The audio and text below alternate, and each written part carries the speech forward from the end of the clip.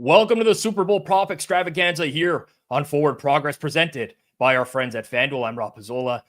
You might be able to tell I'm battling through sickness. I'm fighting the good fight against some sort of virus, but nothing is going to stop me from bringing you the most entertaining 5 hours of Super Bowl prop betting content you will find anywhere.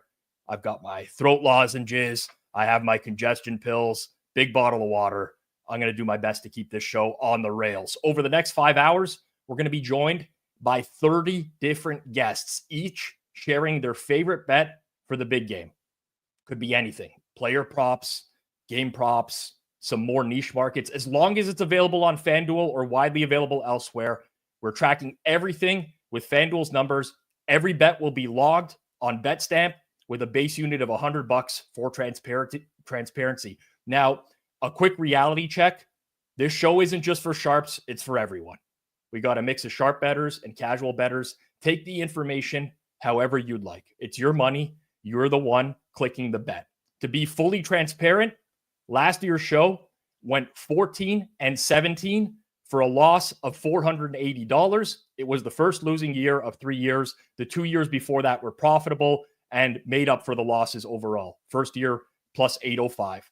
As always, we're here to give you entertainment, insights, and picks, not guarantees. You may see some of these picks move in real time, which is why we're asking our guests as best as possible, give us their fair values on the bet or what they would consider playing the bet up to. So whether you're here for the picks, you're here for the laughs, you just want to pass the time today, we've got you covered. Let's get into it. This is the Super Bowl prop betting extravaganza on Forward Progress, and it starts now.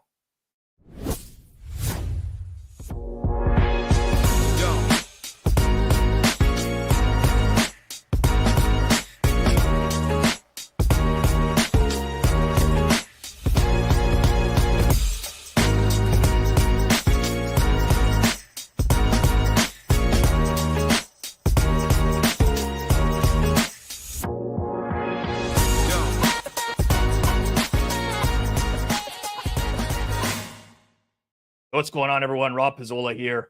Very sick. Got the sweats. I mean, I've used my Michael Jordan flu game many times. I don't know how I get sick before every big show, but I'm going to try to power through. If I can't, Jason will hop in here every now and then, give me some breaks over the course of the day. Want to keep this running as smoothly as possible. I see a lot of familiar faces in the chat. Mark Horn, Harold, Johnny C, Mike Montoro, Scott D, Andy V.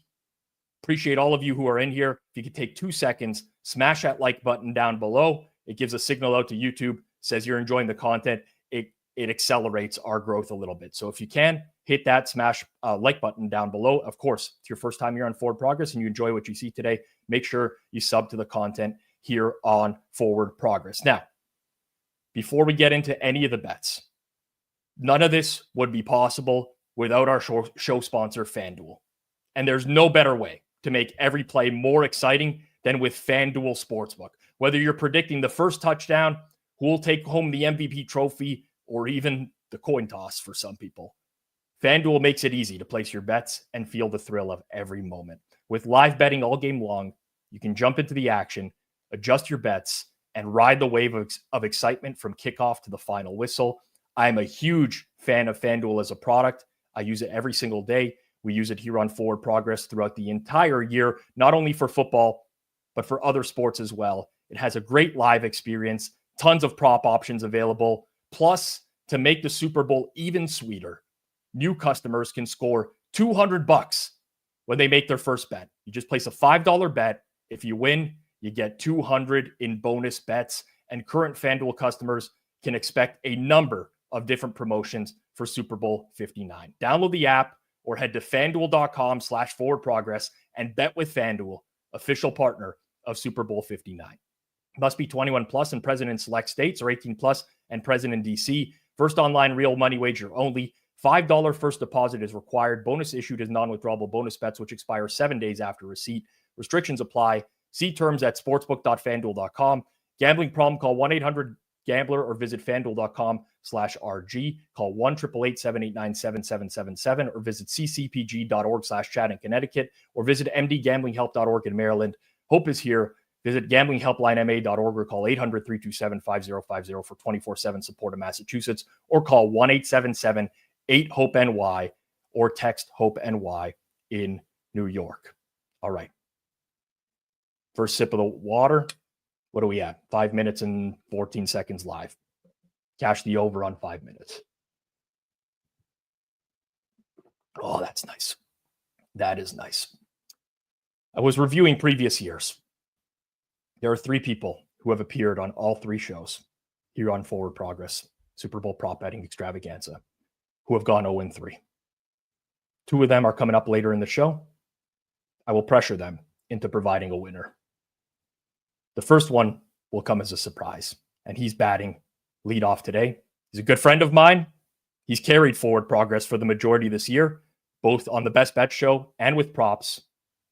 He's not at a casino this time around. Hitman joins us, batting leadoff today. Hitman, how's it going? I'll say this year, I don't even remember what my previous best bets were on this show for the Super Bowl, but I'm confident that this is the best one. You've just applied pressure that you didn't need to apply to yourself. I'm going to tell you. It doesn't matter. This one's good. That's all everybody needs to know.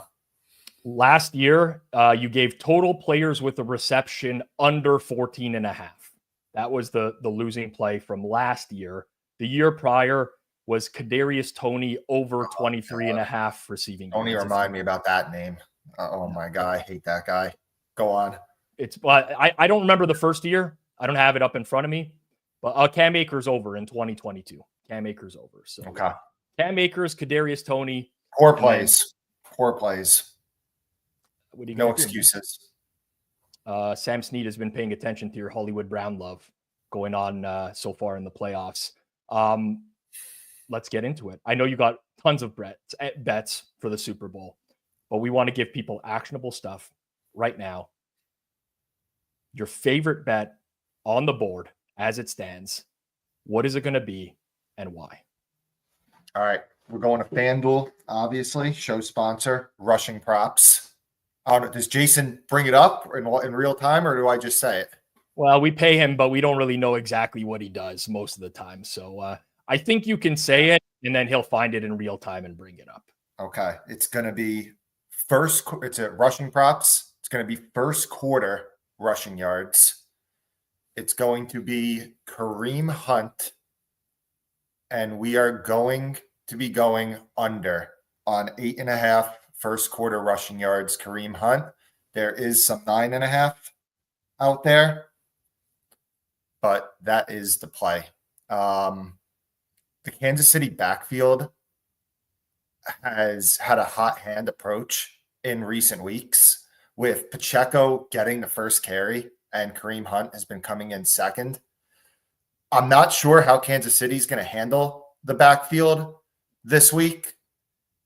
There's definitely a possibility that Hunt is going to start the game because he has been the better player, but it's certainly far from a certainty. The market's essentially pricing in that Hunt is going to be getting the first work. When betting unders, you're just looking for multiple outs to win a bet. And there's a possibility, as we mentioned, that Pacheco starts and we win because Hunt barely sees the field in the first quarter. There's a possibility that Hunt does start and we win because Kansas City only has one quick drive in the first quarter. Philly gets the ball first. And there's also a possibility that Kareem Hunt just isn't that good. And he's one of the league's most inefficient runners that's going against one of the best run defenses in the league. So there's just a lot of outs on this one for us to win. So that's it. Well, I want to tell you, I played personally a derivative of this. I took Isaiah Pacheco over first quarter yards. So this has some correlation to what you're talking about. And the handicap was very similar. So I'm pretty much invested with you on this one as well. I'll let everyone know out there. I brought it up on the top of the show. These lines, oftentimes, especially for Hitman's bets, are going to move in real time. We do have people watching that are going to bet this stuff out into market. It's one of the advantages of being able to watch it live. Hitman, I'll ask you this. I know FanDuel just moved it to 7.5. There's still 8.5s out there elsewhere as well. Where do you draw the line in terms of placing? Seven. I don't mind going to 7.5 at the current number, but like what it's at right now at FanDuel is like the worst I would go to. No, I would play no worse. All right, good start. I just think that him and Pacheco should be priced pretty similar to each other. So I agree with you. I mean, I think that's kind of been the MO for them in the early going and the way that they handle the backfield in the early going. Yeah, so, and I don't hate, to be honest, like full game Hunt stuff under and maybe like full game Pacheco alts. Probably not on the straight up line at the straight market at 20.5, but the alts might be okay. So that's another thought on how I'm looking to attack it. Yep, totally. Before I get you out of here, I know you're a big wrestling guy. I tuned into the Royal Rumble on Sunday. It's the first piece of wrestling I've watched in like 10 years. Did you happen to catch it at all? I actually did. Yeah. And overall thoughts, like relative to the Rumbles when we were younger? I'm all about the old guys. I want to see the old guys come back. I want to see the old guys still wrestling and all that. So I was a little disappointed to see John Cena lose to this guy, Jey Uso. I mean, I don't watch much of it more, but a lot of people just say, you know, he has a killer entrance and the crowd loves him because of it, but he's not much of a wrestler, they say. So, I mean, I was disappointed to not see John Cena win. I mean, I've been thinking about going to WrestleMania in Vegas. I went to the one in Philly last year, but, you know, I'm seeing some of the prices. Like, if I'm going to go to it, I don't want to sit high up. Like, I want to be near the floor, and like nosebleed seats right now are like $1,800 or something. And like, just for me, it's like, how much do I care about it to spend? What would it be for the floor seats? Like $4,000. Like, I could afford it, but do I care about it that much? You know, so I was hoping John Cena, maybe he'll win the Elimination Chamber. Yeah, I'm not going to turn this into a full wrestling show, but I literally have not watched wrestling in like a decade, other than maybe a few pay-per-views here and there. I don't know if John Cena was always this lame and as terrible as an actor because I've watched like a show with John Cena and I thought he was a good actor. He's very entertaining. I've seen some movies where he's funny. Dude, his shtick during that Rumble was brutal. Like that's got to be a meme going forward. It's like him getting eliminated and just like the weird look on his face standing outside the ring. I thought the Rumble was great, honestly, especially the latter half of it. Just horrible ending, in my opinion. It's tough to end those really well.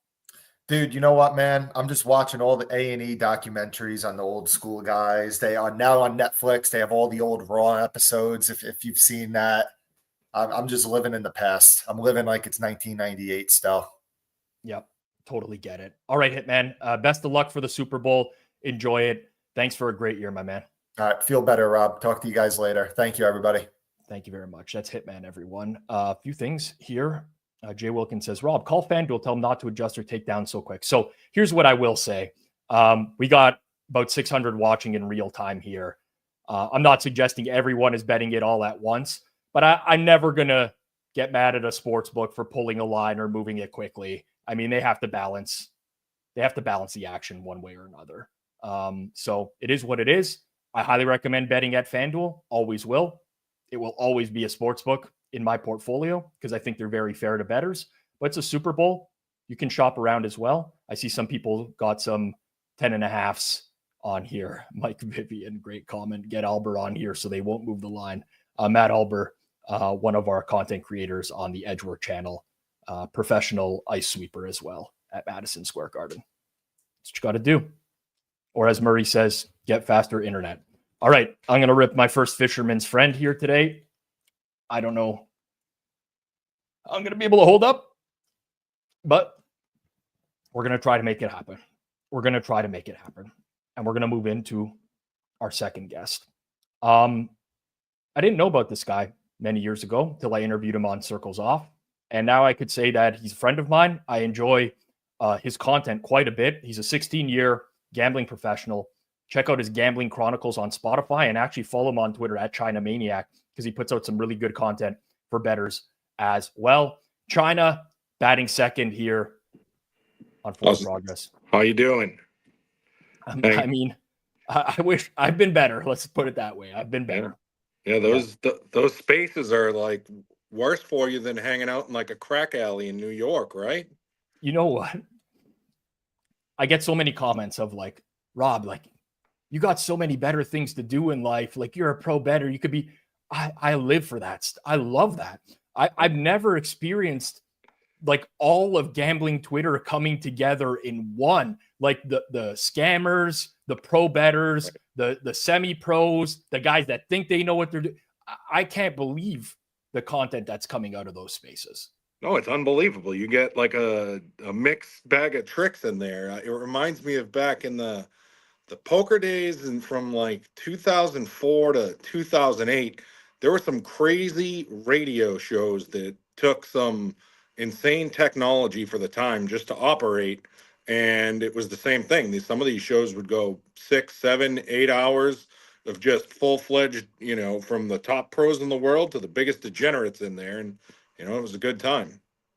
Absolutely. I love that very much. China, you joined us last year. It's very tough for us to finalize the list every single year. Sure. I tend to try to bring back people that won.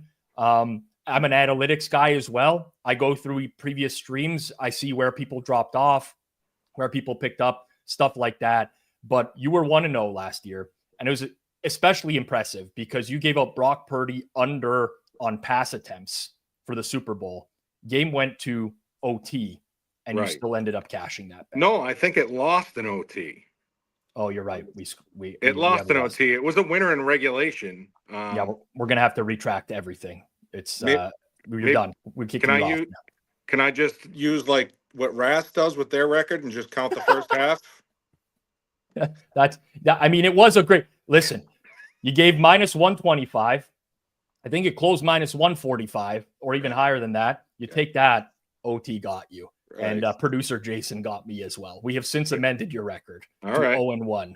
I wonder if I'm going to have to go and revisit last year's full show record now as well. Right. Wow. Looks like a 13-18 now. I got norovirus and I'm here and I'm sweating, trying to deal with the records and everything like that. All right. Let's get into it. Let's give the people what they want. It's time for redemption. I was going to say it's time for you to keep the perfect streak intact. Right. It's actually time for redemption now. Yeah, it's time for redemption. So my play is going to be, and this is on FanDuel, Xavier Worthy Chiefs under 20.5 long reception. I think it was minus 122 when I looked at it. I'd play it to 125. But I would certainly shop around. I see some 21.5s out there. I like 21.5 a lot better. And I think you could probably play that up to like 130 if you can find it out there. I mean, I saw this stat even after I made the play. One of my buddies sent me this, and this guy's a rec bettor. He saw a stat. Mahomes has the lowest rating on throws over 20 yards in the NFL this year. Now, I know that Worthy is a speed burner, and he could take a 5-yard swing pass or something and take it the distance. But at the same time, when you take that and then you just look at what he's done this year, I mean, he doesn't get to 21 or even 22 that often. So I don't know. It just seems like a very logical play to me. I mean, I think it makes a lot of sense. Downfield passing game hasn't been huge for the Chiefs this year. I think the worry would be something like a screen that gets taken for a bigger play, but average depth of target for Mahomes, especially in the latter half of the year, has been really, really low. So like the look, you can see the number on the move at FanDuel right now as well. That's Xavier Worthy under long reception in this game. Firebrain AI says China's new pod is great. China, I do want to ask you about that because you're a very successful bettor, and a lot of people, you always question why winning bettors put content out there. What's the motivation for you? Like, what satisfaction you get out of producing content? Well, first I started writing all those Chronicle pieces last year. I wrote about 15 pieces, and a lot of it was maybe to prepare and have everything kind of stored if I was going to write a book. And then towards the end of this year, I was like, you know what? I put out a video, and it got a little bit of attention. It was only like a 1-minute video, but people seem to prefer that more. So I just started firing up podcasts, and I've ripped off like 5 weeks in a row, I've ripped off like hour-long podcasts out of nowhere. If people enjoy it and they get stuff out of it, I don't mind giving back a lot of the stuff that's been taught to me or stuff that I've learned on my own just to help some other guys out. Yeah, love that. Kind of same mentality for me. I got to say, though, those chronicles that you write, right? Like, how long does it take you to write one of those things? I don't, some of them, it depends. Maybe an hour or two of like taking notes, and then to actually write it and get it formatted the way I want it to be. 4 to 6 hours for some of the longer ones. Like I did one on networking. Yeah, I think that was like probably got the best response. And yeah, I think that took me 4 hours straight to write. But like it was pretty easy to write because it's all the basic stuff that I do every day, and it was very easy to write. I didn't have to research much, just get the notes and then jam it together. So yeah. Well, I would suggest everyone out there go and follow China on Twitter at Chinamaniac. It's one of my favorite Twitter accounts. Free educational pieces out there every single week. One of the best real guys in the space, a true good guy. And just to your prop, Jim H says Mahomes leads the NFL in passes behind the line of scrimmage. That is true. Also, I've talked about this a lot this year. Chances Worthy stays in bounds on a long pass about 50-50. I like Worthy for his speed, but my God, that guy, his recognition on the sidelines is very bad in terms of keeping his feet in bounds. Happens pretty regularly. Yeah, and one thing about him, I don't know how his drops are this year, but I know coming out of Texas, that's what he was known for, just having so fast but stone hands. So it doesn't surprise me that he lacks recognition along the sidelines. And you're getting some testimonials here as well. China's long-form tweet about the math of betting has been a massive help, a must-follow account. Anthony says, great follow as well. So there you go. It's Thanks not going unnoticed. Thank you very much, guys. I appreciate it. Out of curiosity, before I let you go, what's the China portfolio going to look like for Super Bowl in terms of, let's just say, quantity, volume? What are you looking at? All right. Well, I was hoping to keep the volume, like I said, maybe 10. Let's try and go 10 or 20% of what I usually get down, and then I just start finding edges and just keep clicking buttons, and it's probably going to be somewhere in the ballpark of what it's been the last couple of years. Like maybe high 6 figures, something like that. To just keep hitting the buttons, keep sending orders out. So we'll see what happens. And if we get some good bets today, we'll pile some more on. Love it. Wish you the best, China. Good luck with the Super Bowl. Hope you win some money, my man. All right. Thanks a lot. Have a great day. All right. Chinamaniac, everyone. Take- E-Colt's asking me if I've eaten some oysters recently. That reminds me of, I think, a band, Always Sunny episode where Frank is eating the clams and getting really sick, but pretends it's not the clams. I believe they did some sort of blackface in that episode, and it's no longer out there. I don't know why I recalled that previous episode. I didn't have any oysters recently. I don't know what the hell hit me, man. I don't know. Had my brother's bachelor party on Friday night. That might have had something to do with it. A lot of people around. Could have been anything, really. But we're here. We're hydrating. We're battling through. And we're moving on. Keep this puppy moving. Hopefully we have the records right for other people. If I had this one wrong, he would correct me right away because he's super sharp like that. Part of the crew at Unabated. Some of the best educational content out there. Someone I ran into pretty recently when we were filming a masterclass, which received a lot of feedback. Some good, some bad. Captain Jack Andrews, unabated.com, joins us here as our third guest. I'll bring him in here. I think maybe Jason might be stuck. I don't know. He's maybe spending some time in Twitter spaces or something like that. Jack, how's it going? Good, Rob. Pleasure to be here for the Rob Pizzola flu game. This will go legendary in the history of sports betting.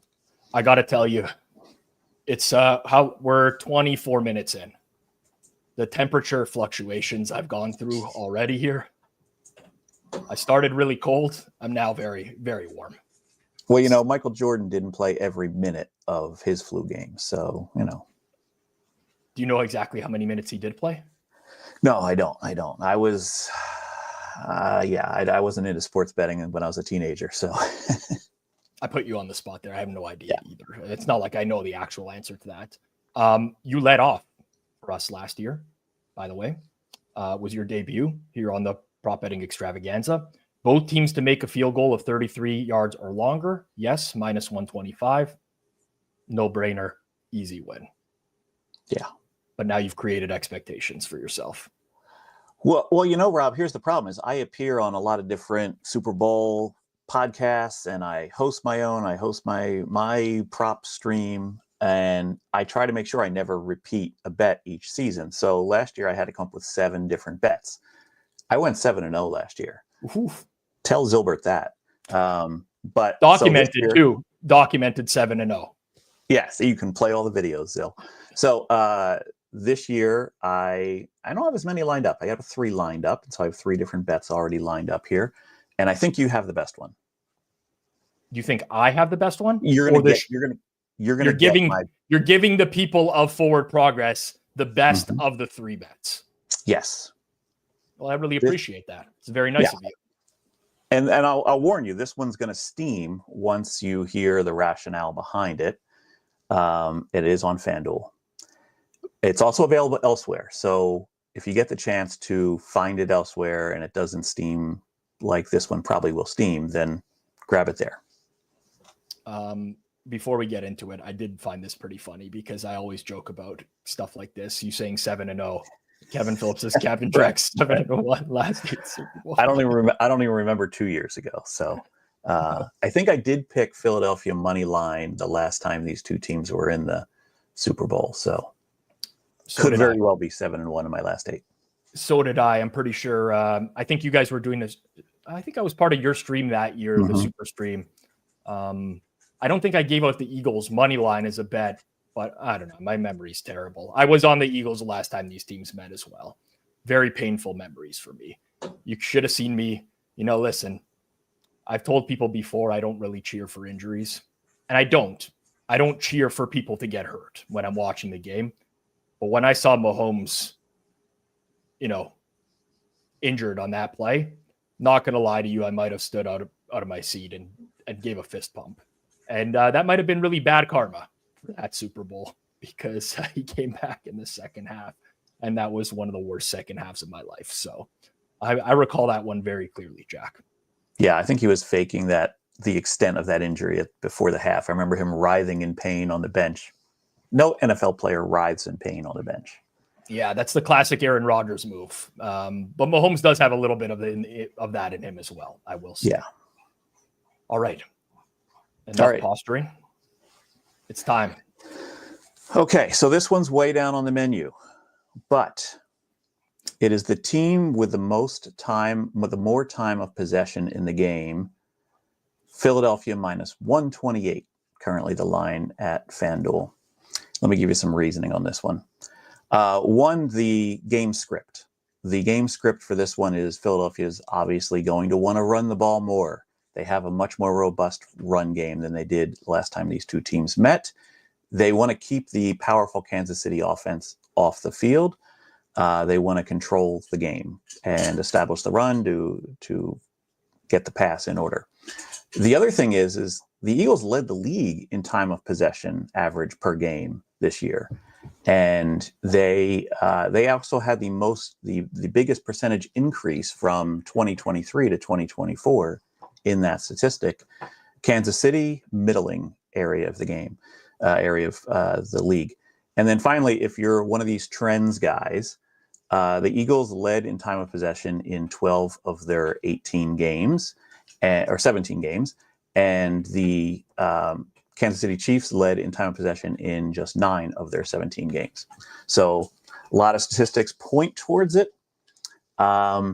I ran it through a little bit of a model that I have that works with things like this, where you have different projections of time of possession, and I had Philadelphia at around 61%. So that's good, up to around minus 150 is what I would tell people to take this up to. So there you have it. I like the logic behind that, and I hadn't dug into that market altogether, but it makes a lot of sense. Jack, you have your own stream going on this week.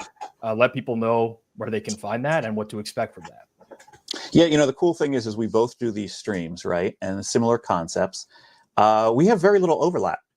You're not available to come on Saturday night, but there's just, I think, 2 other of your guests in your entire 5 hours here that will also be appearing on Superstream. I've got a different sphere of people. I have a lot more people from the other side of the counter. I got a lot of bettors and bookies.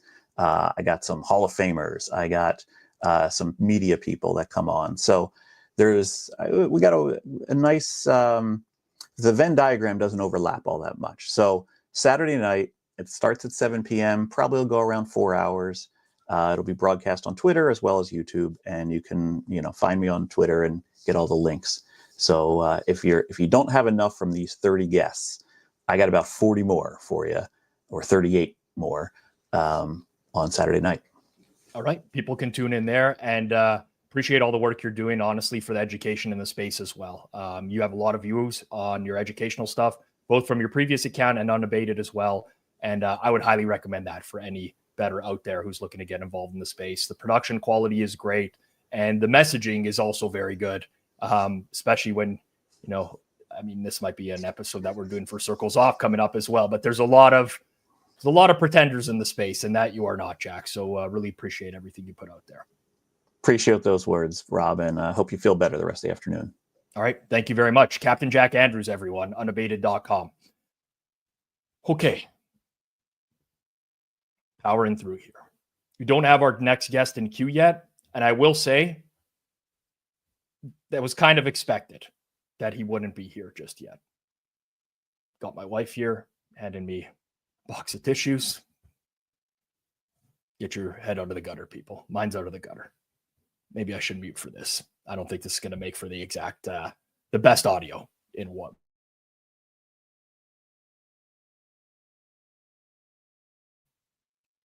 Tough game today. I love the guesses, by the way. This would have been top of mind. Fienberg usually shows up on time, or at least comes into the backstage on time, and has audio issues. Knish would definitely be someone that I would consider to be late most of the time. But it's not him as well. Just to recap.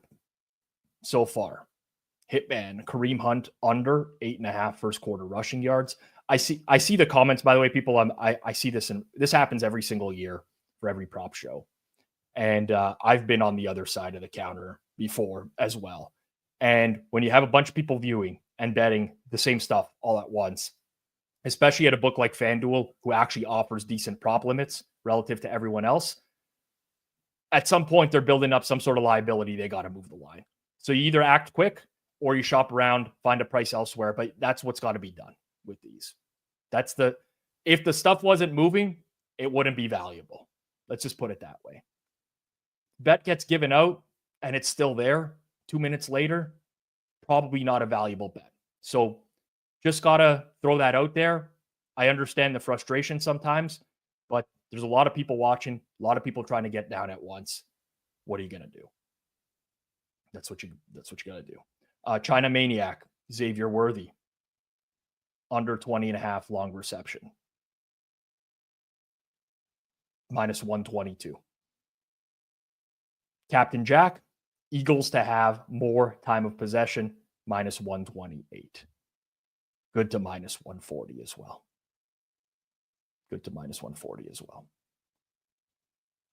Anthony says Mahomes' top speed is hilarious. I love the props that there was offerings of props last year that were based off of next gen stats.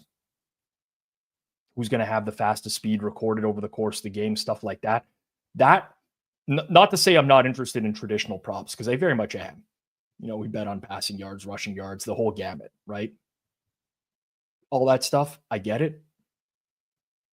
But having the next layer of what we can bet on, I find it to be really interesting as well. Anyways, we're going to flip things around here. We're going to do the old switcheroo. And because he's backstage already, I'm going to go out of order. Sometimes you got to adapt on the fly. Adapt or die, some might say. Of course, you'd be very familiar with our next guest. If you watch Forward Progress and you watch our live watch-alongs, he is a pro sports bettor and a Bitcoin maxi as well. And it looks like he's in some place that I'd really like to be in right now. It's Berryhorse, everyone. Jumping up and in. Adapt or die. Adapt or die. How's it going? Can you hear me okay? Got you. That's good. How are you?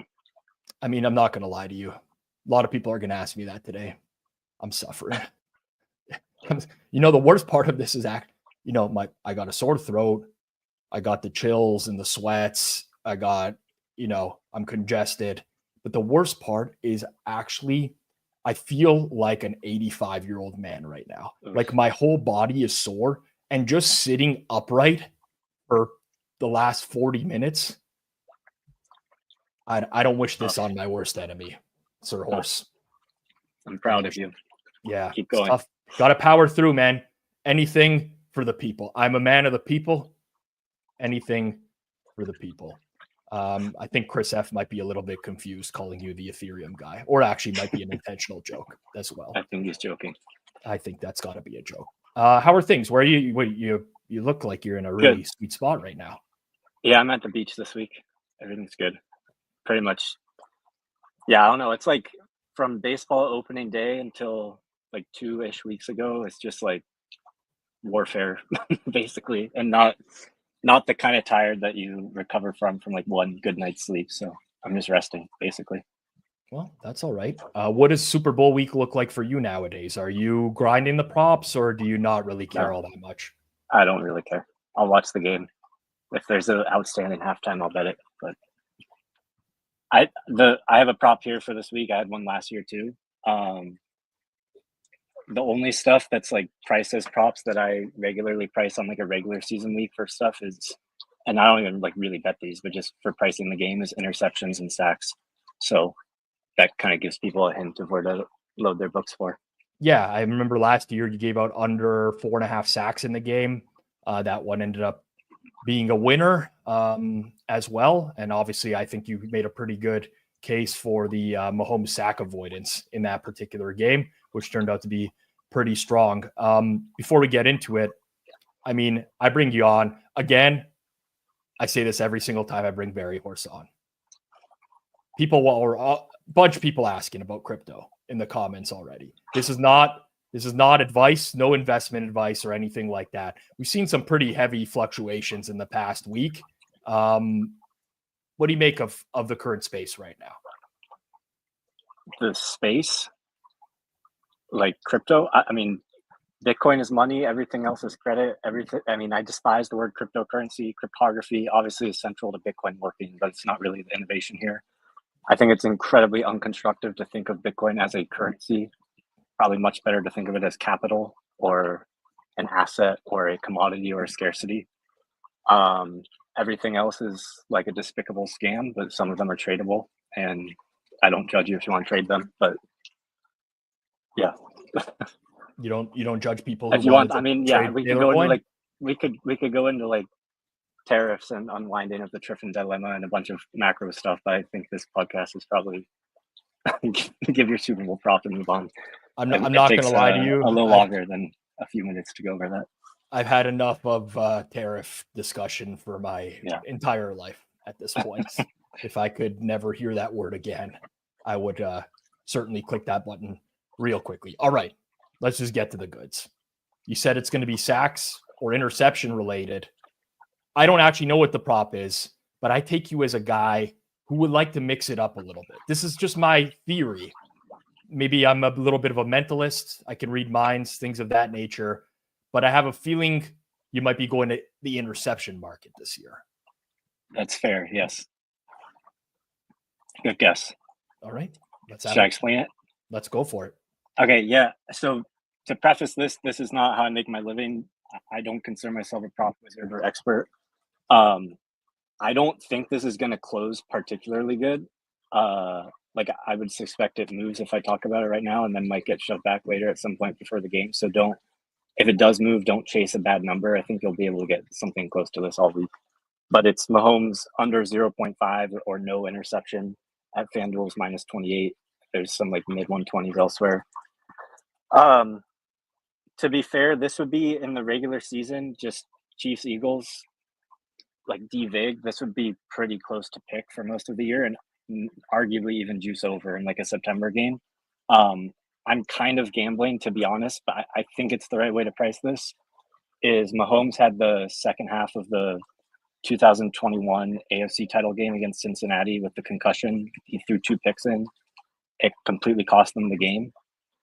And I think that's kind of been an S-curve moment of his career for interception avoidance in these postseason games and how he treats them. I think, I could be wrong, but I think because it's been 9 games since he's thrown 1 interception in these 9 games of playoff games. It was like arm punt's a little too generous, but it was a 3rd and long right out of the half last year against San Francisco where he overthrew Kelsey. I chart the turnover worthy stuff myself. No offense to PFF or anything, but they like throw in fumbles and stuff. And again, no offense. I just think they get some of them wrong. In my charting, that's been the only turnover worthy throw since I think there's one other. There's been 2 turnover worthy throws in 9 playoff games since that game. I think he's changed into like how he approaches these. I will say I would not at all expect him to go down without a fight if I'm wrong about the game state or Philly's leading by a lot. I'm not going to say you're dead lane 28, but there's a good chance he takes risks in the 4th quarter if that does happen. But my best guess on how to price these would be having me make this somewhere in the range of minus 40, maybe slightly more. I wouldn't like really be laying worse than minus 130, expecting to have much meat on the bone. And like I said, I don't know if it moves right now, but I think it might come back before the game if it did already move.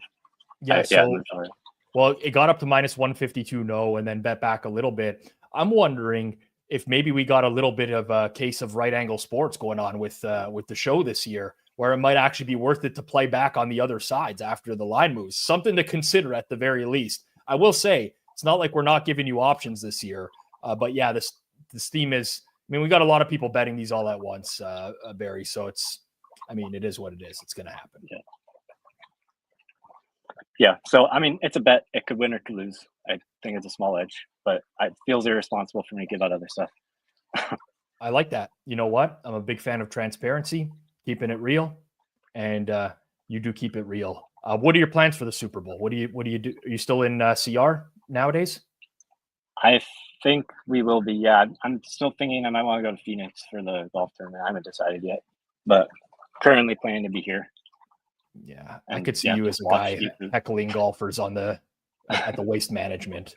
Definitely could see you being not quite, but it is fun. That's a really cool scene because it's all like the most buttoned up, like golf elitist type people, just completely letting loose, like beyond any expectations of the rest of their life and not having any line really. It's a pretty wild scene.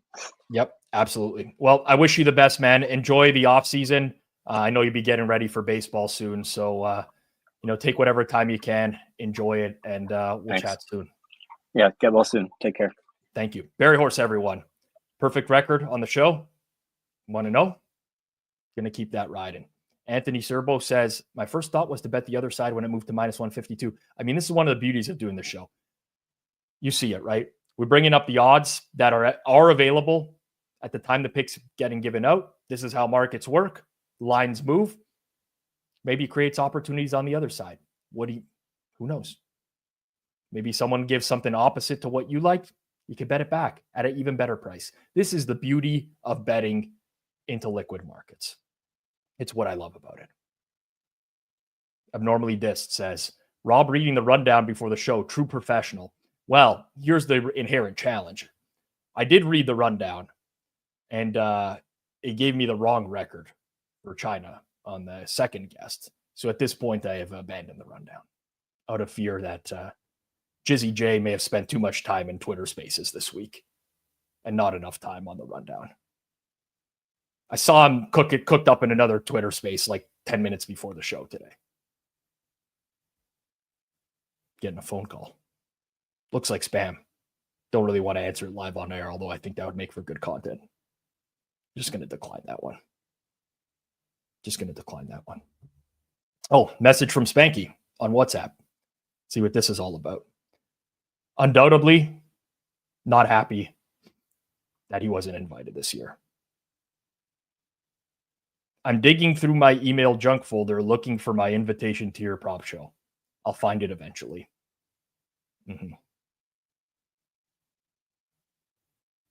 Well, no Spanky this year. I mean, we had Spanky on last year. You had to like understand like hieroglyphs to figure out what his actual bet was on the show.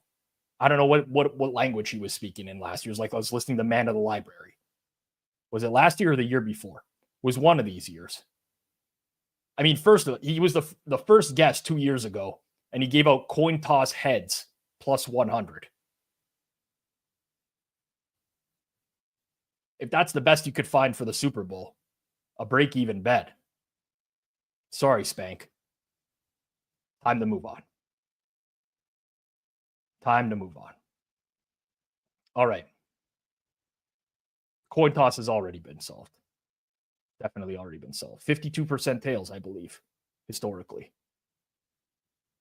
Of course, you would expect that moving forwards as well. 48% tails? I guess I was wrong. Oh, yeah. He gave some sort of prop.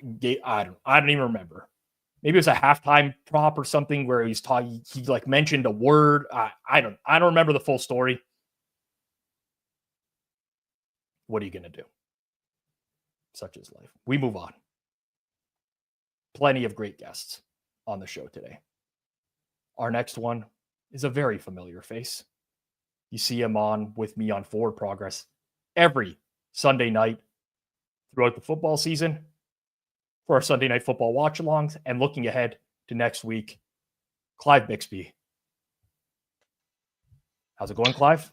What's up, everyone? 1-1 career record. I see that up on screen. Don't know if it's true or not. Can you attest to that? Is it documented?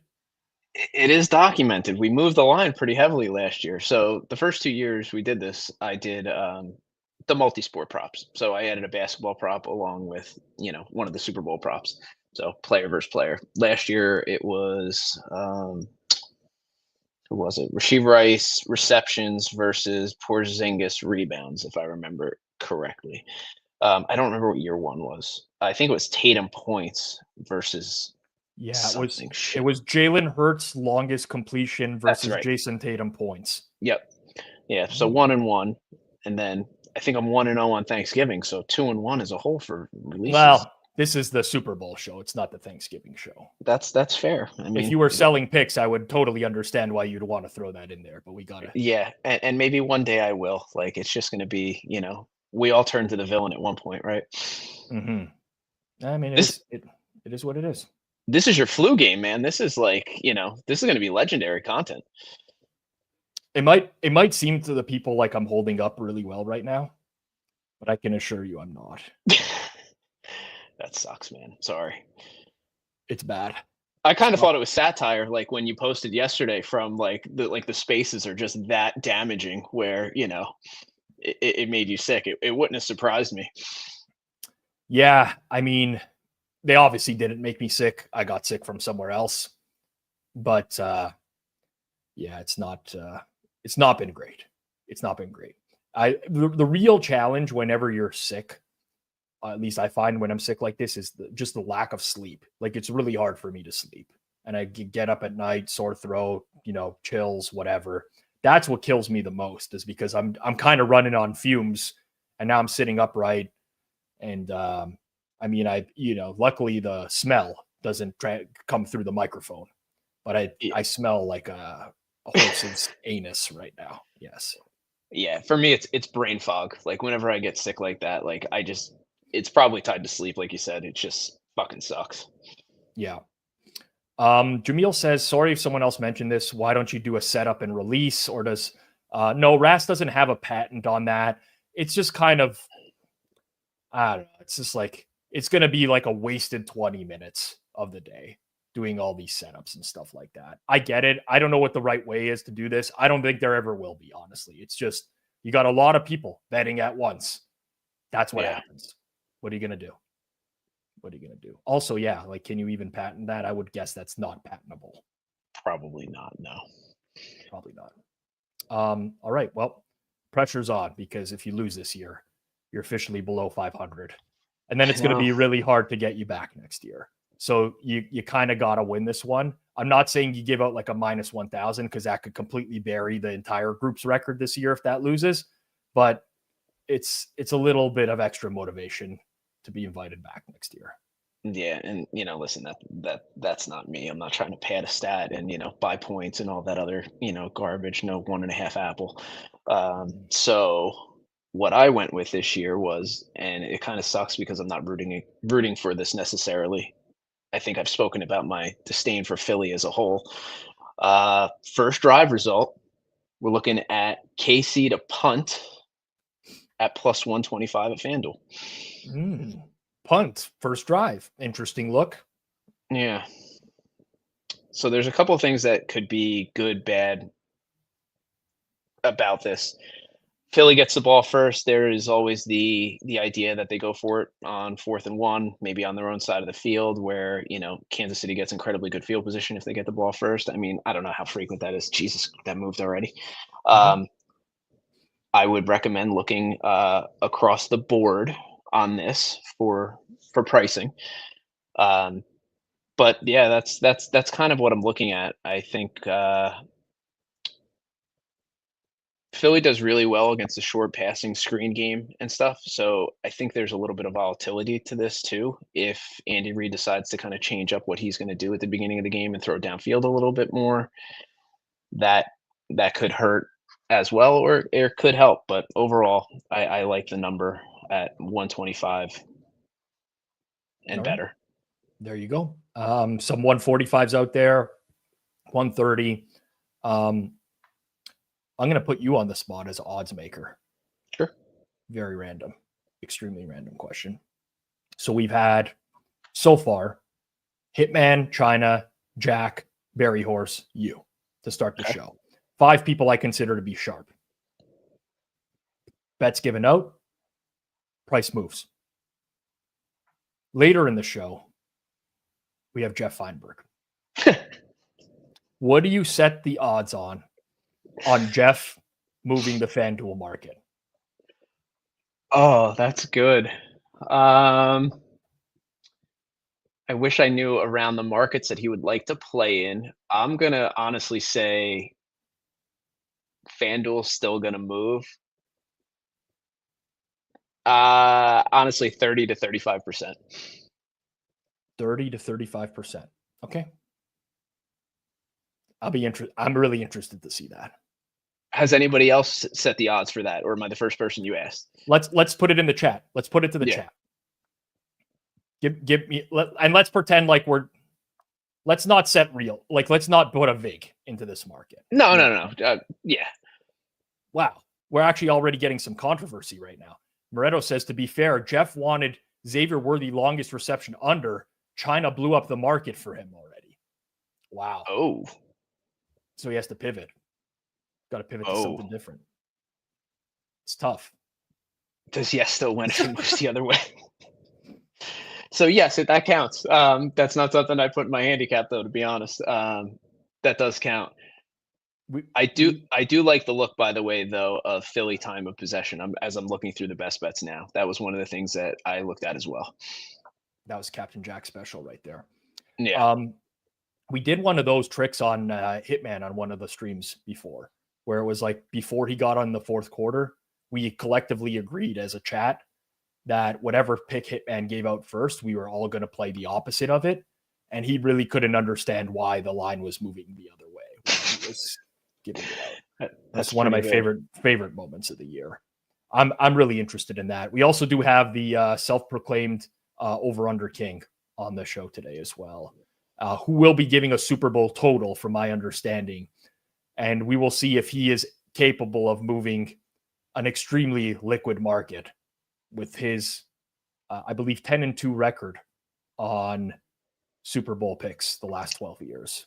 I'm going to price that at 2%, 50 to 1 that the market moves. And if it does move, it snaps back. Yeah. I get a lot of entertainment value in this, people.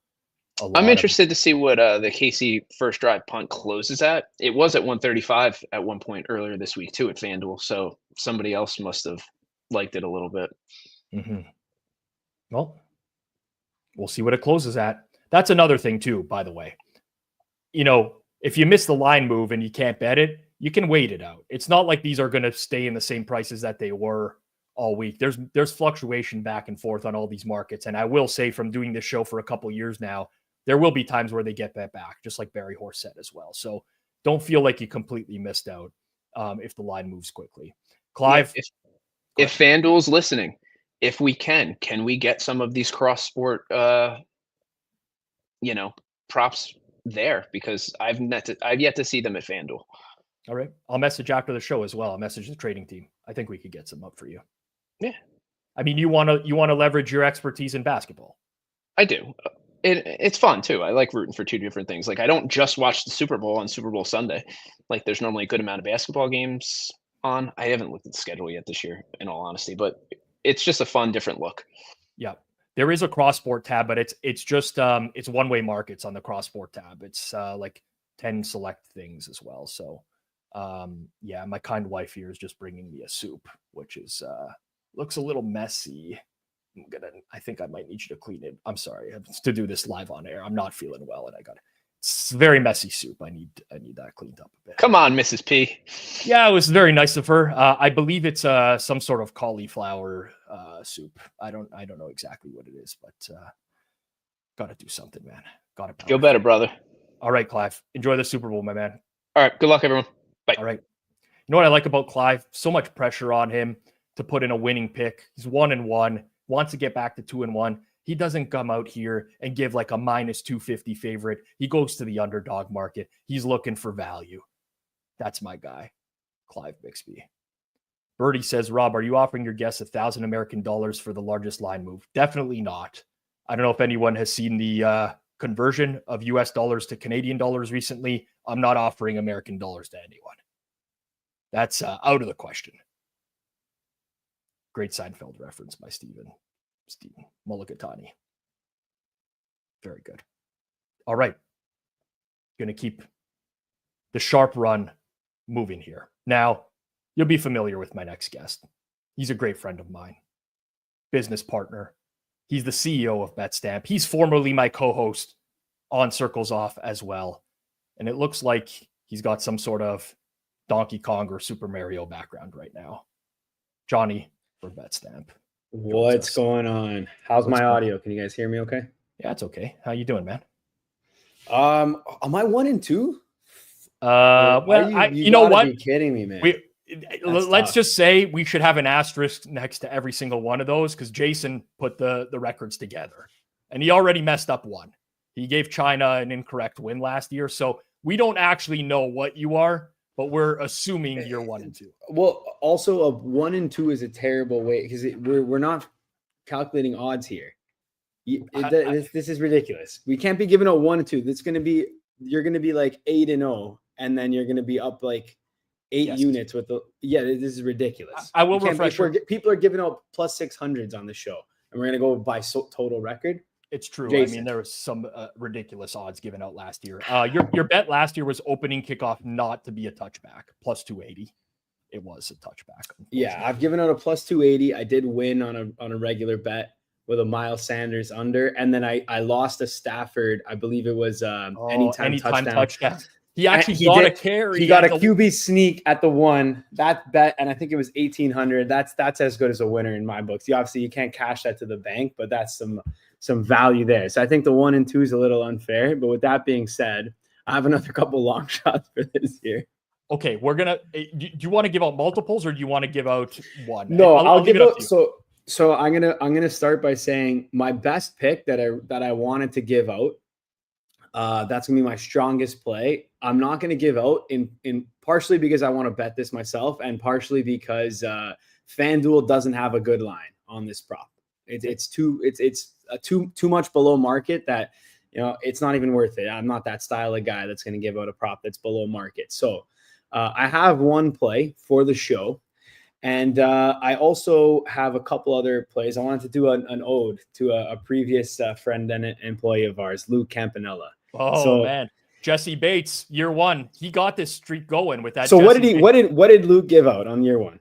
I believe he gave out Jesse Bates to record an interception. At what price? It was like 5-1 or something like that, but it hit. Yeah, plus 500. And listen, as an ode to that, I will be giving out as a bonus bet somebody to record an interception. However, do you remember what else Luke gave out on that fine show? No, my memory's not good enough to remember that. Well, boy, do I have something for you, because I will be copying Luke's play. What he gave out, if I'm stretching my memory, if it is correct, he gave out Isaiah Pachenko. Pachenko, yes, Pachenko. I do remember that. Isaiah Pachenko to score a touchdown at minus 160, which at the time it did win. He cashed it. Now, my play for today, we'll have to figure out what counts, is I'm riding Isaiah Pachenko. Pachenko for a touchdown. This year is plus 360, obviously. Listen, Kareem Hunt is now the lead back. He's been getting the goal line work. Kareem Hunt is it plus? Yeah, plus 360 now. Kareem Hunt's essentially my background here. This guy is an absolute brick wall. He doesn't get hurt. However, in the event that he does get hurt, you have the handcuff back right there. A lot of usage, potential 2-back sets here at the goal line. They are running the ball in tight, and especially versus the Eagles, I expect Kareem Hunt to get a touchdown and Pacheco to get a touchdown in this game. Either or. And at the odds, I really like the 360. In addition to that, just because I'm a big baller here, I'm also sprinkled, and I have already bet this a slightly better number, but currently on FanDuel, Isaiah Pachenko plus 3,300 for 2+ touchdowns. Ooh, and that's something that I would fire on as well. Again, these are small bets plus money. You don't go nuts, but it's pretty good. I'd go for this. And then just to ode back to Luke, I was looking at the Betstamp prop screen. FanDuel typically best prices on defensive interceptions, especially when it's coming to the Super Bowl right now. Best in market. So we got to pick one. All right. I want to pick. So Rob, we either got to go CJ Gardner-Johnson or we got to go Trent McDuffie, but we got to give out one of those two as an ode to Luke. So here's what I will say. Pricing, go ahead. Berryhorse gave out Mahomes no interception. So I would rather go Trent McDuffie just so that I don't want to go Gardner-Johnson is honestly a decent market price. I mean, it's not that a bunch of books are offering this, but 700, it's not a bad price for CJ Gardner-Johnson in the Super Bowl, but I guess we'll go McDuffie then, just to keep the potential. Well, these are just bonus bets anyways. What I appreciate about you, Johnny, you're a man of the people. A lot of people they're listening to the instructions of one bet, but one bet is not enough for you. You're like, I love EV. I'm going to find as many things as I got. So these are bonus bets. You could give them both. They are good. All right. I'll give you CJ Gardner-Johnson interception plus 700, Pacheco, AKA Pachenko touchdown plus 360, 2 plus 3,300. So those are just some sprinkle bets. But my actual bet is something that was actually leaked to me in the script for the Super Bowl. Oof. So I did get word from a pretty big executive that the Eagles are going to be feeding Dallas Goedert in this game. And again, this didn't come from me. This came from up top. But when I took a look and ran some simulations in the lab, what I found was there was value on Dallas Goedert over 50.5 yards on FanDuel. And that's what we're going to lock in as my best bet. I'll be joining next year. I'm going to be 2-2, which is actually not completely fair based on the ROI, but we're there. We're 2-2. After this hits, the script was leaked. Dallas Goedert over 50.5 receiving yards. You know what else? I think he hits this near the end of the first half too. But again, you never know. You never know. The beauty of this, Johnny, is that if any of your other picks hit, long shots, we'll cut them up. We'll post them to Twitter. And if they don't hit, you'll never hear them again. So you got that going for you as well. Exactly. So technically I did give 4 picks. I know it is what it is. I'm a man of the people, but they're the picks. I know the people love to scramble. At the end of the day, listen, if you're listening to the show, you want some value.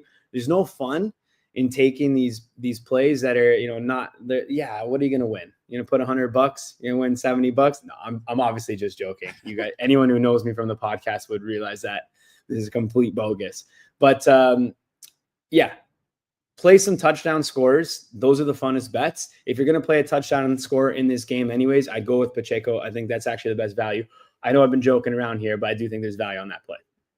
All right, Johnny, enjoy the big game, my man. Appreciate you stopping in today. All right. We'll see you guys. All right. Johnny from Betstamp, everyone. Sick Boy says, honestly, what does a good market price even get you in such an illiquid market? I will say, until I really started betting props seriously, I had the same mentality. These are not illiquid markets. You can get a lot of money down on props these days. You can. Obviously, some spots will limit you for that, but you can absolutely get a ton down on props. Now, before we move the show on here, it's a good segue from Johnny. For those of you who are new here or don't know me, I am the co-owner of a company called Betstamp. And I want to just tell you a little bit about Betstamp Pro. It's a premium odds screen built by the sharp minds, myself, Johnny, others at Betstamp, to help uncover top-down market-based edges across just about any prop type that you can think of. Now, here's the good stuff. For Super Bowl 59, Betstamp is hooking up listeners of this show with exclusive 99-cent access to the Betstamp Pro NFL odds screen. You heard that right. Less than $1 for full access for the biggest game of the year. And here's what you get for that 99 cents. You get full access to the main markets and prop markets. That includes over 45 different unique prop markets. You get real-time odds from 100 plus feeds. You have the ability to track full line history on every single market. And the best part is that there's highlighted edges that show you the hold, the expected value, and the edge percentages, so you can quickly spot where the value is on any given bet. To get in on this deal, head over to betstamp.com/prop show. Betstamp.com/prop show. Fill out the form, or you can just scan the QR code on screen as well. Promo codes will be sent out this Friday. Act fast. There are a limited number of spots for this promotion. We don't want to nuke the entire market. Limited number of spots. If you're serious about finding value this Super Bowl, don't miss out. Betstamp.com/prop show or scan the QR code to get Betstamp Pro for just 99 cents. Level up your betting game for the biggest game of the year. Okay. How is NFL Pinnacle Beater not on the show? He doesn't do content. Tried to get him 1,000,000 times. Can't do it. All right. I'm going to bring up producer Jason here for a couple minutes just to do a quick recap of everything so far.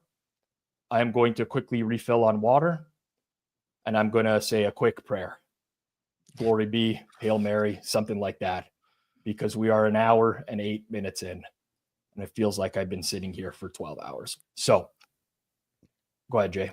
I feel you. I was about to resort to the piss jar, and then you brought me in here. I was like, fuck, what do I do now? It's yeah, okay. I should have thought of there secretly. piss jar. I could easily do a piss jar and no one would notice. I could. I have you only see upper body here or whatever, but I could be doing it right now.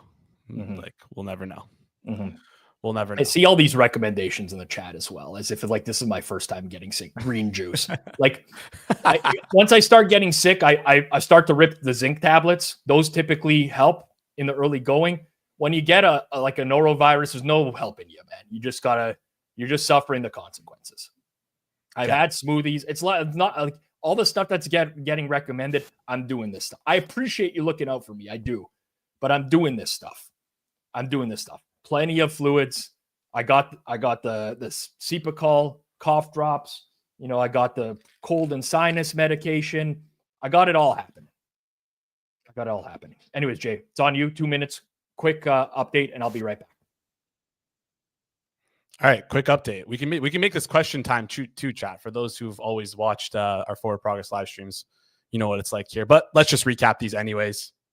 First bet that we gave out, Kareem Hunt under 8.5 first quarter rushing yards at minus 114. That is from Hitman. Second bet we've given out, Xavier Worthy, longest reception under 20.5, minus 122. China put it in the sheet. Good to minus 125. So still take a peek out there. If you're watching this after the fact, you might want to look around. Eagles to have more time of possession, minus 128 from Captain Jack. He wrote good to minus 140. Again, take a peek at that. Look around. Where are we? Berryhorse. Berryhorse had Mahomes. No interception. Minus 128, minus 130. A lot of this stuff is moved. But yeah, I'm sure some people are going to be watching this after the fact. Check if it's moved back. Simple as that. Clive sniped my pick. Casey first drive punt takes a page out of my book. I respect it. We love the punt parlay. Plus 125 for Clive there. And I believe, last one. Dallas Goedert receiving yards over 15.5. That's from Johnny from Betstamp. And yeah, you'll notice at the bottom, there'll be a ticker throughout the show. If you're curious, just keep an eye on the ticker. I think you're muted, Rob. First gaff. I mean, maybe second gaff. First gaff for you. Didn't want you to hear me farting while I was off air, so I had to definitely hit the mute. No, I'm good. Back.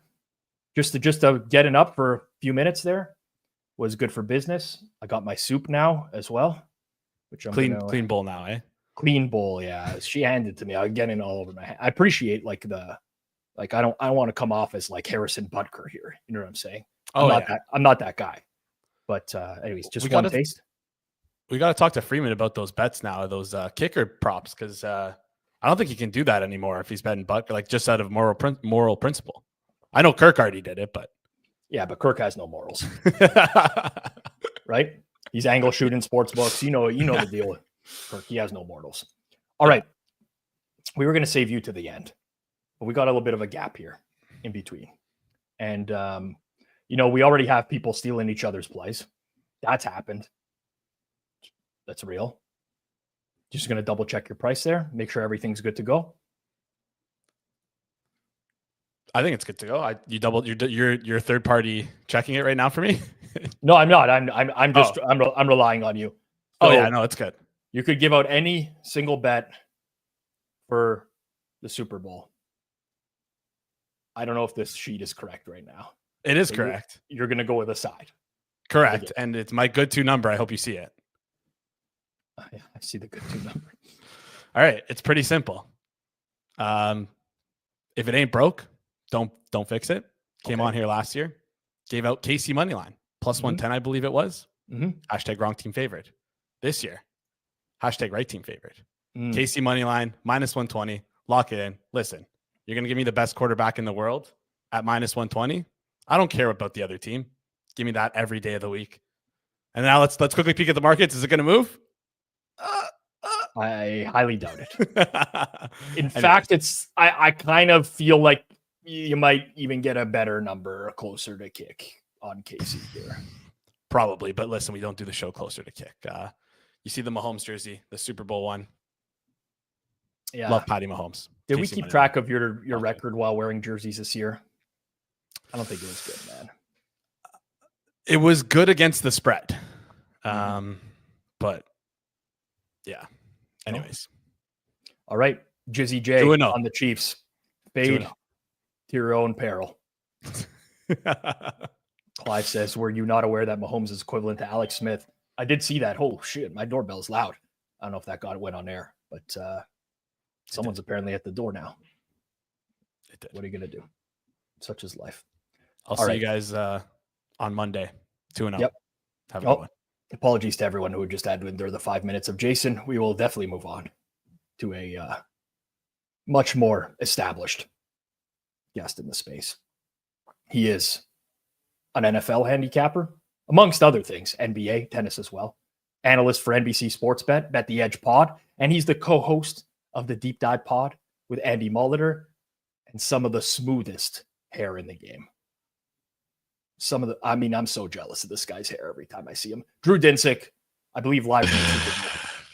That's correct, Rob. How we doing, man? And yeah, having a bad hair day, honestly, because it's like 80 degrees and humid here. Yeah. I know you want me to complain about 80-degree weather, but yeah, it's balmy out, and walking around, you get quite the glow on. And as someone with curly, kinky hair, doesn't do great in the humidity.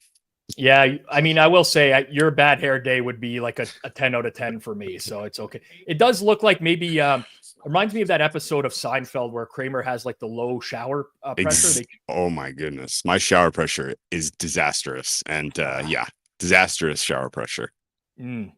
A lot of people in the chat seem to believe you are that either at Best Buy or Costco based off of the background. Well, no, let me give you guys a little sampling of what's going on here. So this is Media Row here in New Orleans. This is one of the better setups of all of the ones I've come to cover, just in terms of space. Sometimes it's like pretty crowded and a little chaotic, but this is a really good convention center, and they got the Super Bowl experience set up in the NFL shop going already, and everything in the city of New Orleans is walkable. New Orleans, if you don't already know, is like a 1 out of 1 best entertainment city anyway. The food and the entertainment experience so far has been just pretty tough to beat. It's been a crazy amount of fun. There is sort of like a little bit of a militaristic presence here because of the Sugar Bowl, and also because I think President is coming through for the big game. But aside from that, like a little bit weird vibe, it's New Orleans remains an absolute world-class city. Yeah, I will say I've never been to Super Bowl Media Row. There's many reasons for that, but I got a lot going on. I do keep up with a lot of people that are there though over the course of the year, and I keep up with the Twitter sentiment around Media Row. So here's the negative things I've heard about New Orleans this week. People are complaining that all the food is fried, and they're not fans of that. Have you encountered that at all? So we had a dinner last night at Commander's Palace. There was a beautiful piece of fish served, an incredible pork chop, and the star of the show was the Emerald Lagasse themed veal chop. And oh my goodness gracious, like again, 10 out of 10. Like the food was so phenomenally good. If you don't already know what Commander's Palace is, they're famous for their snapping turtle soup, which was also amazing. I can't do that. After my experience with tortellini, my tortoise, I can't eat a turtle. Very, very, very, very no. These alligator snapping turtle though, so these are nasty dudes. Yeah, they'll fuck you up, those things, man. Yeah, but the best way to have, or the best food in New Orleans is the char grilled oysters, and those are not fried. I mean, they're flash fried, I guess, but they're char grilled. If you're eating fried oysters instead of char grilled oysters, you're doing something wrong. And if you're not having char grilled, you should be having raw oysters. But no, the fried food is very, very easy to work around. That is like if that's what you're complaining about, you're not trying very hard. Yeah, I was gonna say that. It seemed like first of all, sounded like a first world problem. I'll tell you that. If you're there for the Super Bowl, like, yeah, maybe you can eat some fried food if that's all that's there for them. But also, I didn't really believe it in the first place. So yeah, there's the media sentiment as far as what I've encountered here is that, like, as always, like the people that cover the NFL are just kind of generally, they have like a little bit of a miserable kind of vibe. Like they're like, oh, the Super Bowl. Oh, this week is so intense. Like, oh, I have so much to do. I have to write every day. I gotta be at a certain place at a certain time. Like, it's just a lot of belly aching. That's nonsense. That's kind of what I just get. And people are like excited for like the finish line and the season to just be over. This year, there's a special sort of, kind of lack of what in the hell do we talk about, because it's Eagles Chiefs again, and it's Chiefs again in general. The Chiefs fatigue across the media space is like very obvious. And there's certainly a bias among the coverage. The fan count is probably 10-1 Eagles, I would say, so far, as far as what I've encountered. And I don't know if that's changing. The vibe, as far as like what I've gleaned from talking to people who are covering the interviewing players and stuff, the Eagles are very cool, calm, and collected. This is a very businesslike type of vibe from them, and unfinished business a bit with a lot of the guys who were on this team 2 years ago and lost. A little bit of a renewed purpose. The Chiefs are a little bit more loosey-goosey, although Mahomes is really trying to build up this like villain kind of status. Yeah. Which doesn't really land in my opinion, but I would say that there feels like there's a little bit of renewed purpose for the Eagles to get this thing across the finish line. And maybe I'm just seeing that because I bet the shit out of the Eagles, but you know, that's sort of the spirit here. And yeah. Do you get access to the players yourself at all? Yeah. You get that? Yeah. You Opening night, questions? you can walk around. Yeah. It's not very informative at all. It's just kind of spectacle. Right. And you know, actually, you know what else is weird? Remember, we probably talked about this the last couple of years, but like there was like sort of a growing influence of sports betting, you know, like, oh, like, but there's a giant FanDuel setup, there's a giant DraftKings setup. That's starting to wane a little bit. And I think there's like actually a little bit of an anti-gambling kind of chip amongst a lot of the media. In terms of like talking to guests who will talk about gambling, it's been very hard to find people who have anything of value to add. We interviewed Nate Tice, he was amazing. We're talking to Aaron Schatz today. He's obviously perfectly fine kind of crossing line talking about gambling, but there are a lot of people who are just kind of not really feeling super like this is you know, this is something that they want to lean into, which is a little surprising. So the tide may be turning a bit. I find that interesting. I know FanDuel is doing a huge party on Friday night, which I wanted to make it out to, but like now, especially with the way I'm feeling, I really doubt that that's going to happen. Also, just wanted to meet Bo Wagner in person. I would assume that he's going to be there as well. And that would be certainly interesting. What about, I guess Warren would be out there, no? Would he not be on I see him every year, but I haven't seen him yet. He'll be around probably Friday. Everybody comes in later and later. You know, it's like it's very quiet on Monday, builds on Tuesday. Today they're starting to be pretty much everyone I expected to see so far I've seen. And then Thursday and Friday, it's just going to be an absolute wall of athletes and celebrities and just crazy stuff coming through. So yeah, we're at the middle of the buildup, I would say, at this point. Yeah, he might just be in the hotel room and investigating the referees for this game and I did find the location of the Kendrick Lamar halftime show rehearsal, and I did talk to the security guy as I whipped out my phone, and he was like, "No pictures." I was like, "Oh, okay, no problem." And I was like, just out of curiosity, when is it? And you know, like, and you can hear everything that's going on in there. Like, you can hear them like tuning everything and stuff. So that'll be kind of fascinating to see if we can get some of the inside scoop there. Yep, I'm hoping my anthem guy comes through again this year as well, which he always does without fail. But all right, I will say this to you, Drew. I'm a man of transparency. Yes. And producer Jason Jizzy J, he's like, screw Drew. We can't have him on this year. He's like, he's 0-2 in the history of the Super Bowl prop show. Am I? I'm done. I believe so. Let me confirm that his work is correct because we've already. No, that's probably true. I'm not a very good prop player. like I don't bet props really at all. So it's kind of a little bit tricky. Don't sell yourself short. A good CLV last year. You had Isaiah Pacheco first reception under 5.5 yards, which lost, unfortunately. I don't even remember that. Yeah. Okay. Anyways, I can't do this in real time. That's okay. But that's what they tell me. That's what the man behind the scenes. All right. Well, let's make it 0-3. I mean, you probably would get invited back at 0-3. We do have Kostos and Fienberg this year, both 0-3 in the history of this show, and they're back. So, you know, there's not that much pressure because I like you a lot. Okay. But there's kind of a little bit of pressure to deliver no matter what. Okay. So I need the pick for this year. What's the winner going to be and why? So it's Barkley MVP for me. I've only made 2 bets on the Super Bowl so far. I've bet the Eagles money line and I bet Barkley MVP.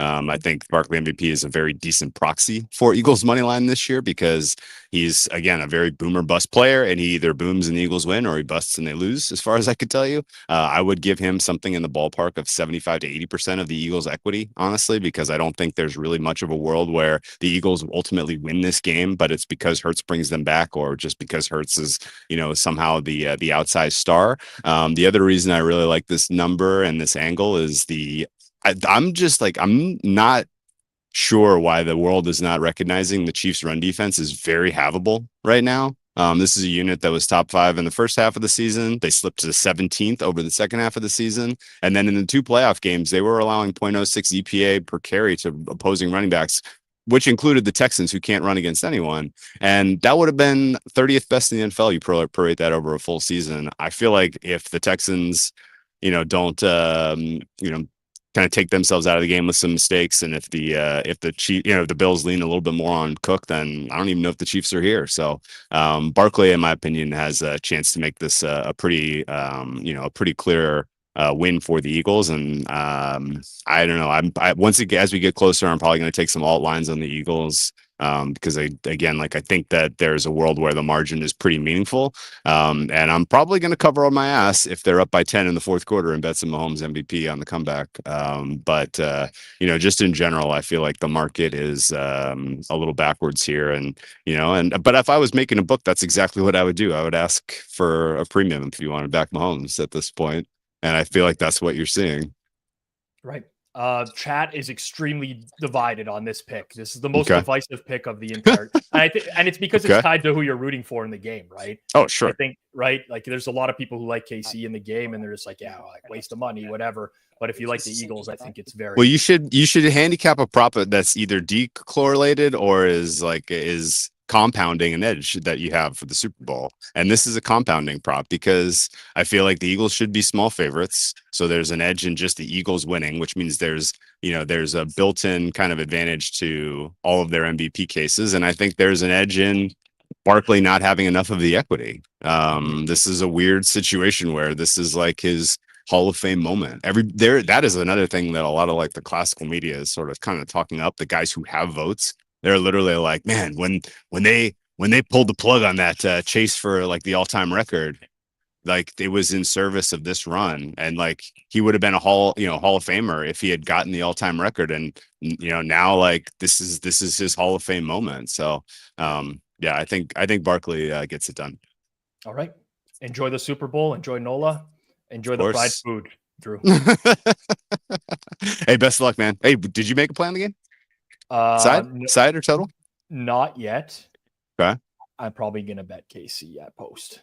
I'm looking for only no. I do not see an edge on this game personally, but a lot of the other smart people I talked to have said exactly what you said. I'm kind of on an island here that the Eagles should be favored. You and Fez. I don't know if that's a good thing or a bad thing. You don't have to say your opinion on air.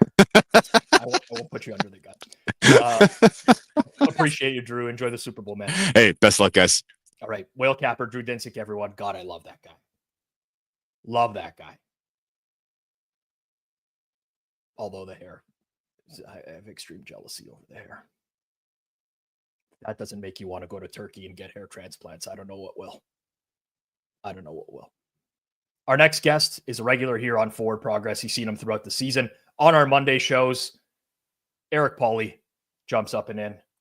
Eric, how's it going?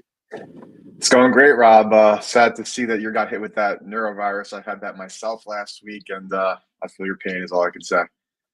What am I, like, you got to feel, people tell me different things. Like, this has been, I don't know, 36 hours now. Am I getting past it, or do I got a world of hurt in store for me?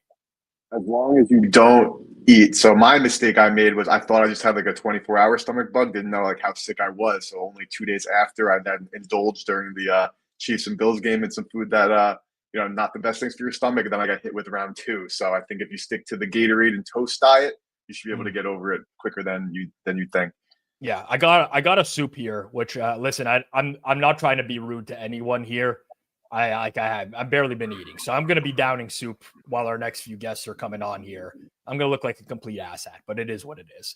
It's got to be kind of disappointing for you, the way the Commanders went out a few weeks ago, huh? I mean, listen, we were never expected to be there. We have our franchise quarterback. We have a ton of cap space. We have, people like Myles Garrett who are now publicly asking for a trade. You got some nice free agent receivers, even a Cooper Kupp veteran potential. And I have my quarterback in the future, Rob. So, yeah, it was upsetting to see. But at the same time, it was the turnovers. And that's what got us to that game in the first place, was beyond the one end of the turnover luck. And then when Jaden Daniels didn't touch the ball after, 2 straight turnovers that turned into 2 straight touchdowns for Philly, you're never going to win that game. But as long as the future is bright, first time I could say that in my entire life, and the first time I ever watched a pregame NFC Championship game show with my team being featured. So all in all, I could not be more ecstatic with the season and with the prospect of JD5. Yeah, I got to tell you, as a Cowboys fan, just watching another team in the division land a quarterback, it's kind of depressing. It really is. I think Jaden Daniels is the guy. Yeah, he has shown everything about that. We have that college vibe. I love the new thing I think quarterback's going to use is he uses virtual reality to simulate the games in like 1.75 speed, and like that has been his biggest development. So I think now we got to be looking at quarterback prospects and whether or not they're using VR to enhance their game. That might be a new benchmark that he set for prospects coming into the league moving forward. Yeah, I mean, I look back, it's hilarious watching the clip of like Brian Daboll grilling Daniels before the draft. And that's like all-time epic, terrible clip now. Daboll just looks like a complete asshat in that and always makes me laugh. In terms of prop for this year's Super Bowl. So I've been doing this show now for 3 years. Every year, there's one or two people that come on that give an extreme long shot, and they make their case for an extreme long shot. We don't have all the picks that are going to be given out on the show today available right now, but as of now, looks like you by far are giving out the biggest price on the big game. So walk us through the prop that you like here and give us the rationale for it. All right, so obviously we got a bunch of sharp people going ahead, giving out these minus 120s, these minus 110s, even these plus 330s that make it look small compared to what I'm looking at right now. I'm going with each team to score a rushing and passing touchdown in each half at 75-1 at Fanduel. Obviously implied that this is not going to hit, but I think this has a little bit more life than maybe led to believe. Obviously, of course, this is expecting a ton of points, going well over the total, and also having to score in multiple facets, but just hear me out for why this is worth a pizza money sprinkle for your viewing pleasure. So for starters, I want to shout out ClevTA. A lot of his work actually influenced me here, talking about Jalen Hurts, expecting him to come out very pass heavy against KC to try to run the clock ideally in the second half with the lead. So that leads me to believe that the Eagles can have some success throwing the football on the Chiefs in the first half and then get a score in the air, especially considering Jalen Hurts does very well against man coverage as well as against the blitz, which we know Spags loves to run. And for the rushing touchdown aspect for the Eagles, it's pretty obvious. You get to the 5-yard line, they hand it to Saquon twice, or they do a little tush-push action. So hopefully we can get one on each side there. On the Kansas City Chiefs side, yeah, their run game has been tough to watch a little bit, and they have a very tough matchup with the Eagles secondary. But we have Patrick Mahomes, and we know they love to run those like pop passes and little screens in the red zone as well. So that could be an opportunity for Mahomes to, get a score there. And on the rushing aspect, yes, it's tough for Pacheco and or Hunt, the guys that have going at the on the goal line. But Mahomes has scored a first rushing touchdown in the Super Bowl. Rush went in last week, so there are two avenues for them to score, one of each in the first half, and the same applies to the second half. If the Eagles are, in the lead there, expect a lot of Barkley. They can get a rushing touchdown in. Or maybe they try to do a little goal line action to A.J. Brown. And on the Chiefs side, if Mahomes has to make a comeback, yeah, he's going to be throwing it. And ideally, again, there's a situation where they are, in the 5-yard line and able to get Kareem Hunt to get those big yards, or even to cash Johnny's prop, get Pacheco involved to get there. 75-1. It's fun. I'm having fun. Obviously, we have a lot of, sharper guys giving out some great value. We have some more guys coming up that I'm sure going to do the same exact thing. But I have to have some fun on the Super Bowl, Rob. All right. I don't hate the look, honestly. Especially at that price. And I completely agree with you in terms of, like I saw someone in the chat say, why don't you just play the over? Well, if you're playing the over, you're just, you're betting a bet at minus 110. That's not the point of this. The point is to look for some sort of lottery ticket that you think is viable. So I kind of like the look there, Eric. Yeah, no, I appreciate it. Again, it's not the craziest. It didn't hit in that Super Bowl they played obviously a couple of years ago, though it went well over. Did not get there. We had that, fumble recovery touchdown. The Eagles made a couple runs. But with that being said, we're having some fun, Rob. We're having some fun. You obviously want to tail the Captain Jackson, the Berryhorses of the world for, some serious action. But if you have a couple bucks laying around to have some fun, that's where I'm looking for this game.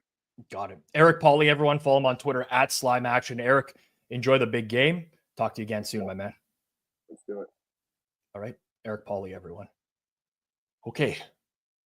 Couple spoons of soup, maybe a little bit of extra energy.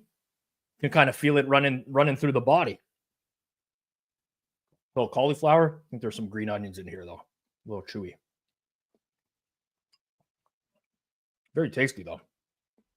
Very, very, very tasty. Very tasty. All right. Our next guest is a longtime friend of mine. He's the host of Bet Sweats, formerly BetQL Daily, now Bet Sweats. Also the host of the Chicken Dinner Pod. I'm one of the few people that can pronounce his last name, so I'll call him by his full name instead of just Sammy P. Sam Paniotovich joins us here on Forward Progress. Sammy, how's it going? Do you really not know who the Gold Boys are? Really? Really? I don't know. I have no clue who the Gold Boy. I don't either. Yeah, I was kidding. Yeah. I mean, I guess I'm supposed to. People like, you know, like, wow, you don't know? How do you not know? Like, what's wrong with you? I'm like, I don't know. Where are we going? I don't pay for Discords. That's not what I do. So, like, why would I know who these people are? I don't know. I don't get it, man. How you been? I'm good. I don't know what we listened to over the weekend. I still am trying to process a lot of that. But I will say every time I would tap out and tap back in, Rob Pizzola's circle was right there. You couldn't get enough. You were in there more than I was. I have a problem. I have a problem, man. It's so bad. You can't. I've sort of compared it to when you're driving down the highway and there's a car tipped over on the side of the road and everybody just slowly drives. And that's what it is. Yeah. That's exactly what it is. It's a bunch of rubberneckers. I'm the exact, you know, I have alerts set for like, I want to say maybe 30 people on Twitter as well. So I'll get like a message of this person is now speaking. I'm like, oh, I got to jump in now to see what they're talking about. I can't, I'm very much drawn to the drama. I have a lot of things to say. I like to argue. In another life, I should have been a lawyer. Honestly, that was my calling in life, but I could never do the amount of schooling it would take to be a lawyer. So I'm just a better instead. But no, I can't stop myself. I don't. Even last night, I'm like, I was sick. I was like bedridden, could barely function, and I'm like, I got to see what's going on. Just like a random impromptu spaces started up last night with like Nadu sweating like late NBA games. I'm like, yeah, I'm in. I'm there. I can't help it. I don't know. I need help. Send help, please. There were a couple of moments though where you were just on fire, especially when the guy asked you what your edge was and you laid out your edges, and then you asked the other guy what his edge was and he couldn't answer it. He couldn't answer what his edge was, but he's selling stuff, right? Like that's it's the simplest question that will get the pretenders every single time. If you can't tell me what your edge is at sports betting, then I mean, you should not be selling plays or selling a Discord or whatever. And listening to him like process that question through his head and then just try to figure it out. I found that extremely entertaining. But yeah, that I kind of feel like people are like, oh, why do you waste your time? I don't view it as a waste of time. I don't. I get entertainment value out of it. And I kind of like being the guy, the disruptor in the space. I think that's a good mold for me of like calling out the bad actors, so to speak. So yeah, I mean, I don't want to talk about this forever, but you could though. I could. That's the problem. That's the problem. You love the mud.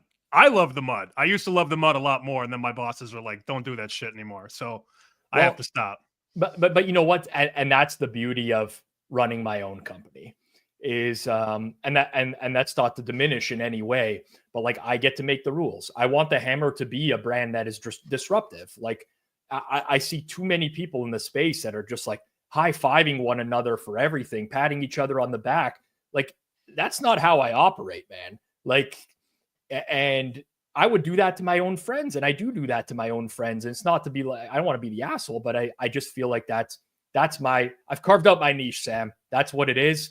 And I'm rolling with it, plain and simple. Amen. Super Bowl. I'm sure you've talked ad nauseum about the Super Bowl now on your show. I remember hosting dailies, the weeks leading up to the Super Bowl. There's only so many storylines, man. It's tough. So I almost feel bad putting you on the spot here to give you yet another prop bet to give out to the audience, something right now that you think has value and that we're going to hold against you if it loses next year as well. Yeah, I would argue you held it a little too much against me because I did have a winner last year, but I wasn't invited because I lost the previous year. Some people get 3 spins at the wheel. I only got 1.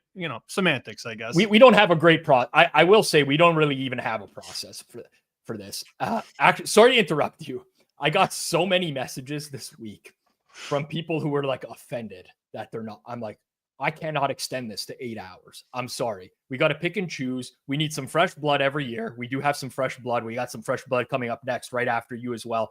It's just the way it's got to be. Some sort of rotation. But ultimately, if you feel offended, Sam, I'll blame Moretto. It was actually Moretto. I'm not. I'm just fucking around. It's funny though, because it was last Moretto. year. Yes. Last year I had Juszczyk to catch a pass, and I went ballistic. Yeah, it was like the second play of the game. It was insane. 2 years ago was first quarter under. Not insane. Very bad. This year, I like Noah Gray under. You can find 12.5 readily available, -110. It's flat. So in the Super Bowl, I don't think Noah Gray is gonna beat me. That's where I start, right? And ever since the Chiefs have gotten closer to full strength, Hollywood Brown comes back, Pacheco comes back, there's more mouths to feed. And they've also done a lot less of the shadow routes. And a shadow route is when you have Kelce and Gray on the same side of the field. Kelce's the first guy, Gray's the deep guy. And it's basically a 2-option route, right? Kelce can go wherever he needs to go, and then Gray breaks it up. They didn't do that at all against Buffalo. And in fact, Gray had no targets against the Bills in the AFC Championship.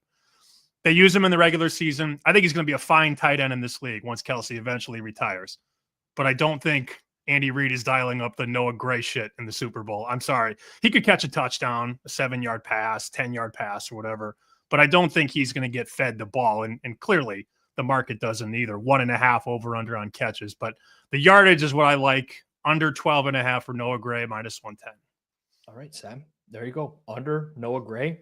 If you go to 0-2, we'll have to have a conversation about next year, but I'm hoping you're 1-1. And honestly, we can maybe put a 2-1 with an asterisk. Just because obviously you had. I love. We wouldn't do. We wouldn't do that. I'm just. I love my records. I was going to go heads or tails, but I decided to just go Gray under. By the way. Yeah, I mean, I've seen some long-term trends on the heads and tails in the Super Bowl recently, and some very convincing stuff. I got to say, That's a topic for another day. Maybe something to circle back on next week. Something to circle back on next week. Enjoy the Super Bowl, Sam. I know you will. And thank you for doing this again this year. Cheers. Good luck, everybody. Sam Peniotovich, everyone. Sammy P. All right. Couple more tablespoons of soup here. Got to keep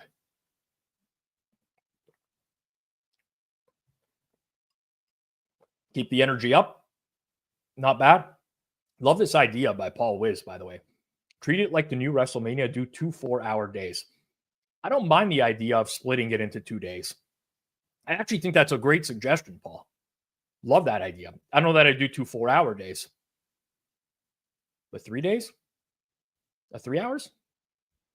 Maybe 3 days, 2 hours? I don't know. Maybe we'll have to put up a poll for that. Something along those lines. I don't know what people prefer because it's tough too, right? Like, I don't know if any of you've taken work off today or you're watching in the office or you pretend like you have to. So you got the runs and you're going to the office bathroom every 10 minutes or so. I don't know what you're doing, but splitting it up, I think, is a decent idea. Had a comment here about no Andy Molitor. No, I called him Andy Monitor. No Andy Molitor is a crime. Here's the thing: 30 spots, both deep dive guys. It's hard,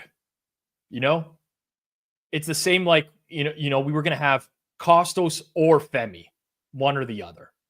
Drew or Andy. Got to try to mix it up a little bit. And speaking of mixing it up, making his debut here on Forward Progress. Frankly, I'm not sure I've ever seen him do content anywhere else before, outside of writing. Mr. Over-Under, former writer for Deadspin and the Action Network, documented I don't know. We'll talk about that in a second. Documented. 10-2 Super Bowl record. Past 12 Super Bowls. Matt Zylbert makes his debut. Matt. How's it going, Rob? It's a pleasure. It is a pleasure to actually talk to you and now actually see that you are a real person. I'm real here. I'm in the flesh. I'm real indeed. While on the topic of championships, I got to get this in first. Most memorable World Series, my Texas Rangers. I think it's been like 66 weeks now since that Wednesday, November 1st, 2023, when we pulled it off. So I just want to remind everyone, the Rangers are world champions, but that's obviously baseball. Let's get down to business with football. Like you said, 10-2 with my annual Super Bowl over-under. And I'm sure you saw the graphic lined up. I'm on the over. I mean, FanDuel, they don't have those round numbers. I mean, I'll say elsewhere, I have it at 48. Bought the half point, minus 117 at another spot. But if you want to stick with the fine folks at FanDuel, 47.5, minus 128, I would take that as well. To me, this is just Patrick Mahomes is the modern day equivalent of Michael Jordan. So on this biggest stage where he's already had success, the Chiefs average, I think it's 27 points a game in their Super Bowl so far. But the matchup that sticks out to me most is the coordinator matchup against Mahomes. Vic Fangio. Mahomes is 9-0 against him. You might be reading, he's 8-0. No, it's actually 9-0 because remember, Fangio was actually with the Eagles in the Super Bowl 2 years ago. Remember the year he was out of the league? They actually brought him in for 2 weeks to help as like a consultant, help prepare a game plan for Mahomes. Obviously didn't work out too well. Chiefs dropped 38 points and won a classic. And I don't think it's going to be like that kind of high-scoring game, but that's an advantage is that you could still be 20 points off that first matchup, 73 points in that first matchup. And here you get 47.5, 48. So it's still a lot of room to work with. And I think both teams live up to the hype. Okay, so I have to ask you a question that anyone would ask you in relation to this total. Why buy the point down? What makes you more comfortable with 47.5 relative to where the total is right now? Well, 48, for me, that top half of the 40s is, those are two key numbers right there, 47 and 48. Well, 47 is obviously out of the question right now, but 48, want to be checked if it's 28-20, 31-17, 49 doesn't really matter.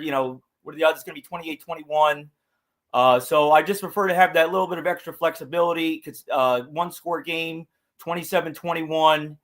And like I said, I just think both offenses are going to live up to the hype. Mahomes in his 9 games against Fangio also, his low point total in those 9 matchups was 21. So he's averaging close to, I think it was 27 or 28 points in those matchups. So if the Chiefs floor is, 21, 22 points, then you got to make a decision. All right, is it going to be a 21-13, 21-14, 21-17 Chiefs victory? I don't think it's going to be like that. So you could build from there with the Chiefs being in the low 20s no matter what. I think it will be like in the 30-20 range.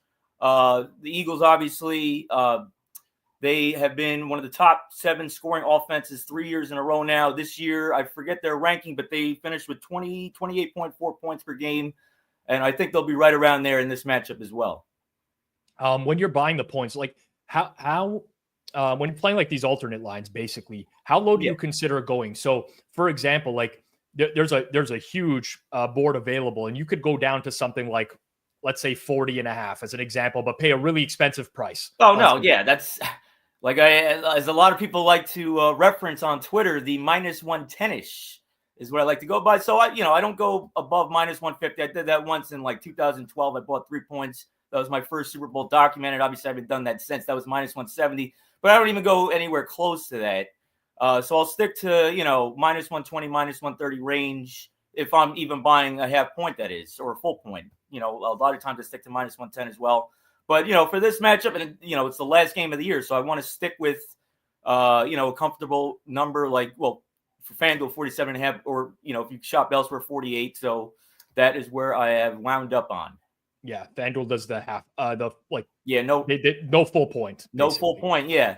And then another thing to like about this is that the Chiefs' history Patrick Mahomes' history in the Super Bowl, in those first 4 Super Bowls, their rushing / passing percentage play, very skewered towards throwing the ball. Let me see how many plays was it in their 4 Super Bowls? 276 plays called on the offensive side of the ball. 174 of them were passes. 102 were rushing plays. That's a huge discrepancy. Yep. 63% passing, 37 rushing. So obviously, when you have an over, you're getting extra plays, conserving clock, more clock stoppage. And while it's true the Eagles actually ran the ball more than anybody else this past season, I mean, it doesn't matter if they're scoring a healthy amount. They scored more than 28 points per game. And in Jalen Hurts' 3 full seasons as a starter, they've been in the top 7 in scoring in each of those seasons. And they averaged 26.9 points per game in those 3 seasons with Hurts as the full-time starter, not including 2020. It's actually something you actually mentioned in this handicap will actually be mentioned in my handicap for my pick later on. So just of note. Now, I do want to say I have a very memorable Texas Rangers moment because I'm a Toronto Blue Jays fan. Oh, yeah. Oh, boy. And my favorite baseball memory of all time would be the Jose Bautista bat flip. I don't blame you. I mean, that's not just an iconic Blue Jay moment off Sam Dyson, of course, who turned out to be a shit individual. He got into a little, I think it was his domestic dispute. So, at least it happened to him other than, not a beloved Texas Rangers pitcher. But, yeah, that's unfortunately, even scrolling on Instagram on any given day, I'll see that in my For You, sequence of videos or whatever. So, unfortunately, I'm still reminded that, is that 2015? I don't remember the exact year, but that was a hell of an inning because there was yes, there was 2 or 3 errors by the Rangers. If you remember how the Rangers got that lead, Russell Martin was trying to throw back to the pitcher, and I think it hit Shin-Soo Chu's bat when he was throwing it back, and a runner scored from third on that play, and then everybody started throwing their beers on the field. They got delayed for like 10 minutes. It was a crazy game. I do vaguely remember that, but being a Ranger fan, that's not even top 3 of heartbreaking moments. Obviously 2011, 1 strike away multiple times from a World Series. I actually had, I kind of blame myself for it. I had a shot of champagne poured preparing for, Texas, because I've been a Ranger fan. I'm your age. I'm 38. So since the early 90s, and then, that would have been our first World Series right there. Obviously, history took over. We lost Game 6 and then put me into tears in Game 7 the next night. Actually, I was at a Halloween party for that, and I had to leave. I mean, I just walked outside and, just drive home and pull an Irish exit or anything. But I walked outside to cry a little bit. But, yeah, the Rangers have had quite a few heartbreaking moments. But back to the Game 6, though. I had a shot of champagne poured, ready to celebrate. And then once the David Freese home run hit and then we lost in extras, I just poured the champagne back in the glass. I was in no mood for anything. I don't blame you, man. I don't blame you. Before I let you go here, I'm going to ask you a hard-hitting question because rumors have it that you've been asked to do several other shows recently, but you're asking for an appearance fee in doing those shows. But we reached out to you here at Forward Progress, and there is no appearance fee. You're doing it out of the goodness of your heart. Yes. What made you settle on doing Forward Progress? Well, I mean, I've seen the show before. I looked at past Super Bowl shows, and once I got the invite, I considered it a pleasure. I enjoyed talking to you. Our few hockey conversations. Jackson Stauber, it's a Zylbert guy. Yes. So I could contribute a little bit to this year's broadcast. Contribute my over/under expertise on the Super Bowl. Why not? Well, hopefully you can make it 11-2.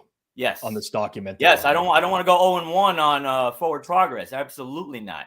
It's tough. I mean, people do get invited back on 0-1, but it's tough. It's a tough look to lose that first play. Yes. Matt, all the best. I hope you do well in the Super Bowl. Thank you as well, Rob. Thank you. Let me just give one shout out. Deadspin. They've got some stuff in the works with gambling, so I just wanted to let people know. Stay tuned for that. Deadspin is going to be a player again in the gambling space. All right. You heard it here first. Breaking news on Forward Progress from Matt Zylbert. Deadspin going to be a player in the gambling space. Enjoy the Super Bowl, and we'll root for some points for you, Matt. Yes. You as well, Rob. Have a good one. Feel better also. Thank you very much. Matt Zylbert, everyone. Matt Zylbert. My first interaction with Matt outside of Twitter. I got to say, the real Matt that I was just chatting with does not match the Twitter persona at all.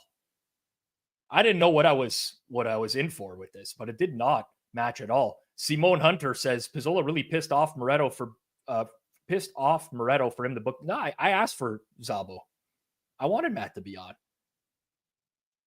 He gets a lot of shit on gambling Twitter, so I figured let's chat with the guy and see what he's really like. Very coherent. I don't know. It's really weird. Not what I expected. Did FanDuel move? I doubt they're moving on the total. I'll be absolutely floored if someone gives out a side or total today on the game and FanDuel moves off that. The props, yes. But that's it. Harold says, Rob, are you tailing? I'm actually holding some over on the opener on this game. So I guess technically I am tailing. Haven't got off that yet. I've just kept the position. All right. Couple more scoops of soup here. It's getting tough. We're not halfway through yet. It's real tough to do this. All right. Sorry. Apologies, everyone. It's just disgusting watching me eat soup. Just gotta get something in the body, man. Our next guest has the toughest spot today. It's like, you know, when you're like a headliner band, you always want to book like a shitty opener, right? You don't want the opener to steal any of your thunder. It's not what you want to do. And it's really tough to follow Matt Zylbert's first hit. I actually didn't even know how to pronounce his name. I should have asked that beforehand. I've called him Zylbert, whatever. Matty Z. That's what he's going at right now. You'll remember our next guest from Forward Progress last year. We were doing a weekly prop show, and he was a part of that team. He's a sports bettor. He does NFL fantasy, betting, and projections for Establish the Run. It's Jack Miller, everyone. Jack, good to talk to you again, my man. Yeah, thanks for having me on. Good to be back after I went 0-1 last year, and that's on my officially documented record. And like you said, very tough to follow Zylbert, so I'll do my best. I felt for you. I was waiting to see who was going to get the spot after him, and just happened to be you. I like that you brought the transparency up right away. See, like, that's a good guy. You're the first one who came in here, acknowledged past indiscretions, maybe not the best word, but we're at where we're at right now. I'm very curious on the Establish the Run front, what these last couple weeks look like for you guys, because there's only one game, right? And how often are you running projections? Is there any sort, like, relative to a regular week where you have so much, let's say, news-driven analysis or things that you can look at from a news perspective that come into play where you can alter projections and stuff like that? What does Super Bowl week look like for you? Yeah, from a projection standpoint, it's much quieter than when there's 16 games in a week. We got our first run of projections in more than a week ago at this point, and we've really just been only slightly toggling with the player stuff, and then our more data analytics sim team has been. They've had a lot more work than usual, just given the amount of added game props on this game. But the player prop stuff that we do for the ETR service has definitely been lighter than your average week, just given that there's one game as opposed to 16. How many releases would you have had so far up to this point? On a normal week or for this game? Well, let's say for a normal week relative to Super Bowl week. Yeah, so far for this game, we have 3. In a normal week, on a normal week on a Wednesday, we probably wouldn't have any yet, since we're waiting for later in the week for wider availability and stuff like that. But on a normal week with a full slate, we usually have somewhere in the 20 to 25 range. Interesting. Yeah, listen, I'm an ETR subscriber, but not necessarily for the picks, so to speak. I do like to look at the weekly projections and compare them to my own. It's a pretty integral part of my process, I would say. So pleasure having you on this year again. And let's get into it. Let's go down, try to get you back to 500 and ensure that there's another invite next year, because we do like to bring back the winners from the previous year as much as possible. So any prop on the board, player prop, game prop, whatever you want it to be. What's it going to be for Super Bowl and why? Yeah, I mean, like you said, this is a big one to avoid falling into an 0-2 hole. Last year, I went with a player prop. This year, I'm going to go with a game prop. We're going to go with no 2-point conversion attempted, -110 on Fanduel. Fanduel has the best price in market that I've seen. There's another -125 out there that I would still take. This year, just in the entire regular season, there were 101 unique games with the 2-point conversion attempt. That is 62.9% of games without a 2-point conversion attempt, which is a fair price of -169. Kansas City has generally been below average in 2-point conversion tries. The Eagles are above average just in terms of aggression, but they've only had 4 unique games in the regular season with a 2-point conversion attempt. If there's a penalty on a PAT, Eagles are going to go for it, but I don't think that's enough to bridge the gap from the overall attempt rate to -110. Yeah, I'm with you on that. So it's funny. Someone reached out to me yesterday and said, I'm looking to go against the grain on Super Bowl props this year. And what would you recommend? And I'm like, I honestly don't know. I don't keep up with like public, percentages or whatever. But traditionally, what I see from my friend group is that in markets like this, everyone just wants to bet the event to happen, right? I mean, that's a pretty popular thing for a casual or recreational bettor is I want to root for something to happen instead of it for it to not happen. Now, we've seen instances where the Eagles have done this, like you mentioned, on extra points. Andy Reid is extremely conservative when it comes to this stuff. And you pointed out the season-long numbers for the league as a whole. There's obviously some different overtime rules as well this year where you might see if the game were to go to overtime, which, is a long shot based off of the way it's priced. You might see a 2-point conversion there. But ultimately, I do like that handicap when you consider one of the teams involved in this game is the Chiefs, who are pretty reluctant to do these types of things.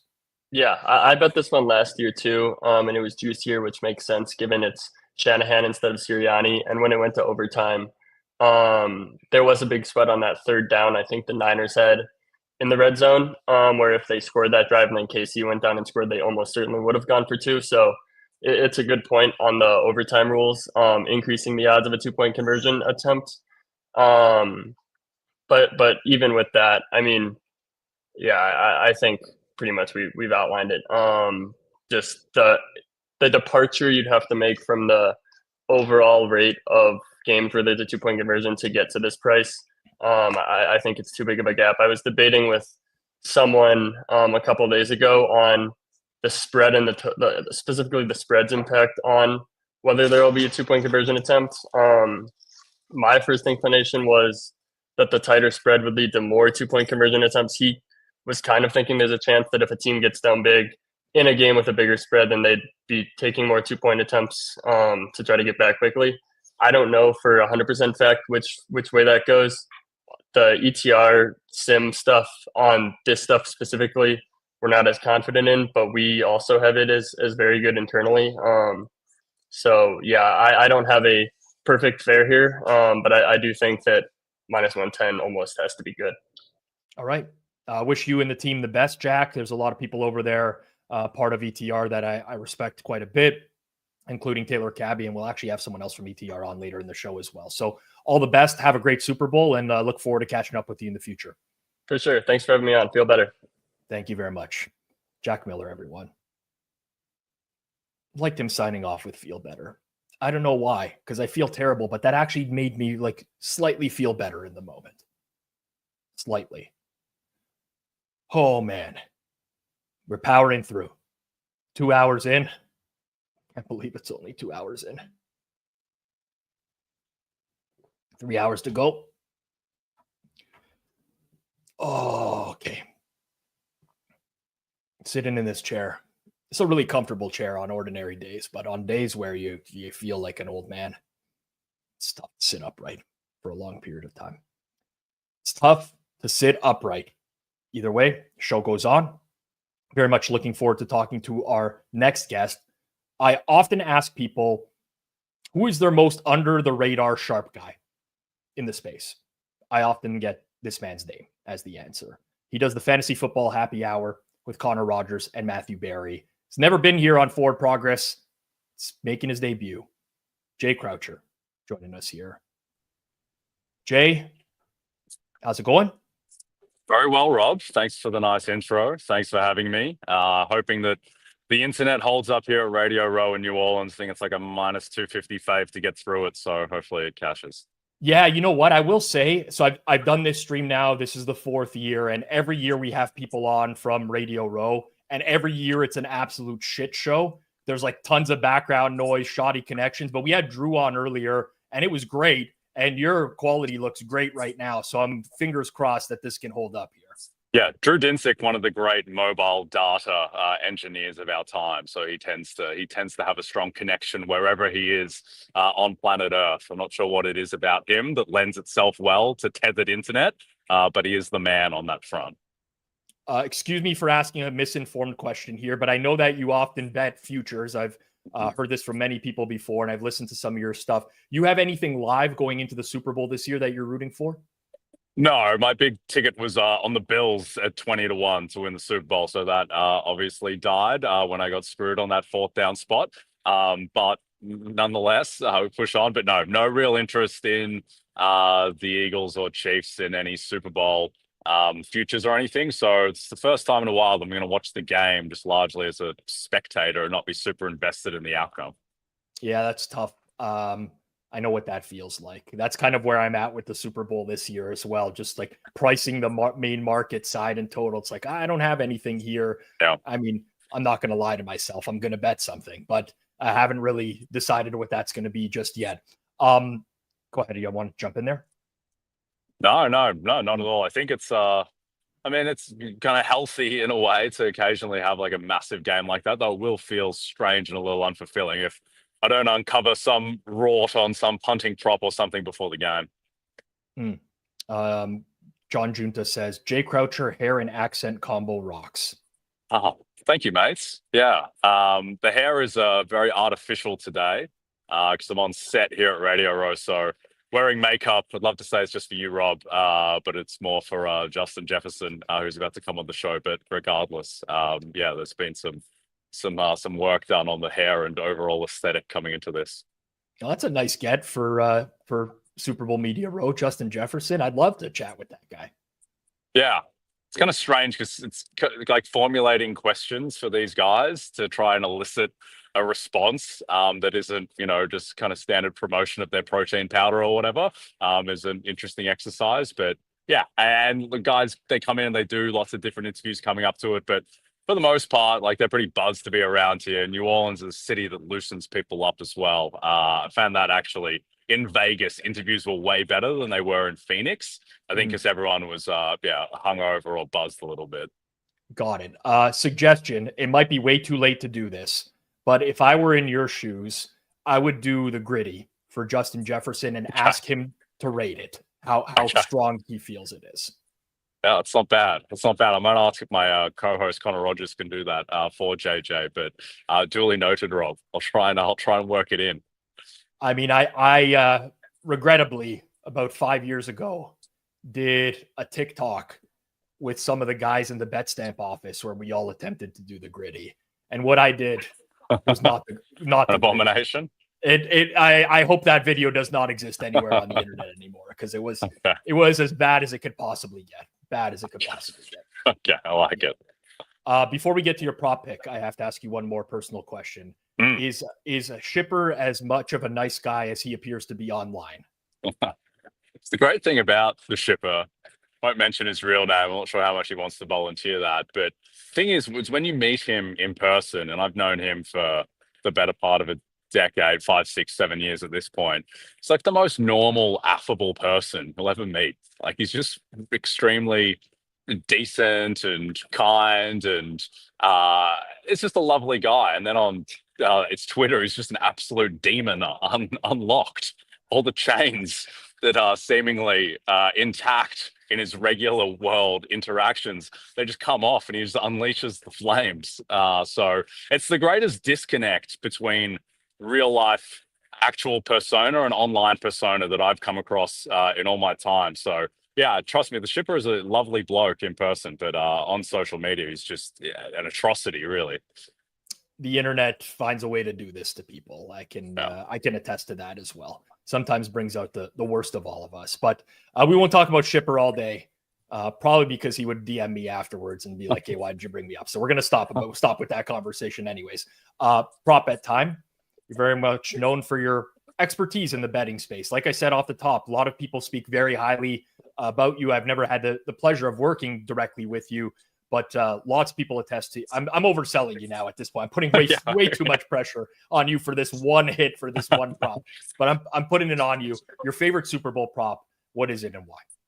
So the bet is DeAndre Hopkins over 11.5 receiving yards. And when I look at any market, the first question that I ask myself is like, why would the price be wrong? And so it's difficult to beat the Super Bowl line or total, even though people might have lanes, might have very reasoned takes. That's a hyper liquid market that has a lot of info and data behind it. I think the reason why DeAndre Hopkins' market might be wrong is that I think that the Chiefs and their convoluted wide receiver room just kind of gives rise to a lot of variance and uncertainty. And D-Hop, his first 9 games as a Chief, his lowest receiving yards output was 29. And the reason that this number is so suppressed in the Super Bowl is because his snaps and his usage have been reduced in the past 3 games, even though against the Bills, he got 11 yards. So he came within a whisker of going over on this. But I just think that this line is just baking in a certainty of DeAndre Hopkins' reduced usage. And I think that it should be more 14.5 to 15.5 and more kind of the modal outcome being closer to 2 receptions for him as opposed to the 1 that this is baking in. And then from not a vibes perspective, but more kind of a qualitative perspective, I just think when you look at the matchup against the Eagles, what do the Eagles have? They have great cover corners in Mitchell, DeJean, and Darius Slay. And what is DeAndre Hopkins good at? He's good at making catches even if he's not open. And so I just think the contested catch aspect for D-Hop plays into this matchup. I think the fact as well, I still think he's good. Like he's had multiple games of 80+ yards as a Chief. Still got a 79 PFF grade as a Chief as well. So I think that Hopkins, and also just kind of sentimentally, I think DeAndre Hopkins in the Super Bowl for the first time, I think that he's going to rise to the occasion. Earlier today, I was talking to Sean Alexander. We interviewed him, and he was talking about how in the Super Bowl, the thing that is most strange about the Super Bowl is that the timeouts are really long, and you just constantly feel fresh, which is kind of an obvious thing, but I'd never actually thought about it. That, the freshest game of his life was the Super Bowl. Now, he's going up against fresh opponents as well, but I would think just kind of that percolating in my mind, like an older player like DeAndre Hopkins, I think he might be more suited to this as well, just the constant freshness and burst. And even though his snaps have gone down, like he was still 16, 12 passing snaps the past 2 weeks. So I think that a lot adds up to DeAndre Hopkins going over 11.5 receiving yards. All right. I appreciate the thorough handicap as well. A lot of stuff that you brought in there. That makes a lot of sense to me as well. So DeAndre Hopkins over 11.5 minus 110 for Jay Croucher. Jay, enjoy Media Row. Hopefully, if you do end up doing the gritty, you don't make an ass of yourself like I did.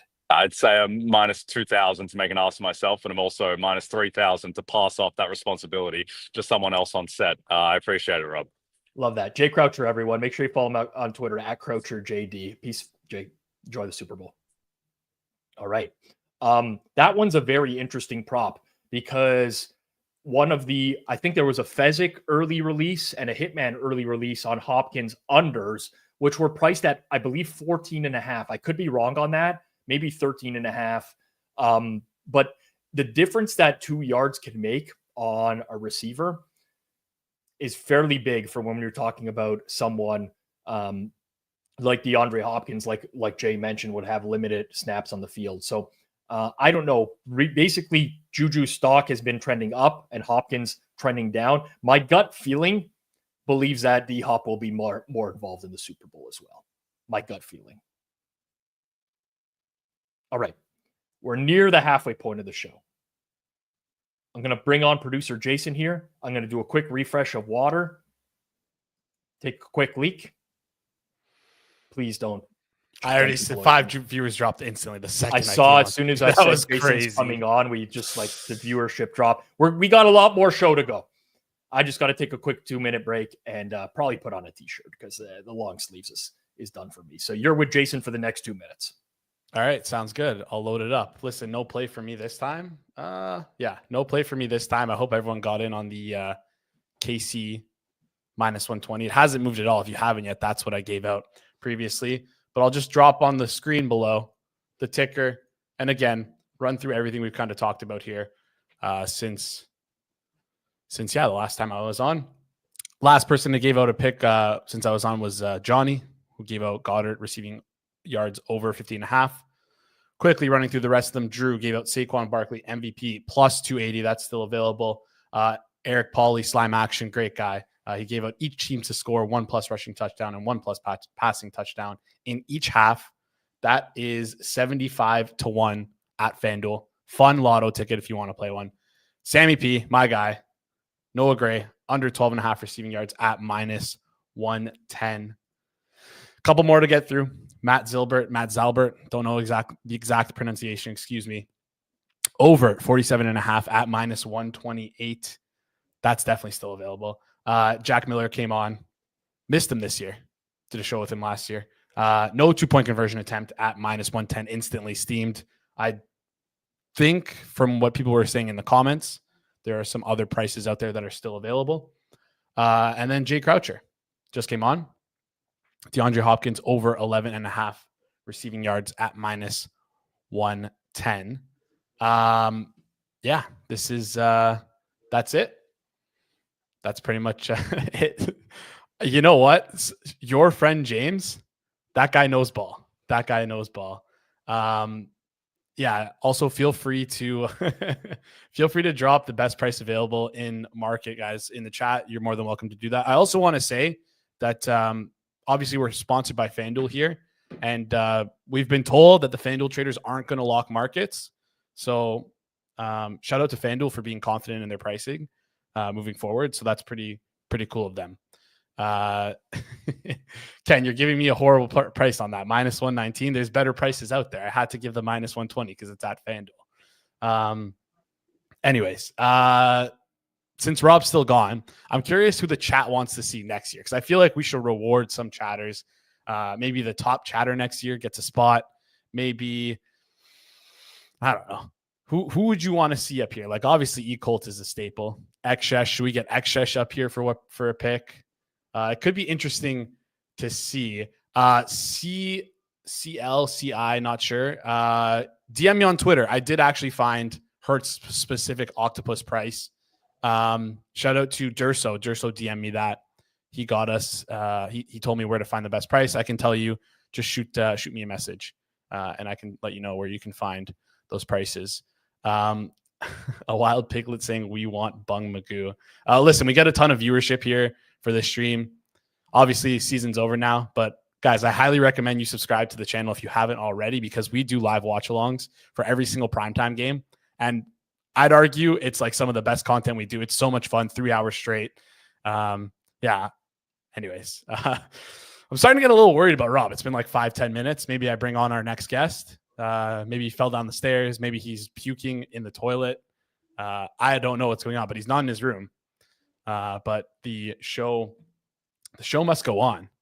We're also behind schedule. Next guest, if you want me to start previewing you and get you in here, you tell me. Go off script here. But yeah, someone call Rob and check if he's okay. Someone call Rob and check if he's okay. This is crazy. He's been gone for a while now. I'm going to be in the spaces tonight. Anyways, I'm going to give you guys a rundown of the next couple of guests so you can stick around. We got some great guests coming on. Up next, we have ClevTA. There he is. He's back. ClevTA, Mr. Liiimited, Connor Allen, Nick Kostos, Geoff Fienberg to round out the hour. Rob's back. I got scared. I literally got scared. I had a lot to do. I had to change. I had to take some insulin. I couldn't do the long sleeves anymore. So we're going back to the band t-shirt looks. That's great look. I was very close to bringing on the next guest myself and just starting to run the ship here. But I didn't want to, jump the gun. I would rather you not do that. I thought so. Just my personal opinion. If you've made it so far, 2 hours and 19 minutes into the stream, make sure you take 2 seconds, smash that like button down below, thumbs up arrow, thumbs up emoji, but just smash the like button. You know what I'm talking about. 2 seconds, please. Goes a long way. If you're not subbed here on Forward Progress and you like what you see, make sure you sub, set notifications. We're doing a ton of off-season content as well. What's on my shirt? Just a band t-shirt. Ghost. Modern day Kiss, basically. Modern day Kiss. All right. I'm going to keep it moving here. Got to stay on track. I've caused us to go behind. There's nothing I can do, people. Just powering through. You're familiar with our next guest here on Forward Progress. It's part of our regular team here throughout the season. You can find all of his analysis at cleveanalytics.com. ClevTA joins us here on Forward Progress. TA, how are things? That was an electric 5 minutes we just had with Jay. I'm not going to lie. It was fantastic. I didn't hear it. I have no idea, but I can only imagine, man. He was talking to the chat. He wanted people to come up and get their pick. It was great. I really enjoyed it. I see. I can't tell if you're being sarcastic or not. I like Jason. I think he's hilarious. I think his personality is infectious. So I do appreciate him. But it was funny. He was definitely trying to fill time, and he was dying for you to come back. So he almost brought me on without you, which would have been fine. But I don't. Yeah, no. It would have been okay for to keep the show moving, but it would have been bad for viewership, right? I think. Well, actually, I don't know. I think there's very mixed reviews out there on Jason. We've established this throughout the season through various polls that we've done. I think his sentiment rating went up as the year went on, but it still wasn't very good, if you catch my drift. Yeah, no, I hear you. But I enjoy him, so that's just a bias on my end.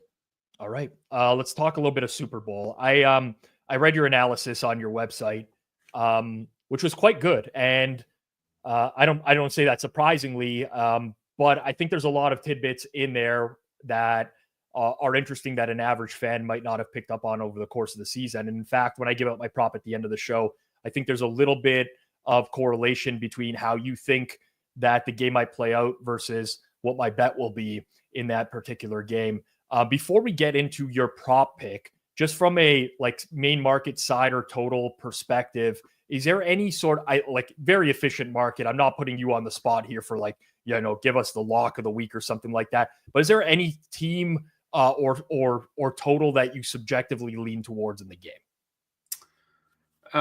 Man, I do like the Eagles first half more than anything. If I were forced to pick, side or total for both sides, I think Philly's going to try their best to come out and take a lead. Just from an analytical background in the front office is obviously one of the more analytically focused front offices in the league. That's their goal, is they want to throw to get the lead and then try to run in the second half. So, and you saw that 2 years ago in the Super Bowl. They threw a lot in the first half. I think Hurts had 20 attempts or something ridiculous in the first half, just really trying to come out firing when everybody thought they were going to run.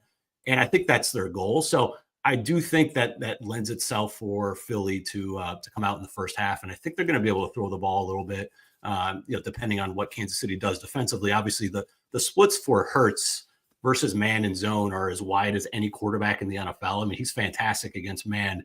Against zone, he really struggles. And you saw that against the Rams, who play really, and the Packers too, in the playoffs. They play a lot of zone. And especially the Rams could get pressure without blitzing. So if Kansas City, which is a top 10 man defense, if they decide to play a lot of man early, I think there's going to be some shots one-on-one with A.J. Brown and Dallas Goedert over the middle.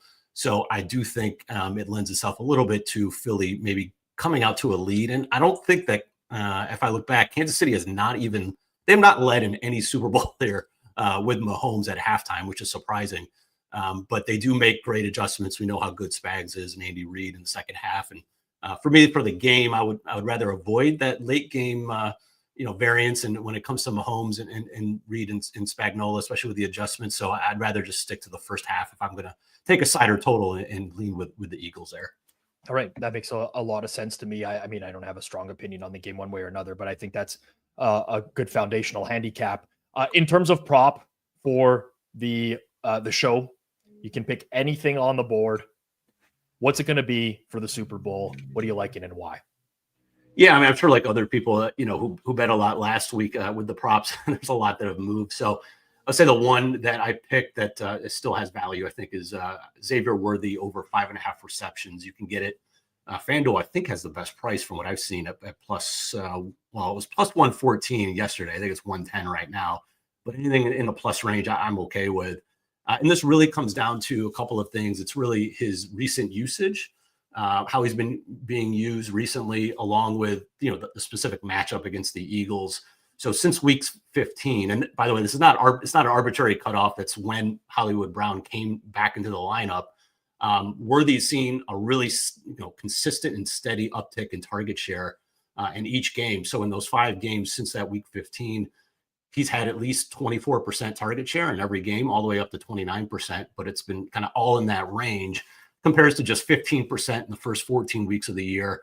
And it's really based on how Andy Reid's using him. He's using him as a chess piece, kind of all around the field, a lot of motion, a lot of pop passes, shovel passes, etc. Swing passes to get him in open space. I mean, early in the year, about how often they would force deep shots to him, and he couldn't keep his feet in bounds. It was pretty ridiculous. So his ADOT has gone from close to 10 yards per target in the first half of the year to just under 6 since then. So they're getting him these higher efficiency, low ADOT targets.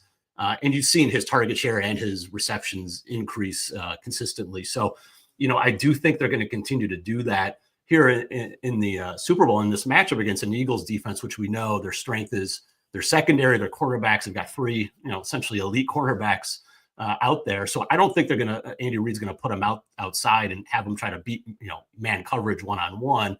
I think they're going to use him in a lot of the same manner, probably more in the same way they've been using him recently, with Hollywood Brown taking those intermediate and deep routes. So I think you're going to see, between shovel passes and swing passes and pop passes, those little things, you're going to probably get like 4 or 5 of those receptions potentially alone just on those. And then if you can get, a couple of his, normal intermediate routes, maybe 1 deep shot, I think you can get there. And I think from a correlation standpoint, we always look for those negative correlated SGPs. I wouldn't mind taking a look at the, taking his over from a reception standpoint, but under yardage, because I think if my hypothesis is correct and they are, going to give him a lot of these kind of quick, short passes, there is a chance he could still go under his yardage, but still go over the reception number. And by the way, Philly, for whatever it's worth, based on my data, has allowed the 5th highest rate of wide receivers to go over their season average from a reception standpoint, but under their yardage in a game. Almost 26% of receivers have done that, and that's 5th highest in the NFL. So, they do have a propensity to allow targets underneath, receptions underneath, but not a lot of big plays. They number 1 in the NFL and lowest explosive pass rate allowed. So just a little bonus there if you're interested in building an SGP and you wanted some negative correlation. I think you can get like a plus 750 on FanDuel doing that. So just something to keep in mind. Yeah, I often like those plays with guys like Worthy who do get a lot of scripted screen passes and stuff like that. So I agree that's a pretty decent look. TA, all the best, my man. Enjoy the Super Bowl, and hopefully the Browns get a decent return for Myles Garrett for your own personal sanity. Yeah, that's a whole nother story, but get better, Rob. All right, thanks very much. ClevTA, cleveanalytics.com. Before our next guest, don't ever say I'm not a man of the people, all right? I don't ever want to be accused of not being a man of the people. Touch base with our FanDuel contacts and let them know about the lines coming off of the board, and they are not going to lock any props after picks are shared. That's not to say that they won't move numbers or whatever, but no props will be locked after they're shared. You've probably noticed that for the last little while as well. So doing what I can as a man of the people. Obviously, when Jason gave out KC money line, that wasn't going to move. They didn't have to lock that for any reason whatsoever. Not because it's a lot because it's Jason, but also because he's betting into like the largest market you can bet on for Super Bowl. Maybe not the wisest thing to do. All right. Suffering continues. We're at pretty much the halfway point here. one of my favorite guests from Circles Off is joining us next. Great Twitter personality, consistently looking out for other bettors just like I do. It's Mr. Liiimited joining us. How's it going? Rob, great to see you. I would ask how you're doing, but it's obvious that some people just can't handle 5 straight nights of Twitter Spaces. So sorry, man. I'm in shambles, man. Yeah. I'm trying to hold it together. I'm trying to be mentally strong, but it's hard when you feel like shit to be mentally strong, you know? Well, you're doing a great job. I've been listening a little earlier and it's been going well so far. So keep it going. It's halfway point. So you'll be all right. Yep. I'll be good. I just, every time I see some sort of medical recommendation in the chat or some sort of remedy, I think I get even more ill when I see that, as if I have not tried these things. Anyways, I digress. How are things with you, man? It's been a long time no chat. Yeah, things are great. Other than wasting the last couple nights of my life in those spaces, things have been good. Been able to help a lot of people out with betting stuff. I think, as you guys know, I don't have anything to sell a lot of people, but I do truly enjoy, similar to, I think what Chinamaniac was saying earlier. We really just like kind of helping people and helping them find their way with whatever they want out of this, whatever success means to them in betting, whether it's entertainment, actually winning some money or what have you. And, just love the dialogue and the people that we've met along the way. So things have been going great. What are the most common pieces of outreach? Is it just around getting limited at books? Yeah, there's some of that. There's been a little bit more like, how do I think a lot of people have gone through the whole, hey, we won some money. Now I got to kind of figure out like what I'm doing with this now that sort of this honeymoon period of the books throwing all these promos at me is over. And I think like really defining success for what that means to you as a bettor has been a really cool thing to talk about, which I've tried to do a bit more publicly, maybe like steering away from this sort of, it's no longer is the name of the game really to get rich quick or, promo mine as much as you can or all that stuff. It's like, what part of your life is this going to be going forward? That's the stuff that I love talking about. It's really interesting. Definitely would love to write or record some more content on that down the line, because I think it's just an interesting thing for people to think about. Yeah, totally agree with you. For those that want to know more, follow him on Twitter at Mr. Liiimited. Be careful with the number of eyes there. That's right. Always confusing if you're just trying to find. Listen, I love Twitter. I'll be on there for the rest of my life, but the search function nowadays, holy shit, it's broken. It don't work. So you got to type the exact handle at this point. Yes, that's correct. Your debut here on the Prop Show. I mean, I say this to every guest because I just like to be a shit disturber, but a lot of pressure when you're making your debut. You got to give out a winning pick. If you lose the first one, it takes 2 years from there, if you're even invited back, to get back in the green. So it's just, there's a lot riding on this one. You nailed it. You lose this one, you cannot possibly be positive until 2027. That's a long ways from now. So the key is to not lose this one, Mr. Liiimited. That's right. What is going to be the pick? And to make matters worse, the initial one that I liked, and by the way, I have this on good information that I was on this pick first. Unfortunately, the way the time slots worked out, it's not going to look that way. I loved Captain Jack's Eagles more time of possession -128.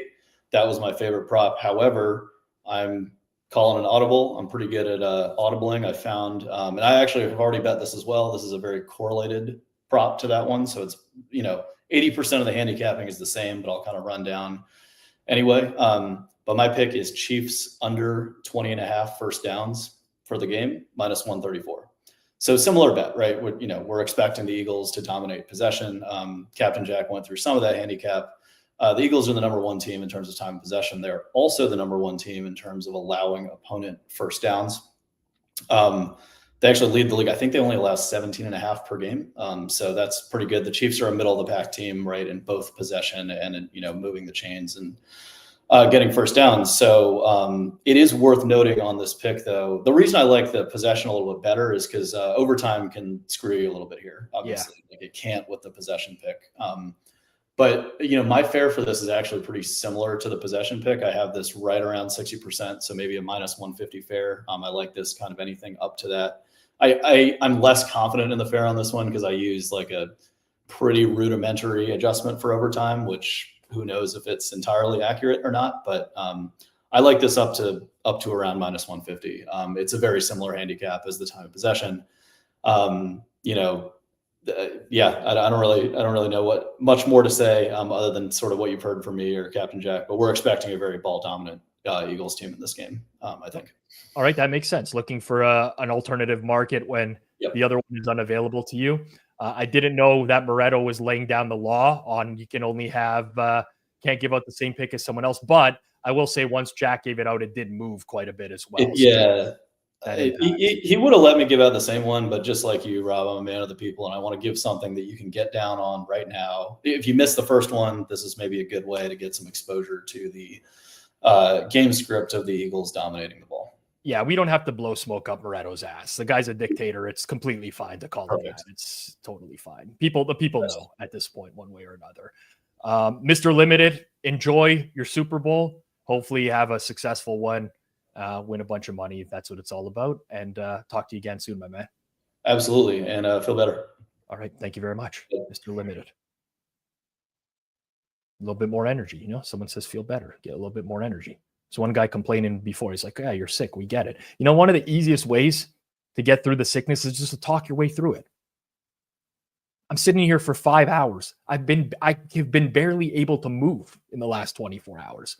I was in the fetal position like half an hour before the show. Sometimes you just got to talk through it. It's what you got to do. I digress. We move on. Our next guest is perfect on this show. 2 years, 2 winning bets. He does player prop bets for 4for4 football and 4for4 bets. He's also the director at the BetSperts group. Connor Allen, one of my favorites in the biz, joins me. Connor, how's it going? Good, Rob. Appreciate having me on. I'm glad you led with my record there. Every year I've come on, I think I've given you some like obscure prop that is not normally listed, on a game here. So the one that I have this week, I think is, I don't know if it's that obscure, but it's definitely a little different. So I'm excited to talk about it for sure. All right, we will get into that in 1 second. I'm curious, you do a lot of prop bets. I follow your stuff over the course of the year. What does a Super Bowl portfolio look like for you? Like when you're going into Sunday, are we talking dozens? Are we talking hundreds? How many different available props are you looking to get down on?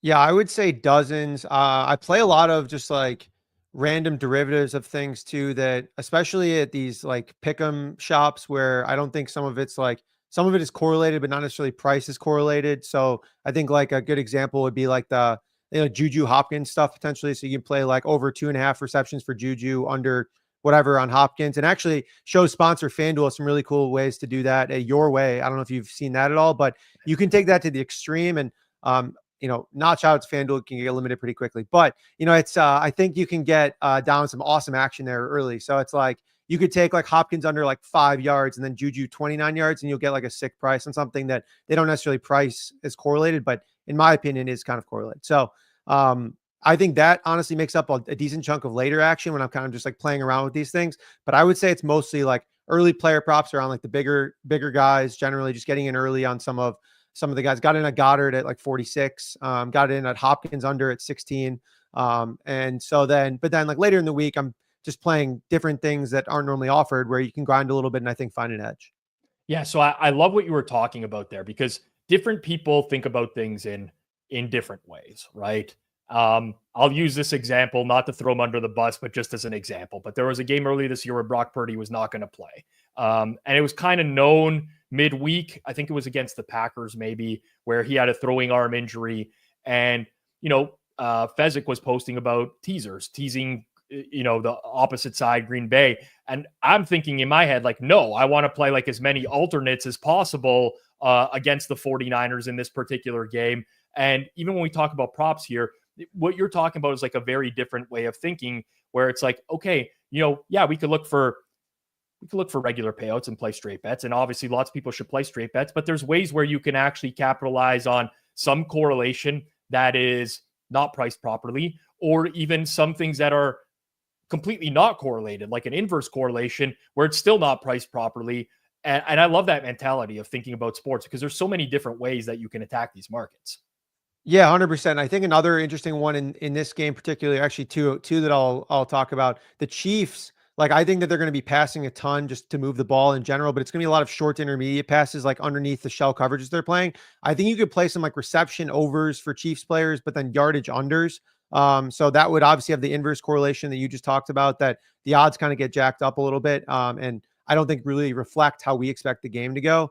And then some Eagles passing like alts are pretty interesting because I think since their week 5 bye, they've been losing in the fourth quarter of total of 2 games and a grand total of 4 minutes. I mean, they've literally just like had no game script where they've had to play catch up. And so I think that's like interesting too, because Hurts props and all the receiving props are pretty low. So I think some combination of those alts, I'm still kind of figuring out how the best way to play that without paying too much of like a direct correlation tax makes sense. But I don't know. That's something I'm exploring as well. All right. We'll get to your favorite prop of the game. We've only had one special teams prop from earlier in the show. That was Clive Bixby with KC's first drive to result in a punt. You're looking at the field goals market, I believe. Yep. Yeah. You can find this on FanDuel. Don't click into the game. Just click Super Bowl and then slide over to, I believe it's game props or special teams props. Longest field goal under 47.5. You can find this at FanDuel, a couple other spots.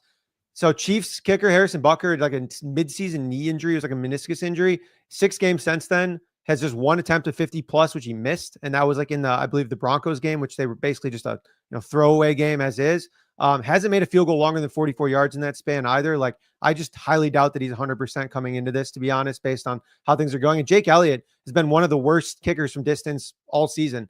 3 of 9 from 48 plus yards this season. Just 77.8% of his kicks on the season overall, 19th among kickers. On top of that, I expect both teams to be relatively aggressive in fourth and short situations as well. So like, basically you're looking at a scenario where this happens is like, I don't know, like you have a 4th and long in like, or even like mid to long in like a 31 to 35 yard line range. Otherwise they're probably just punting because neither of these guys have been very good for distances here. So again, it's like you can find some 48.5s occasionally, but 47.5 I think is fine.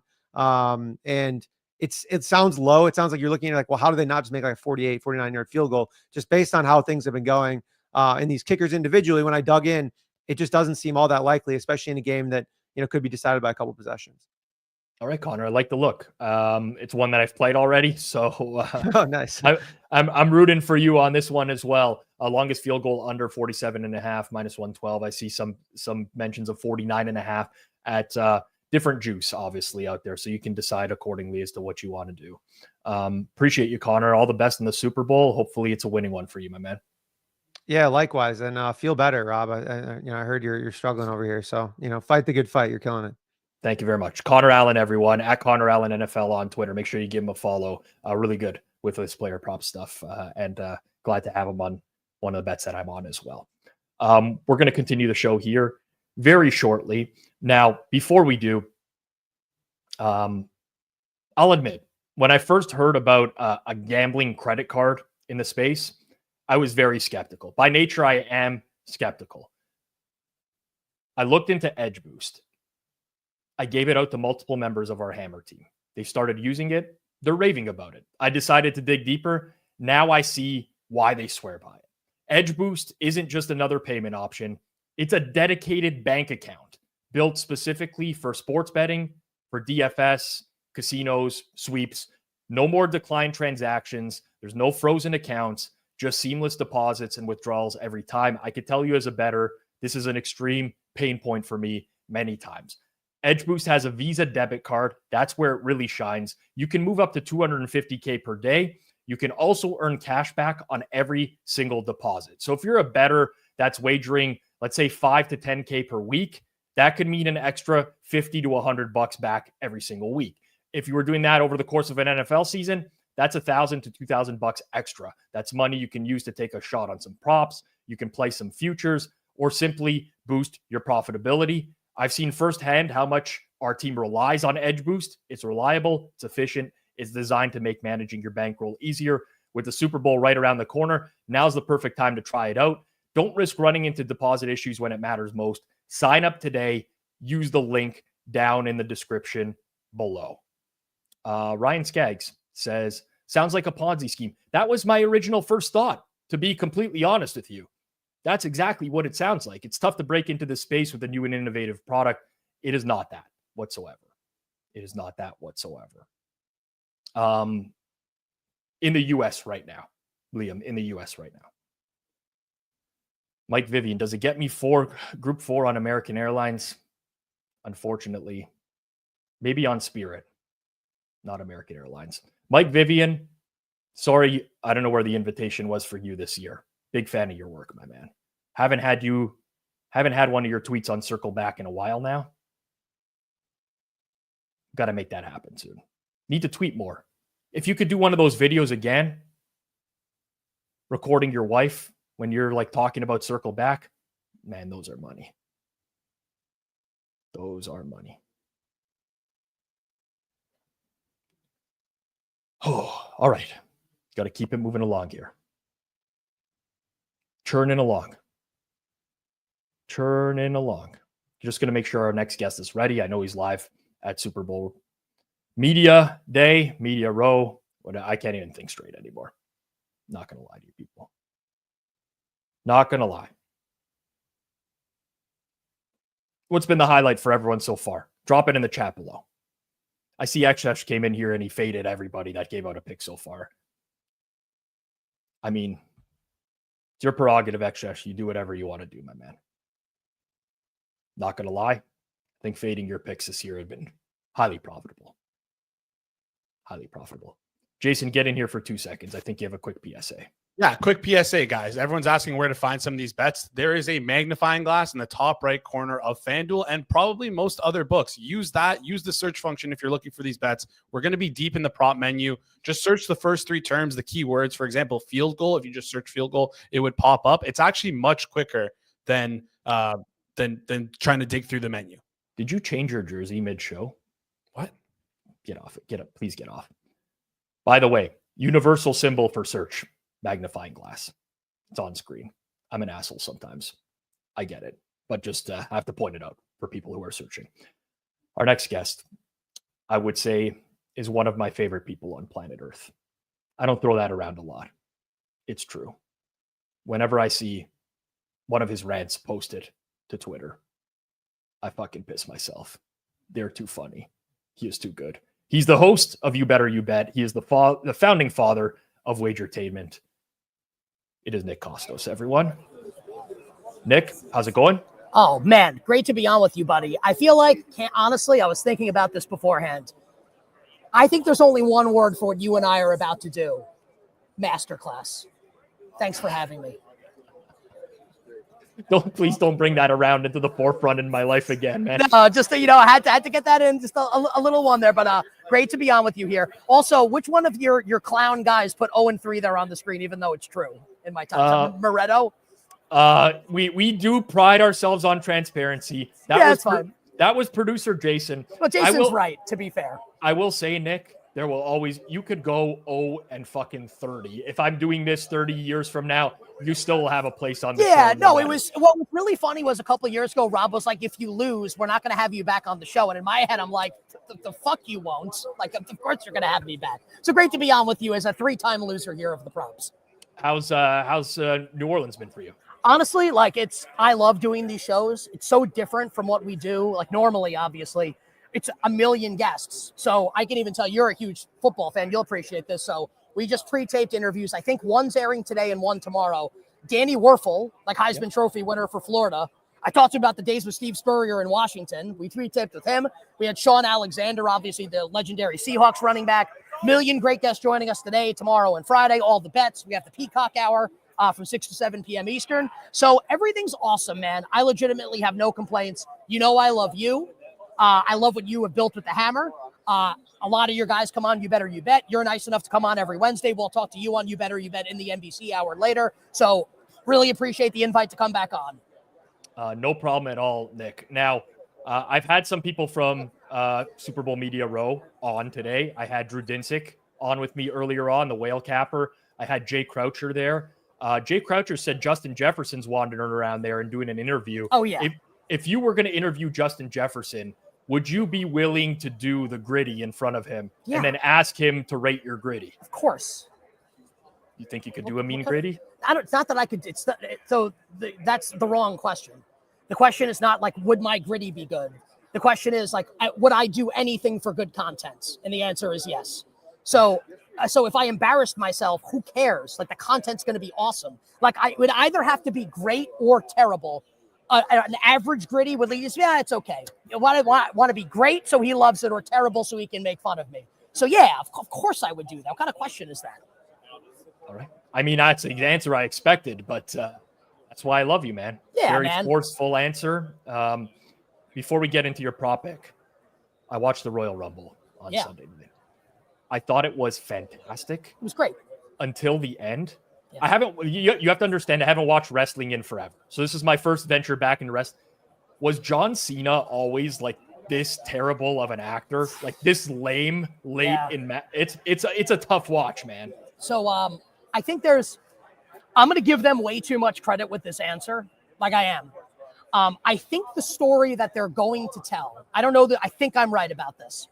I think the story that they're going to tell over the next couple of months is that Cena is washed and that he can't win. So the whole thing, he's coming back to win championship number 17. He's tied with Ric Flair for the most ever. Okay. And I think people expected he's going to win the Royal Rumble and win the title at WrestleMania and retire. There's no way that's the story there. It's not, there's no money in that. The money is in the chase. So he doesn't win the Royal Rumble.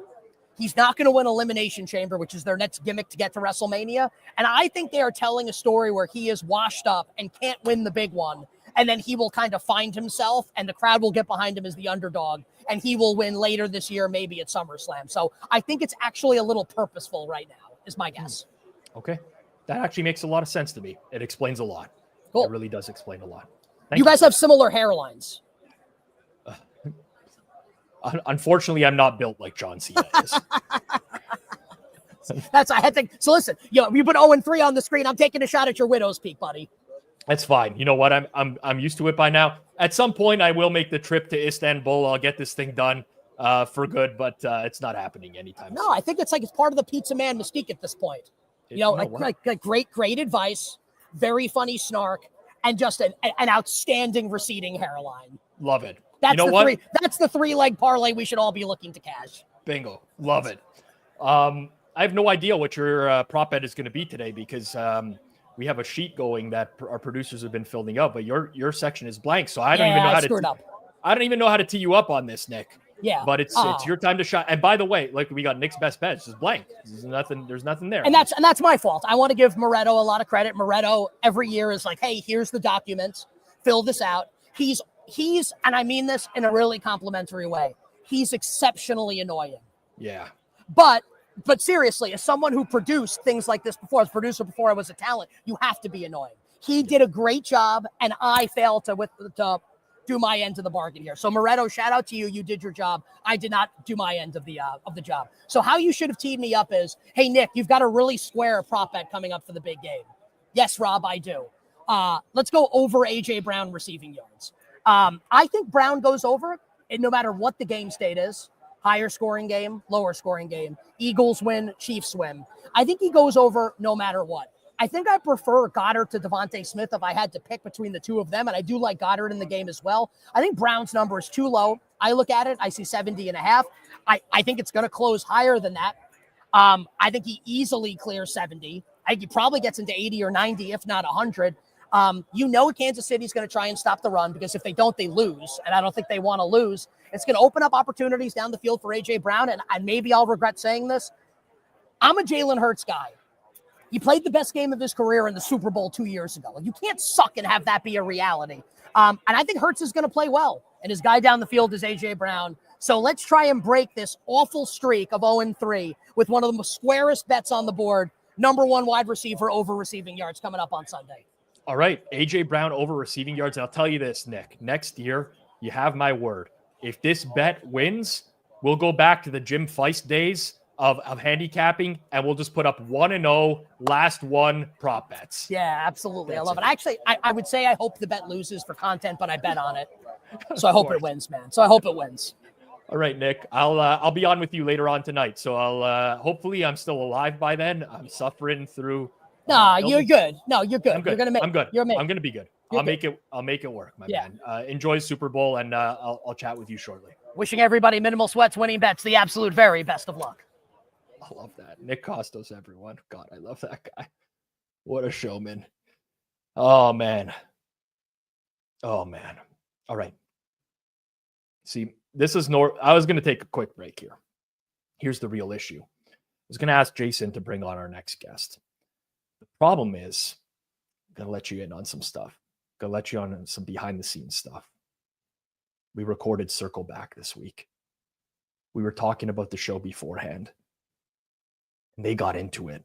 And when I say they got into it, one of the guys, I mean, the next guy, he told Jason to shut the fuck up. This happened. I don't know where this came from, but now I can't leave them in here together. I'm just gonna power through. You see him on Mayo Media Network. He is the rising star of Circle Back. Show doesn't exist without him. Geoffrey Fienberg. What's up, Rob? Very brave of your friends at Fanduel, our friends here, for freezing the lines in the hour I'm coming on. Well, I don't know what you're talking about. I mean, I could yell at Jason. I probably did. I don't remember doing. You don't remember that? I don't know. You don't remember that happening? Yeah, and I'm 0-3, just like Nick. But I'm not going to call anyone a jerk. I'll just distract you from my record. Just make you stare at a bag of milk. Don't worry about my record. Cover it up with a bag of milk. All things are fine.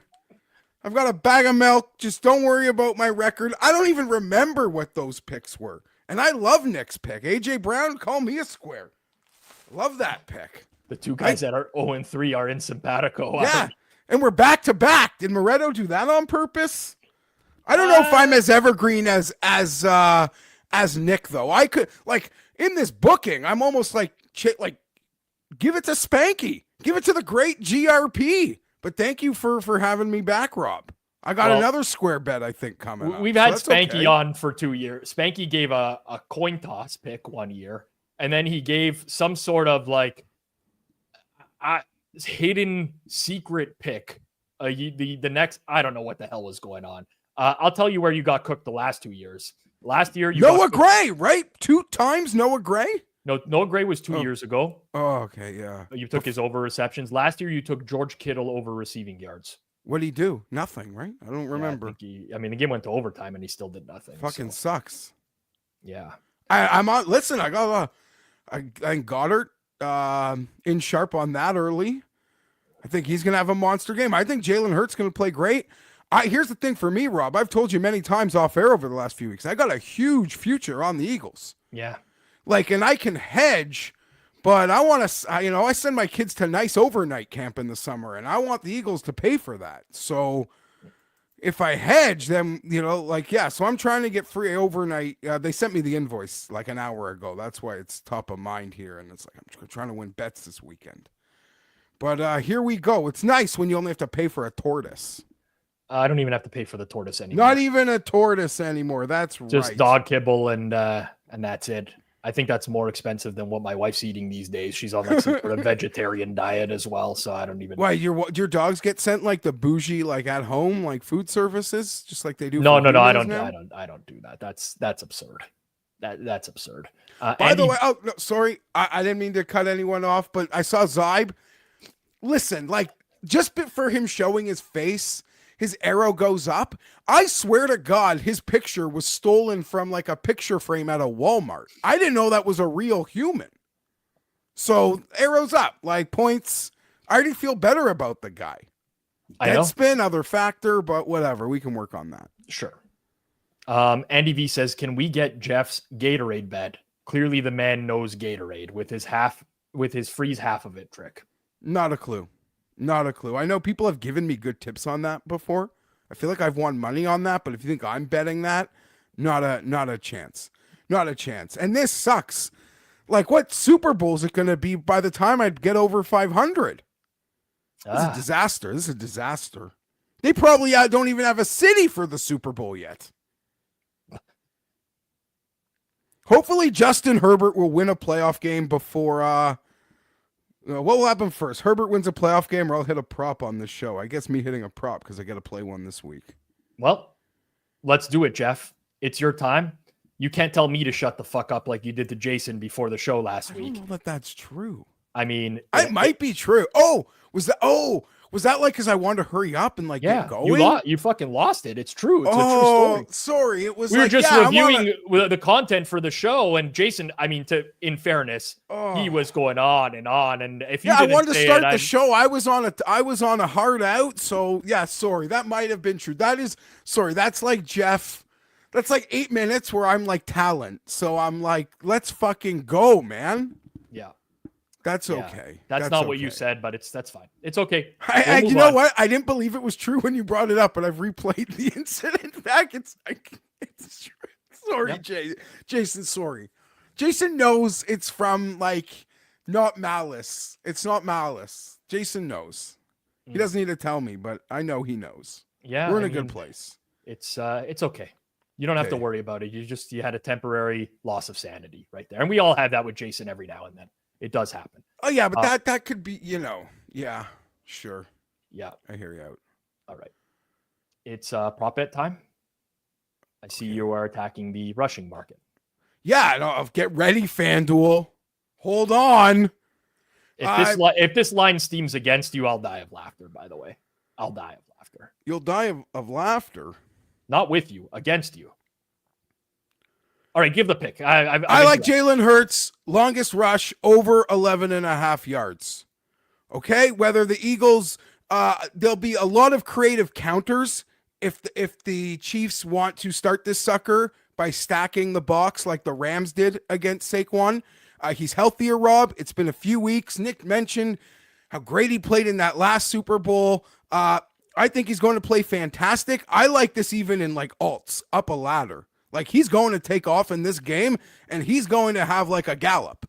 So this is the floor and I'm 0-3. So I don't have an ability to like get fancy here. But if I was 3-0, I could be like peacocking this to like 17, 18 yards. Because I truly believe he gallops. I truly believe there'll be creative counters to the stack boxes from Kellen Moore. And if they want to get into that man where like linebackers have their back to the quarterback chasing someone, then I believe there'll be opportunity for Jalen to take off. But he's healthy. I'm expecting a great game. And that's where I played it. I was on the worthy. Yes, I felt smart because Chinamaniac's so freaking smart. So that made me feel good about myself. And I could have come on here. No one's on here for me for a pick and just piggybacked it. But I'm like, listen, let's go 30 people. Hopefully it's 30 picks. I picked something different. So Jalen over anytime longest rush. 11.5. Longest rush over. You're the sixth person that's come on and said someone else took your pick earlier. It seems a little bit like hedging in my... No, I don't. It doesn't count on the record. I mean, I could I'm show. Just saying, hold on. A lot of Do I hedging need? Going Okay, but hold on. I could like send Moretto or Jason a timestamp of me having that bet made like a couple days ago. And if I showed you my stake on it, you'd be like, "Yeah, I know how Fienberg bets. That probably is like might be as big. I believe him if that's his biggest bet." So that's where it was, and I feel great about it. That a dude with like high six figures on the day is one of his favorite bets. Well, that made me feel good about myself. I don't have anything on this market. Okay. I don't want to root against your bets, but like a prolonged losing streak is good for content usually. Oh, whatever. I'm not like, I would not be offended if you didn't have me back, but I get why you do. Cause who's got bag of milk on the handle? Yeah. Americans don't deal with the bag of milk. They don't have no idea. They have no idea what that is. How the fuck did that guy show up with a bag of milk? Literally a bag of milk. Yeah, but it's a distraction. I don't buy milk bags, by the way. I just because I had the bag of milk. I actually don't even think I had to give you the odds. I could just given the pick. That is true. Those are the rules. That's the rules with the bags. Yeah. Of milk.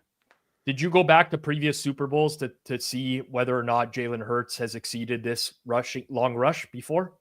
No, I think it's one fucking Super Bowl. You think that's going to matter to me?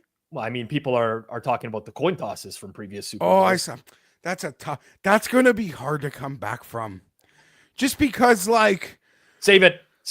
Okay, yeah. It's just going to be hard to come back to this at some point. That's hard to come back. That's hard to come back from. Like, you have to be, like, I want to lick your taint level hot to come back from that.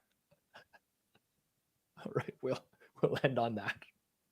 We'll end on that. Geoff Fienberg, everyone, at GFienberg17 on Twitter. And again, the rising star of Circle Back. If you don't tune into that on the Circles Off YouTube channel. I feel like you hate my pick, though, but that's okay. Me? Yeah. I don't hate it. I don't like it. Okay. I don't hate it. I'm indifferent. I honestly am. I'm very close to throwing up within the next. Okay, that's I fair. can feel it happening. So Well, it's true. I forgot. It's You hard had for me this to face- process. Your Yeah, face said you hated my pick, but maybe that's a cover, or maybe you are really going to throw up. So, okay, I feel had better, Rob. Feel 10 better. spoonfuls of soup, and it's not sitting well right now. So I'm honored that you include me, because there's a lot of great people who aren't included and probably offended that I'm included. So, whatever. But and that idea, 2 days next year, I think that's a banger, like the WrestleMania. That's a smart one. We're on to Peace something. out. Yeah. Peace out. Later. Geoff Fienberg, everyone. I don't accept any Geoff slander in the chat, by the way. I take note of everyone. I see you if you slander Geoff, and I don't accept it. I do not accept it. We're on a Canadian run here right now. 2. I think that's the max we have in a row on this show. But we might as well keep it going. You obviously know him from many things in the sports betting space. He's been betting football for nearly 2 decades now, doing all things NFL for RAS Picks, Right Angle Sports Picks. Adam Chernoff joins us. Adam, tough act to follow there, my man. Yeah, I was gonna say I can't bring that level of enthusiasm at 12 p.m. on a Wednesday here. That's not happening. Yeah, you didn't show up to this interview with a milk bag in hand, like Jeff. Well, what was that about? I don't even. There's a Canadian reference I'm not following. It has to do with the breasts on some of the women in the gambling Twitter space. The milk bags. Yes. I got you. Okay. That's as I thought it eloquent. was I missed it entirely. That's as eloquently as I could put it. But yes, there's we kind of know what's going on in the space nowadays with a lot of some content creators out there. They're out there. They're out there. They're definitely out there in more ways than one. Yes, they are. Let's just put it that way. Have you moved yet? Is this your new spot, or is that coming up soon? Got the keys Thursday, so it's finally done. Took a long time, but then we're driving everything over later in this month. So the weather's a mess through the Coquihalla, and I don't really want to don't want to deal with that in late January, early Feb. So a few more weeks to go, but it's all done, thankfully. That's good. What have you been doing over the last Super Bowl week? Do you do like? I find it so. I'm doing a 5-hour prop show today, but I find it really hard to produce content during Super Bowl week because there's just like only so many things you can talk about, basically. Yeah, and it's not only so many things you can talk about, but there's only like how long can you talk about it and still be able to build on it over 13 days. I mean, it's tough to revisit the show as it goes on day after day leading up to it. And so, no, it's honestly after the wild card weekend this year, it was basically it's kind of like that every year, but this year was certainly felt like it was kind of throttled back quite a bit. So what's your plans for off season with RAS? Are you going to be doing NFL off-season content? Do you shift over to college basketball in some capacity? What happens for you post Super Bowl? Sort of figuring that out at the moment, what we want to fully get into. There'll definitely be some college basketball release shows and things like that coming up in the next few weeks. But certainly as we get into March and into April, a little bit of draft content, but I think I want to go a little bit higher level media, just kind of attack bigger topics, spend a little bit more time on them, and then start dealing with some other like experts relative to teams and different networks and try to do a little bit more higher level media rather than specific, here's a pick, here's where I like it every single time. And so that'll be a bit of a transition coming too. What was what's the thought process behind that? I think everything's changing in terms of how reach is occurring, as well as what's kind of in demand a little bit. Like followings matter so much less now than what they used to. And it's all about kind of now putting a lot more value into the content. And so rather than spending a couple hours on something, if I can spend 3 or 4 or 5 days and make it as good as it can be and attack something that's higher level from a team perspective and add some expert commentary into that from sources within the team or elsewhere, it just leads to a lot bigger return on that work being put in. And so that really is the direction I hope to go. Yeah, it's interesting in terms of the reach. Funny enough, I've been joining these Twitter spaces every night recently, which I know is not your scene altogether, which is like gambling Twitter drama and stuff like that. I've picked up more followers in like 3 days than I have in 6 months, just by being based off of that, being involved in that. So it's like, it's really had me thinking about what people are looking for in the space nowadays. And it's very different. It's very different. It's very dynamic for sure. Before we get to your pick, just out of curiosity, you've still been following TGL closely? Love the TGL. I was just actually handicapping some live in the last couple of hours as well. But yeah, loving the TGL. Where are we going there? I'm just curious whether I don't look at the TV ratings. I don't research this a whole lot. From my perspective, I'm still very much invested in it, but I've kind of seen it die off a little bit on social. So I was wondering if it still has the audience from the early going. But to me, I find it so entertaining. Last week was awesome. Jupiter, Boston, Tiger, Rory. That was as fun as I've had watching sports just as a fan in a while. So that was great. Last night, it was the first bad night for the sim. There were a couple errors. Morikawa hit a drive that hung up on just a ridiculous slope, and Fleetwood had a misread. And so I think last night was a bad look for it. And that's maybe why there's not as much social stuff circling around. But part of the problem, too, is if you think about NFL, you have so many games every single week. Obviously, you get a lot of clunkers, but you get some good ones in there, too. TGL's kind of stuck with one a week. If there was only one NFL game and we had to judge the entertainment value of NFL off of only Thursday night football every single week, it would take a lot of criticism, too. And so I'll be curious to see next Monday, I think it is, they do a triple header. And maybe that will lead to some more intrigue and some more interest. So I'm all for it. I enjoy watching it a lot. All right. I say this to every guest, and I repeat this to every guest. It's getting very repetitive at throughout the show here. There's a lot of pressure on everyone to give out a winning pick on this show. But there's even more pressure on you, Adam, because this is going to go into a notebook somewhere as well. It's not just the people that you're delivering it to.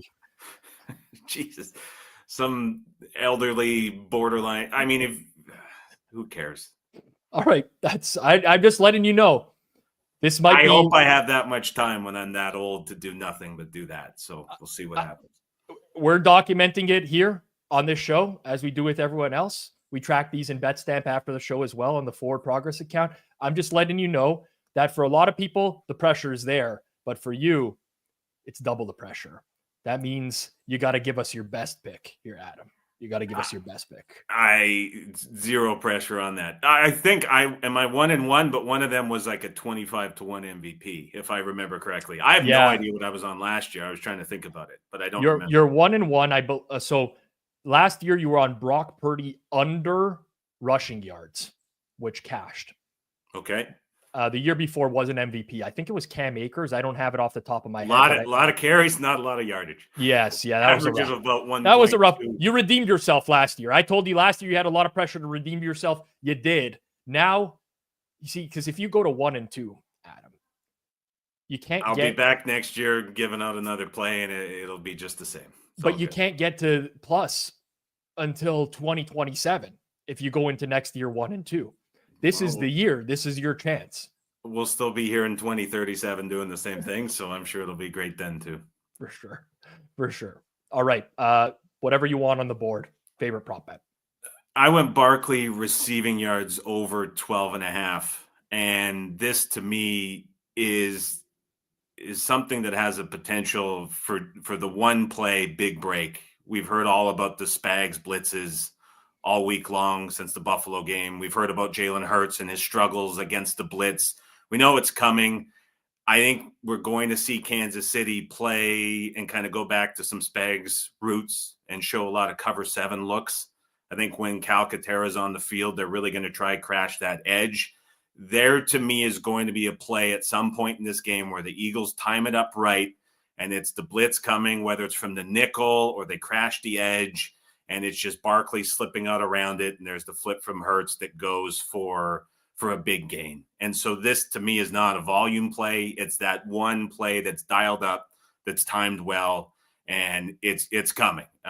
I don't know when it's coming during the game, but I just have a really good feeling that they have something timed up that we're going to see Barkley take advantage of. I was looking at FanDuel specifically, and I was trying to put together an SGP to make it a little bit more fun here for the show. But I was going to pair that with like a Barkley long reception over, which is at 8.5, with a longest rush under at 25.5. Just because KC is going to do so much to sell out to stop the run. I don't know if there's the big explosive run. I'm pretty confident we're going to see a big explosive catch from Barkley in this one. And so that one was blocked. I couldn't put it together in the ticket that said it wasn't allowed. So maybe you have another book that you look at that's accepting that. But I think this one here over 12.5 is good. All right. That's the Adam Chernoff high pressure, big bomb banger Super Bowl prop right there. Saquon Barkley over 12.5 receiving yards. Adam, hope everything goes really well with the move. And we'll chat in the off season. I'm sure we'll get up to something in the off season. Absolutely. Enjoy the game. So is everyone in the chat, and we'll chat soon. All right. At Adam Chernoff on Twitter, RAS Picks on TikTok as well, if you want to check out some of the TikTok stuff that Adam's been putting out there now. Now, this will be, if we had a counter in the corner of the screen, we're probably in triple digits by now for the amount of times I've told you I feel terrible. This is the worst I felt so far today. And conveniently, it's coming with the guy that is going to bring the most energy. This may be like I have to turn the camera off and vomit on air type of situation with who we got lined up next. I see him backstage. I'm actually getting ill just looking at his giant head in the waiting room, laughing like an idiot. I don't even have to tell you who it is. You know who it is. You see him on Hit the Books, where Brad Powers carries him throughout the college football season. You sometimes see him in the province of Ontario, making those runs across the border to play $50 tickets at the local convenience stores. You sometimes see him at the FanDuel kiosks in Michigan. And you see him here right now. Uncle K, Joey Knish. Oh, baby. What? You were going to try and bail on the show here? I was going to say most Canadians I know would have taken a month off if they had, a little stomach ache or whatever you got going on. So, great to be here. Super Bowl Prime. Oh, great pull on Zylbert, by the way. Those Zylbert pictures already going viral on Twitter, as I've seen. I'm not sure what he's doing with the hair, but it just incredible content there. So I even had to tune in for that one. I'll tell you this right now, as people are mentioning, is this the guy from Rounders, the great card counter? You know, he's a man of many disguises, and he's done a lot of things in his life, Joey Knish, or Knish, as they like to call him on the Twitter spaces. I will say about Zylbert, I don't want to say pleasantly surprised. He was way more normal than I thought he was going to be.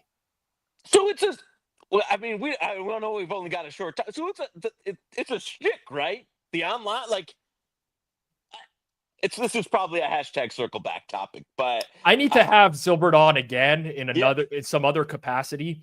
See, like, what people don't know is that Zylbert actually DMs me on Twitter quite frequently because he bets NHL props, and he's often looking for my opinions on certain players that he's betting and stuff like that. And he's very normal to interact with through DMs.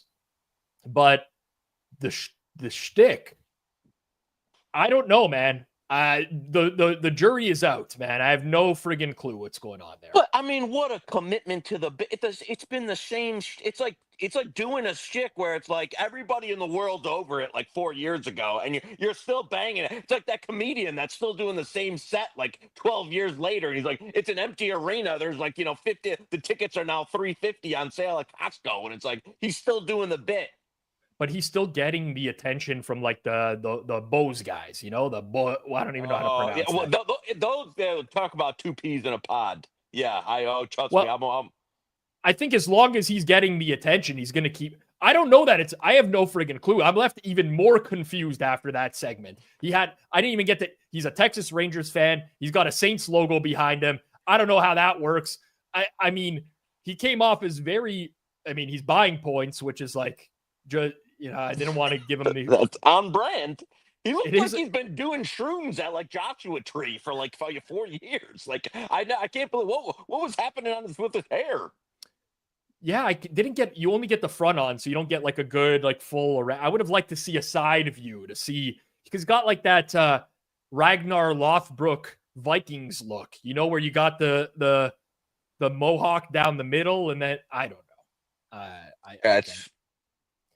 Yeah, it was a great poll though. I mean, that's a win. It's a great stream. Also, I mean, I tell you what, I'm in on the spaces tonight. I mean, Cash Out King and the Prop Queen response. I can't. I'm excited. I'll tell you that. I haven't been in it, but I know. You listen, buddy. You're gonna have to take some get some fluids in you. Get one of those drip IVs and saddle up for 4.5 hours. I actually might have to get an IV. Seriously, I don't know how I'm gonna do that tonight. I'm gassed. I got to do you better. I'm doing you better. You bet 620 because I love Nick. And he's great. But aside from that, oh man, I don't know how I'm going to do that tonight.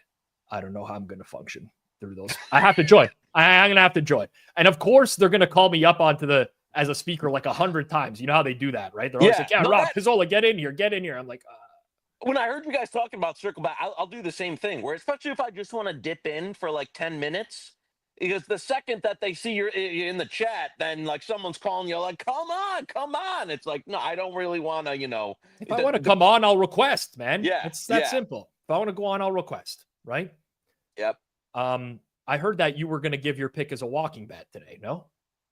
Well, unfortunately, I will, it's a little cold out. I usually like to be more scantily clad for, my official walking bets, but the pool will be back open soon. We'll have once Hit the Books returns, we'll get some of the swimming content back that some in the space ripped off for me. Not that I want to make a big deal about it, but that's some of that I let some of the ladies use around the space. But yeah, we'll be back eventually.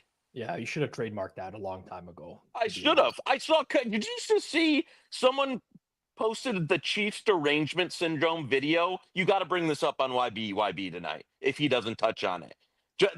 That's been Kostos' shtick for like 3 weeks, and some Chiefs fan I'm sure you've been busy doing this. Somebody made like a whole video and called it Chiefs derangement syndrome and totally ripped it off. It's like it's straight robbery that they just pulled it from him.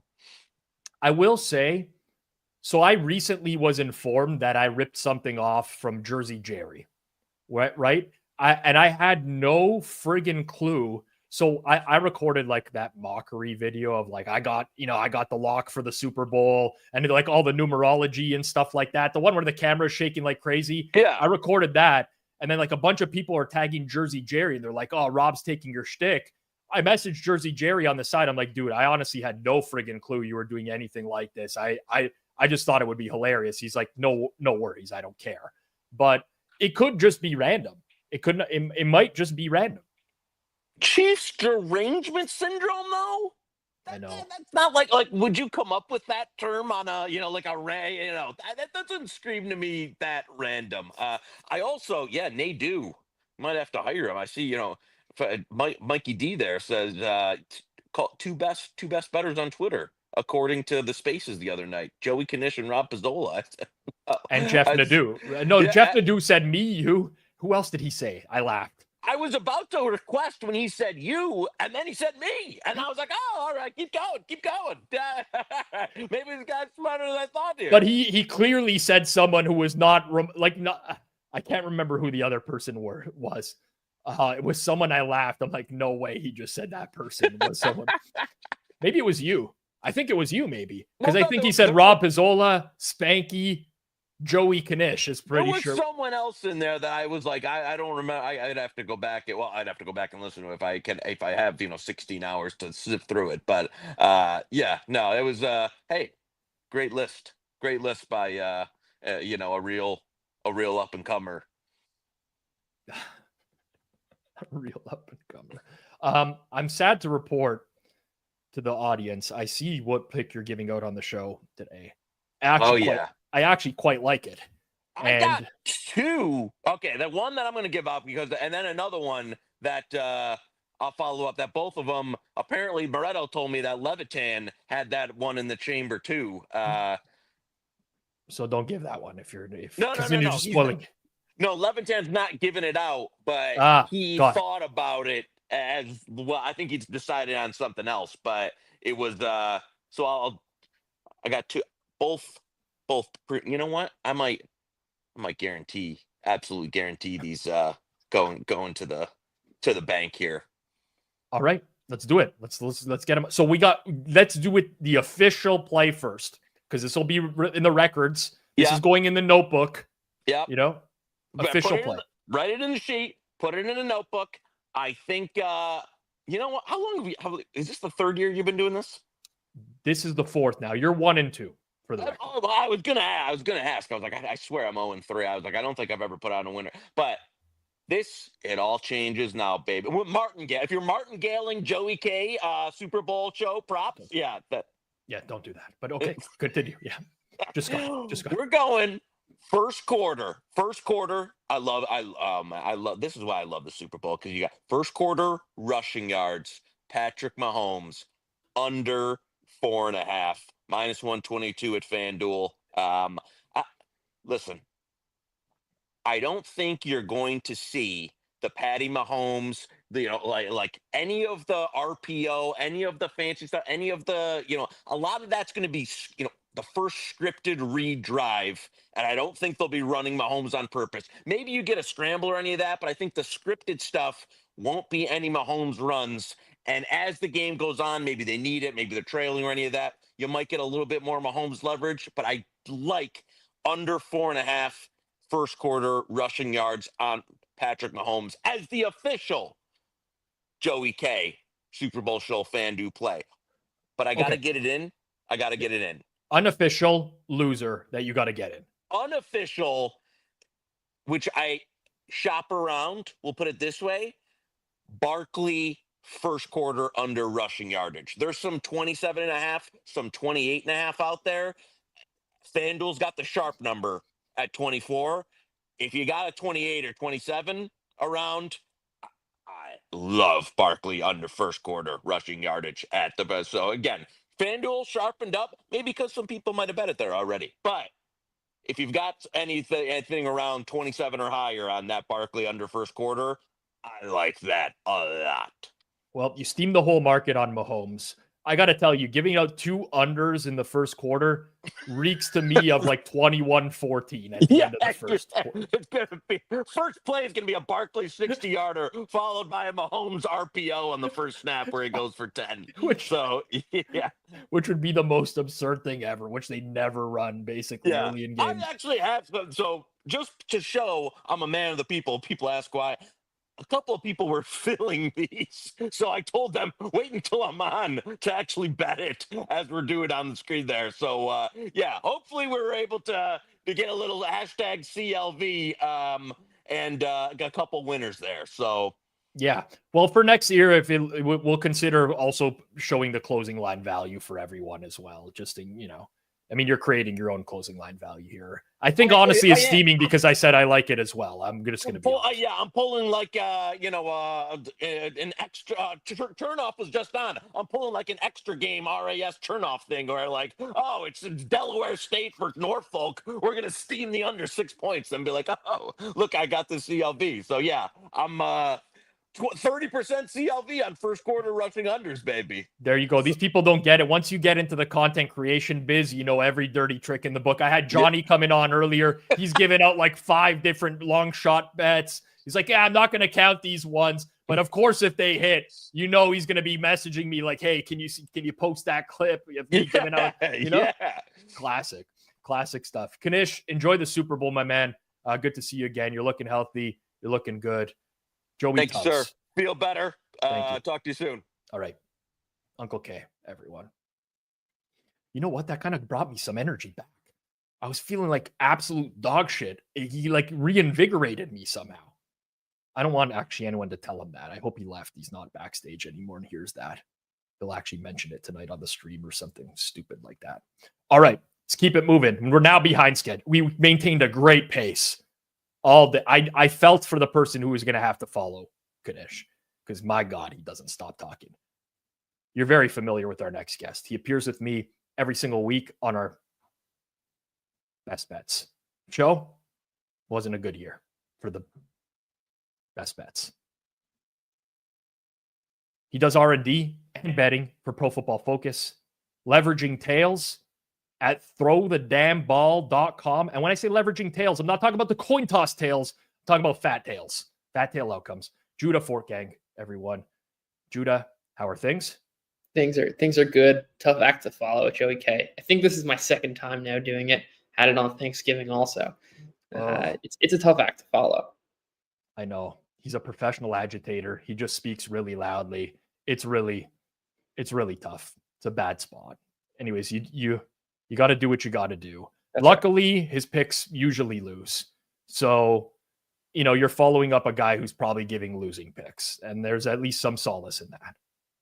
That's fair. Although I don't know if I'll get the CLV that Joey K is going to get, and at the end of the day, that's what counts. Well, I haven't seen what you're picking yet. So are you going like a bigger market or something like that? Or are you're just concerned you might somewhat bigger? A little surprising, honestly. I'm in Fanduel, I think pretty sharp relative to the rest of the menu available. But I think going with a regular median prop here, we're going Jalen Hurts passing attempts.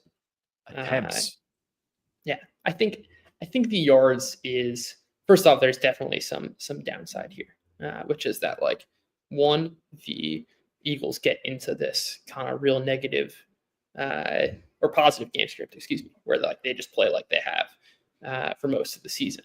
And the other is that the Chiefs also do have a tendency to really extend drives, and certainly against a better caliber defense, we could just see more of these drives go into 3rd and 3s. When they were having success, the Chiefs last week, it was coming a lot on 1st and 2nd down. They didn't need to convert on 3rd downs. So I also don't see it as totally out of the realm of possibilities for the Chiefs to just completely control the game. But with that said, still going with the Jalen Hurts over 27.5 pass attempts. I think what this comes down to ultimately is the Eagles have trailed at the fewest number of plays of anyone in the NFL. So and when they're trailing, they also just become extremely run heavy for good reason, considering how successful their ground game has been. But I think the story is a little bit different if they played 20 games against the Chiefs. And I think they're going to be in many more neutral sort of game scripts. And what this market is kind of pulling is a reflection of the fact that the Eagles have been in these positive game states. And I don't think that's necessarily going to be the case here. So relatively simple. I think this can hit in many different ways. Number one, just you see a typical game, the Eagles don't jump out completely to a huge lead. 28 pass attempts, not a lot, and it's not as though the Eagles are going to be extreme run heavy. I think in a neutral game state, and also there is an element of Jalen Hurts' knee injury, which I think can mean that more of these dropbacks, which were previously scrambles going for either sacks or small rush gains, can instead be throwaways, which can obviously lead to some value. So nothing too sexy here, but I think that the just distribution looks very different for the Chiefs than it is kind of the typical Eagles opponent they played this season. Yeah, so that has been the most common theme on the show today, and will be a theme with my pick later on, provided it's still in the same range. I'll just throw it right out. If the Eagles win this game in a blowout or are winning up a bit, this is going to be a bad record for the stream this year, because I think a lot of people are predicating their picks off of the fact that the Eagles have played ahead so much this season. They've just been rarely trailing, and this is a game that's expected to be closer and your distributions start to shift. I agree with that. I didn't look at Hurts over pass attempts, but it just kind of fits into that same that type of logic that a lot of us are using here. So I hope you get yours, because it will have somewhat of a correlation to mine as well. So there you go. There you go. I guess riding with the guests of this stream. What can go wrong? Well, 2 out of 3. Listen, if I was touting our stream, 2 out of 3 years we've won on this stream. 66.7% winners. Who wouldn't take that? That's right. That seems like infinite ROI, basically. Astronomical, right? If you need 52.4% to beat the VIG, 2 out of 3 years. I mean, small sample size aside, 66.7. Who's not taking that?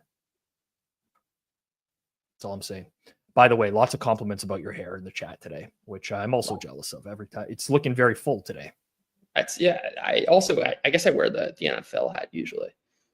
But my hair kind of gets very quickly from like a normal length to just gets like really long really quick. Very weird sort of distribution, I guess, of the hair there. But I appreciate the comments. Although catching up, this is riveting analysis. Well, I mean, listen, you're getting a bunch of comments about the hair, and then you're getting Xshesh who likes to come in at you every.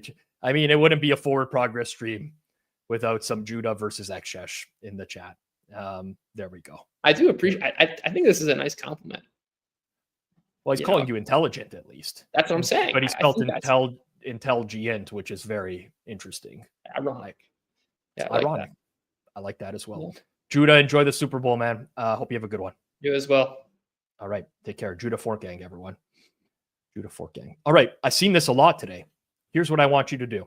Hey, guys, when is Prop Dude making an appearance? I have been on Prop Dude's case for like 8 months to try to get him on shit. And he keeps telling me, he's like, I don't want to show my face because then the bookies that I deal with, they're going to see me on. If you want to see Prop, everyone mass spam that guy's account right now because he keeps telling me he's this great better reprop dude. Jason, you know this guy in real life. Get in here, Jason, really quickly. Yeah, me and him have beef. I publicly called him out on Twitter to fight him. Hopefully Jack Mack can set that up. F prop dude. No, but we can't get the guy on. He doesn't want to show us. There's only one person that's not allowed to not show their face. That is ClevTA. That's it. You have one person within the network that you can't just be putting screens up for everyone. That's it. So I'm just going to call it. You want him on? Spam him on Twitter. That's all I'm going to say. I will say he did send me an official play and he asked me to give it out. So I hope you don't have to go to the bathroom between now and the end of the show because I will be doing that. Let's save that because I think our second last guest, there's a decent chance he may not show. Okay. Considering he was supposed to be like our second guest and he didn't show. So well, it allowed me to give a pick that he no-showed that first spot. So I'm happy for that. All right. I've gotten behind schedule. I blame Knish. Guy set me back. I was on a good run. I got a little pep in my step now. I don't feel better, but I got a little bit of energy going. So we're going to keep this going right now. And again, we're going back to Super Bowl Media Row here. You know him from this channel. He appears regularly on our Forward Progress live watch-alongs. He's a senior editor at SI Now and SI Betting. He also hosts the Bacon Bets podcast. And unfortunately, he's now been discussed 2 times on Circle Back. Iain MacMillan, everyone. Iain. Hello, Rob. Thank you for having me on. No Can you hear problem, me? I got you. Is my internet okay? You sound great, man. You look great too. You know what? I saw the pictures of you. I saw some videos of you interviewing guys yesterday. A lot of these guys show up to Super Bowl, like the media row. They're in like track pants and whatever. You're coming like a true pro. You look spiffy. And I also like the facial hair. This is a great look for you, Iain. I say that as a heterosexual, but it's a great look for you. Look good, feel good, play good. Yeah, you're right. There are some people here kind of poorly dressed. Not a good look, I think. Especially if you're a little bit younger, like I am, like 32, but a little young. I think you kind of gotta dress up. Or people might not take you seriously.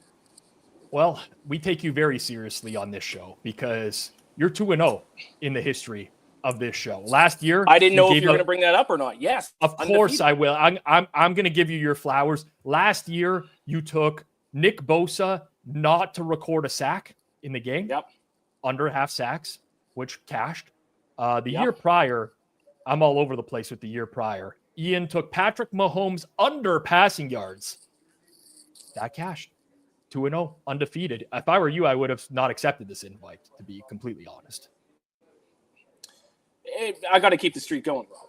Before I actually give my pick for this week, I do want to address the Circles Back episode. You guys nailed it. That tweet I sent, way ill-advised. I got in my feelings a little bit. It's tough when you give out a pick. It doesn't hit.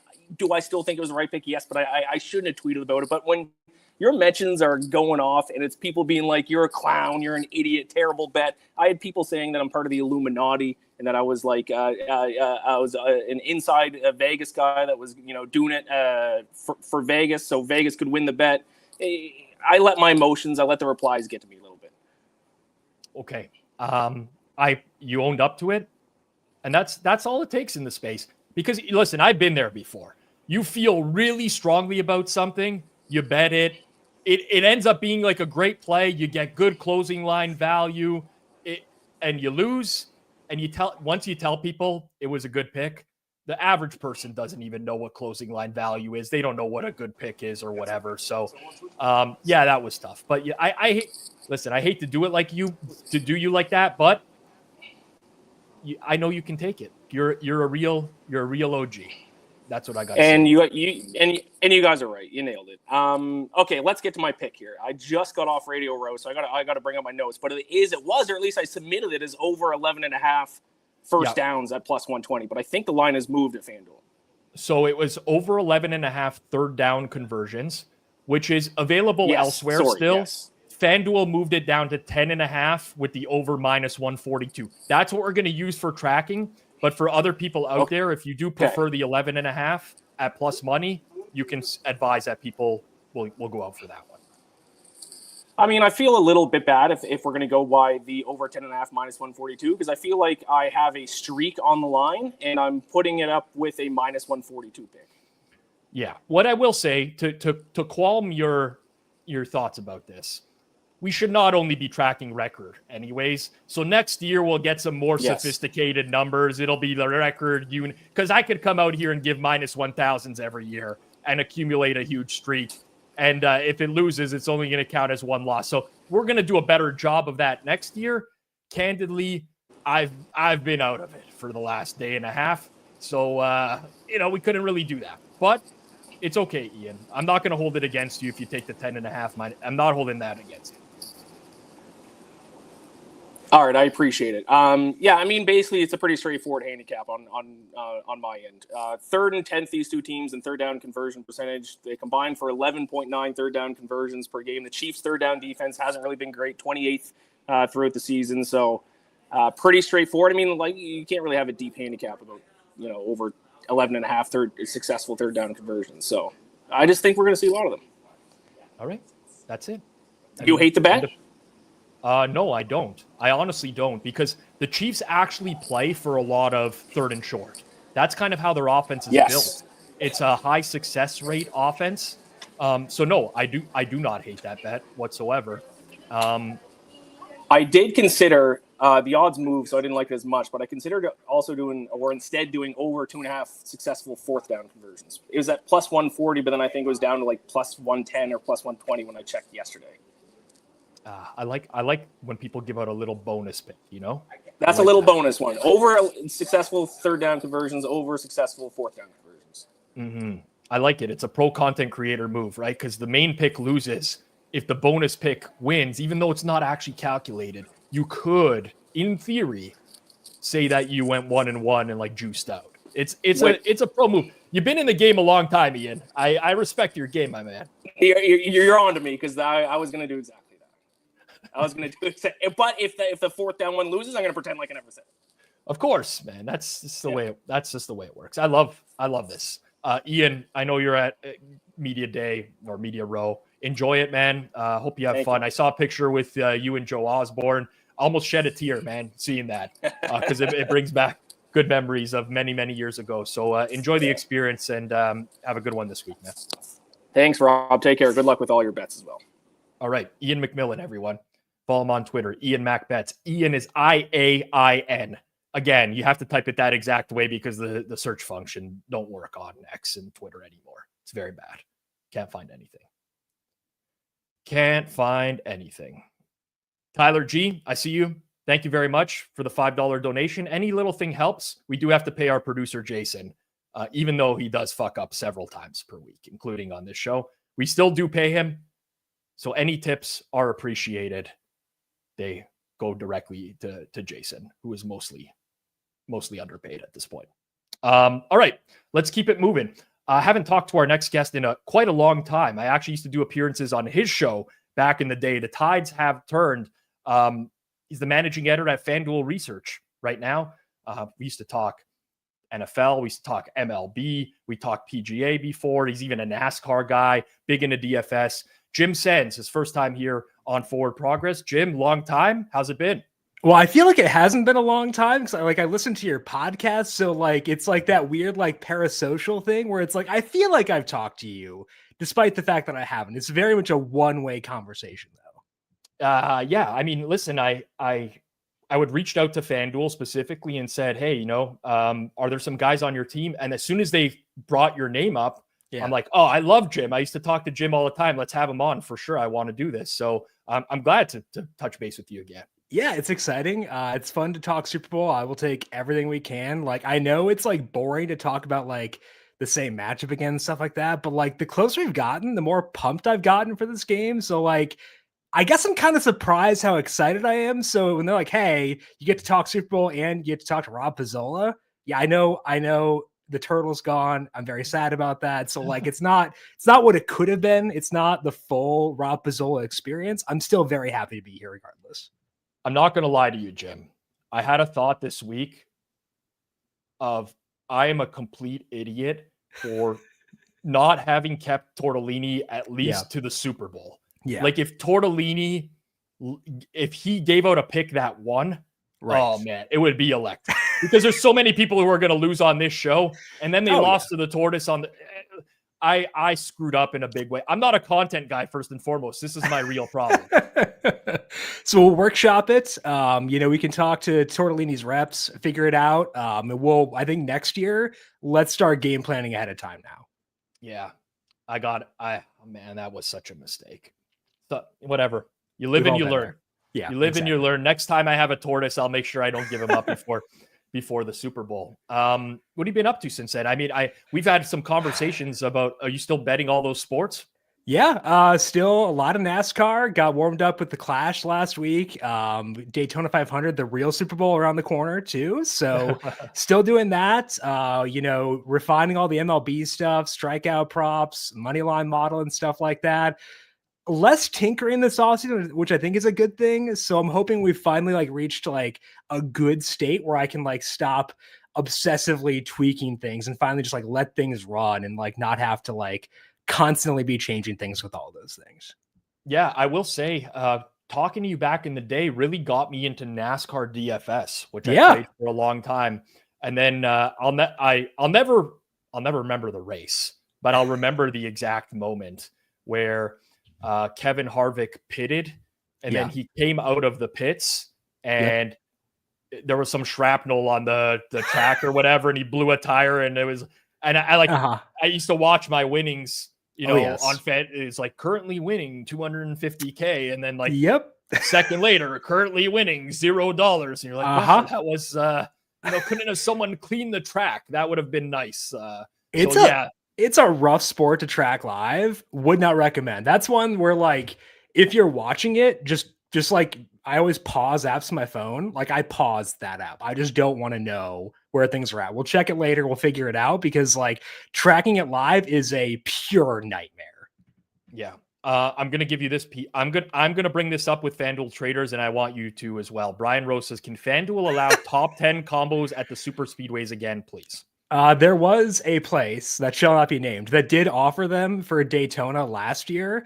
And if you did a round robin, the parlay didn't hit, but a round robin of some really bad cars did wind up hitting. Nick Giffen of the Action Network is the one who kind of pointed this out to me back then. So you will sneak it through every now and then. I kind of would doubt FanDuel offers it again if I had to guess, because they did lose $1 million the last time that happened, but you can find them out there if you're willing to look hard enough. All right. There you go. They still exist, but I'm going to try to get them back on FanDuel. I will. Yes. I'm a man of the people. Yes. I promise you, Brian, I will try. I love looking at the picks that come in over the course of the show. We do have a private spreadsheet just so that I can kind of look into it. I love when we get a nice balance, especially when some people give out some longer shots here. This wouldn't be considered like, something crazy or anything like that, but it's a good one to bet and sweat. So I'll tee you up for this one. What do you like here for the Super Bowl as your prop bet? Yeah, I know you track this stuff. I know you track records and stuff like that. But like you said, I'm a NASCAR bettor. I am used to losing. I lose a lot of bets. And I feel like if you want to be like a good bettor, you got to lose a lot because you got to be like okay with that. You got to be willing to take these bets that are not minus 115 and stuff like that. But I like Jalen Hurts to score twice in this game specifically. Minus 115 to score once, that's fine. I'm okay with that as well. But I just feel like, I'm not sure if you've kind of like had the same vibe. I feel like books have had a really hard time pricing in anytime touchdowns on teams that tush push. So the Bills with Josh Allen, Eagles with Hurts. I feel like they've just been undervalued this entire year and honestly this entire time where this happened. So plus 550 at FanDuel Sportsbook for Hurts to score twice. The implied odds there are 15.4%. If we look at all the games in the tush push era, which is a weird phrase to say, but like in the tush push era, 2022 week 1 on, 53 full games for Hurts there. He has scored 2+ touchdowns in 12 of those, so 22.6%. He's at 4 out of 17 this year. That is 23.5%. And across 7 playoff games in this, again, tush-push era, he's done it in 2 out of 7 times, so 28.6%. That is not quite double the implied odds, but it's around there. So he's done this very often, ever since they shifted to this approach where they'll push him in from the goal line. They're willing to try multiple times and stuff like that.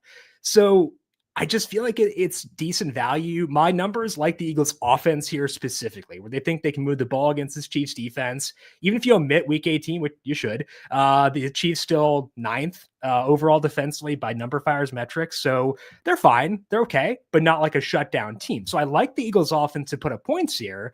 And when they do, it tends to be via Hurts. He scored 31.6% of their touchdowns in his full games this year. So I think the Eagles offense should move the ball. So which means I think that their touchdown props a bit underrated overall. I think that Hurts, because I don't think books properly priced in the tush push, is undervalued specifically. And twice is more fun than laying minus 115 for him to score once when I see value on it. It's not just because it's fun, it's because I see value. But I just feel like they've had a really tough time figuring out ways to price in the intricacies of the tush push, and that's led to a lot of value, both in the single touchdown bets, but specifically the multi-touchdown bets for guys like Hurts and Josh Allen. Yep. I like the handicap. I like the price. I mean, I'm just looking across the market right now. Plus 550 is one of the better prices out there. Lots of sports books have a 4 in front of the number as well. And I like when, FanDuel is great in terms of obviously our sponsor of the show, but touchdown scorer props. Yeah.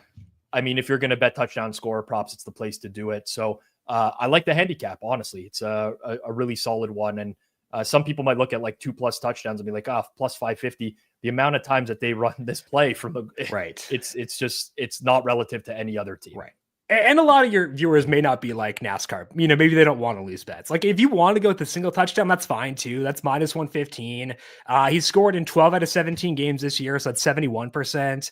It is 35-53 during the tush push era, 66%. 5 out of 7 playoff games, 71%. So like the rates are good too for the minus 115 on the single touchdown bet. So if you're like, I just want to cash a ticket, I get that mentality. You don't want to sweat out a second touchdown during the Super Bowl. You want to just like enjoy yourself. Fair. Betting's supposed to be fun. So like, if you want to take that mindset and not like take the best value on the board, minus 115 is fine. I'm okay with that. But like to me, where I am okay losing bets because I do it a lot. I'd rather swing for what I think is a better value. And to me, the better value is a plus 550. It's just, again, I just don't think the tush push is properly priced at Sportsbook for these. So, maybe it's Saquon busting off long touchdowns. Maybe they put up 40 points and Hurts doesn't score twice. Maybe he gets one, doesn't get the second one. That's fine. I'm okay with that because again, betting NASCAR means you lose a lot of bets, and I'm very comfortable with like taking these plus odds if I think it's a good value, which I do think this is. I like the handicap quite a bit. It's great connecting with you again, Yeah. Jim. Everyone follow Jim on Twitter at Jim Sands, his full name. He's managing editor at Fanduel Research. Stay in touch. Let's talk some more in the offseason. You bet. Looking forward to it, Rob, and good luck to you in the Super Bowl. Thank you very much. You as well. Jim, everyone. I go way back, so it's kind of very nostalgic for me doing that. Funny, like I know a lot of people when they see someone that's coming from the sports book that's your sponsor, always skeptical or whatever. I've known Jim for a long time. I've talked to him back in the DFS days a lot about stuff, and I really appreciate his mentality on things. Everyone was talking about, oh, you got to get like E-Colt on the show. Why not get E-Colt on the show? He says this guy stole my fucking prop. That's the prop he wanted to give out anyways. By the way, E-Colt, I mean, I might be revealing too much here. He's in the same syndicate as EV Prop Dude as well. So it's all coming full circle here. You wanted EV Prop Dude, you wanted E-Colt. Jim comes in, he gives out a prop that's connected to both. That's the way that the world works. That's the way the world works. I'm sorry. Sorry, E-Colt, if I betrayed your trust. Sharing other syndicate members as well. All right. Going to try to keep powering through this as best as possible. I mean, I might have to do one more break. I know you guys don't want Jason anymore, so I'm gonna try to power through as best I can. But I might have to do one more break. Now, if you ask anyone in Germany, they'll tell you the most iconic Germans. Dirk Nowitzki, Thomas Müller. I think Boris Becker was German. Could be wrong on that, but I think so. I think Michael Fassbender's like half German as well. Hans Zimmer, famous composer. Rammstein, famous metal band. And this man, Fabian Sommer, live from Dusseldorf. Suuma, how's it going? Great introduction, Rob. I just saw that you got the flu, so it's your famous flu game today. I left out Michael Schumacher, who unfortunately is no one's heard from. You know, he's basically a vegetable at this point and has been living that way. But I love Schumacher growing up. Schumacher is my guy. Also, Schumacher. I guess because he has driven for Ferrari. Yeah. I grew up as a big Schumacher fan. I actually oddly remember where I was when I read the story that he was in like a skiing accident and was in critical condition. I will never forget that because I was a huge fan. Did I miss any other beloved Germans? Like, who are the most beloved? Disco Dirk's got to be up there. Everyone loves Dirk. I mean, Dirk Nowitzki. I mean, especially in the US, I would think so. I probably would have called Michael Schumacher first. Yeah. Also because of your affinity to the Formula One. I fucked up. I made a big mistake. Maybe Manuel Neuer is actually bigger in Germany than Thomas Müller. Müller was always that guy, though. I picture him in the Germany. He's like that classic Bavarian, typical German kind of guy. Yeah. I remember a lot of the German soccer players because as I was growing up, Italy used to just always beat Germany. And I remember them all crying, like Michael Ballack, Lucas Podolski, you know. I actually cried in 2006. That was probably the most brutal sports experience in my lifetime. It's funny because people ask me, I'm not Italian, I am Canadian, but my parents are Italian. And Canada never had a great soccer program growing up. World Cup 2006 for me is some of the best memories of my life of watching soccer. But yeah, that semifinals against Germany, obviously the Fabio Grosso goal. But I'm a big Juventus fan, and Alessandro Del Piero was always my favorite player. And he capped the game with the second goal, which is like, for me, so iconic with the way that he just like put it in. Sorry to make you relive this, Suuma. I apologize. But for me, it's funny because you're a great friend of mine, and I'm actually on the complete opposite side of this. It's like one of my favorite sports memories of all time. Francesco also roasts me every now and then about that day. Yeah. Out of curiosity, has he upped his level of sending you texts and WhatsApp messages recently and Twitter? Because he's been sending me like a lot lately. It's basically the same stream as always, but he is really diving into the Trump/Canada becoming the 51st state memes right Yeah. now. So I'm always getting these memes, and that you already confirmed. Yeah, see, that's the thing. He sends me a meme and then says, "Can you confirm?" And then if you have already confirmed, he forwards me your message, and then he says, "Suuma has confirmed." It's really a very awkward and weird shtick that guy's got going. I don't know how to put it to an end. I'm afraid if he sees this, he might actually murder me, honestly. I would like to cut this from the final product because he sends me a lot every single day. And can you live without it? Can I? I'll tell you, I can live without waking up every morning to 18 WhatsApp memes saying, "Can you confirm, my friend?" I could live without that. Yes. My phone is blowing up at all times. Oh man. Can you live without it? I probably not. Something would be missing, I guess. All right. Something would be something's missing, completely all right. wrong about the mornings. But you guys are in the same time zone. So you're both in Europe, so it's different because like he's messaging you in real time while you're awake. He messages me these things and I just wake up and I already have a huge problem with my phone when I wake up. I get so overwhelmed by the amount of like Twitter messages I have. I got like a million things that are going on at all times. And then I get to this guy who sent me like 18 messages and then it's all memes. Can you confirm? At least he's not sending me the Italian newspapers anymore. This guy was sending me like 500 megabytes worth of Italian newspapers, digital form. You too. Like, so the funny thing is we are on the same time zone, but he gets up like super early in the morning, around like 4 a.m. in the morning, and already sends me like picture from his kilometers that he has already run in the morning. And then when I wake up at like, I don't know, 6:30, 7 a.m., I already have all the memes in my pocket, basically. We can't talk about kilometers on this show. This is mostly American audience, and they have no clue what we're talking about at this point. It's miles, but it actually makes sense. Like we have a metric system that anyways, don't let me get into the empirical system. It's a story for another day. Trump's already slapping tariffs on us. I'm done with this entire conversation. Suuma, let's talk football. What's your record? 2-1. Okay. You're above 500 in your career on the stream. I don't know what the units are because you could have easily lost like a minus 250. I don't think you have. You're not that type of guy, but it was always around like minus 110, minus 115-ish or something, I guess.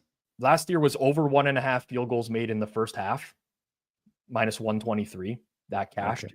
The year before was, I don't even have you in the sheet. Anyways, I got one pick from you. That's good. I'll trust producer Jason that he knows what he's talking about. 2-1. Lots of pressure on this because you got, if you fall to 2-2, it's not a good look for next year when we bring you back on. It's just, we're bringing on like these average guys. You don't want to be the average, right? You want to be the guy that's 3-0 or the guy that's 0-3.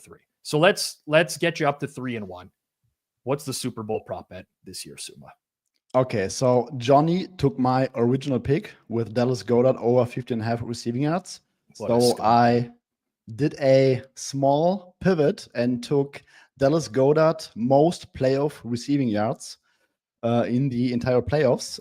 He needs 42 yards to beat Dyami Brown, which is still ridiculous, to be honest. But Dallas Goedert's median line right now is 50.5. And that guy, he was coming back from injury. He has 3 full games with Jalen Hurts, 18 targets, 26% target share.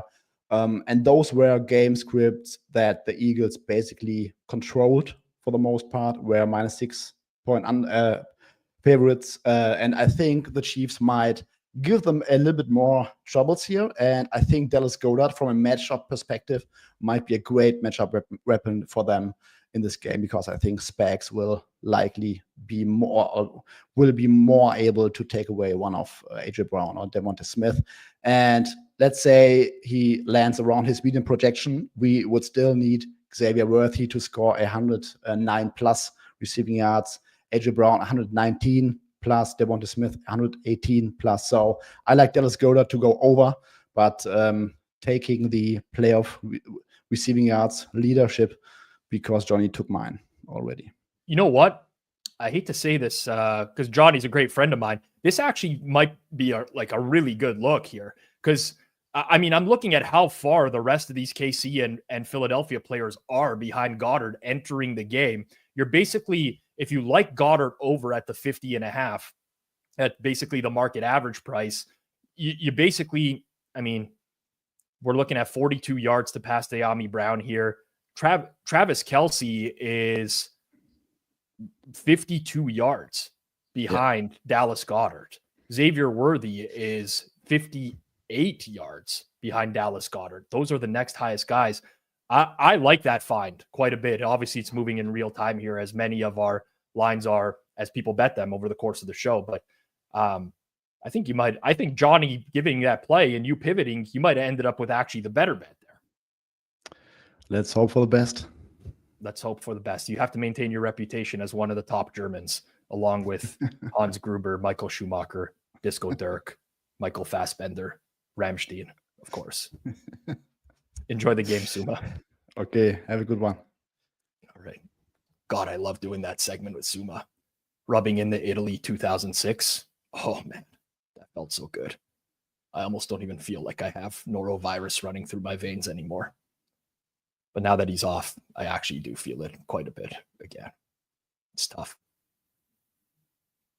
Our next guest, actually, last time I talked to him was on Circles Off. He really preached health, too. He's the co-founder at Establish the Run. Somehow he's best buds with Adam Schefter as well. I don't remember what the story was there. Adam Levitan. Good to see you, buddy. Sorry you're feeling sick, but thanks for having me. Great to see you. Yeah, I think on Circles Off, it was like your recommendation to just like get health tests done, right? Like you can't take this stuff for granted. A colonoscopy is one of life's great joys, but that would not help you in this situation. What would help you in this situation is never leaving your house and just betting and playing DFS all day, which is what I do. And I knock on wood, I'm on a great streak of not getting sick just from not interacting with other humans. Yeah, I mean, it is a pro move. I will say a lot of people online think I never leave my mom's basement. That's what I'm often accused of, because anytime I go after someone online, I'm just the troll in my mom's basement. It's not that I'm spitting rational facts. That's a story for another day. But yeah, I had my brother's bachelor party on Friday night. There's a lot of people. We went to some interesting places. You know the deal.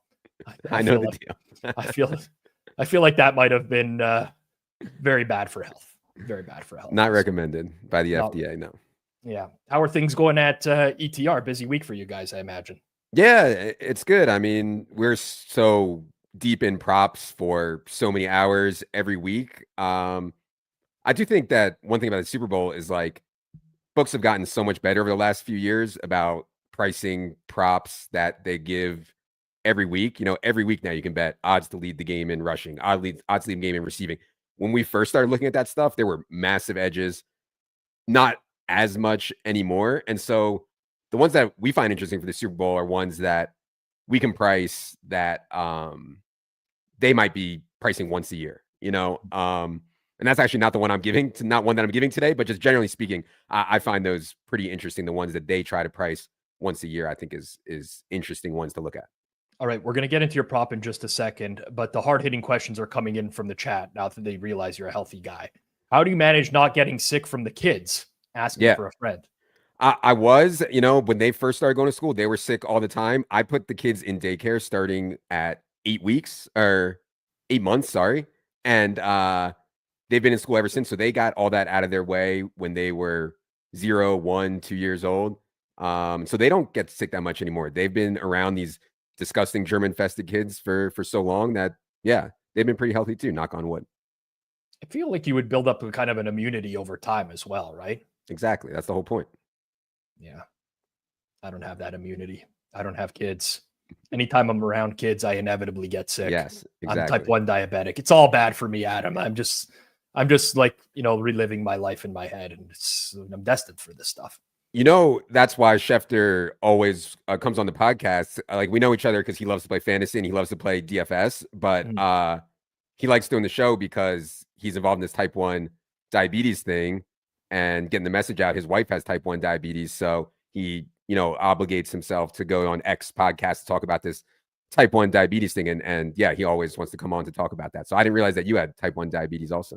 Oh, this is a great angle for me to book Schefter at some point in the future. Yeah. I was in New York in whenever the Tyson fight was. I want to say November, roughly around that time. I'm horrible with dates. I can't remember. But one of my buddies who lives in New York was like, you got to go check out this bagels place. Go see what, I can't even remember what the place was called. And I'm like, dude, you know, like I worked in Montreal for years. They have great you're not going to blow me away with a bagel. And he's like, go, trust me, like get the bagels, try one. So I go to this bagel shop and Schefter's there buying bagels. And I snuck a quick picture. And then I'm like, you know what? Well, I don't even know who I am anymore. Like sneaking a pic of Adam Schefter. I'm not going to, but yeah, he was there at the bagel place. I should have introduced myself. I'm just like, you know what? Like, I don't want to bother this guy buying bagels or whatever. In hindsight, that was a mistake. I should have talked to him. He loves the DFS, man. You know, loves. He'll play, you know, $1 showdown slate and everything and sweat it hard. So yeah, he's super into it. All right. I think the prop you were going to give out is moved, actually. So we might have to, it's up to you what we're going to do here. Moved further. It was already like one of the worst in market. I still thought it was okay, but it was already one of the worst prices in market on FanDuel. I can't believe we can only give FanDuel, Rob. I'm sorry. I got to say it. I can't believe we can only give FanDuel. Here, I will do this for you because I like you. FanDuel's a sponsor of my show. I'm a very real person here.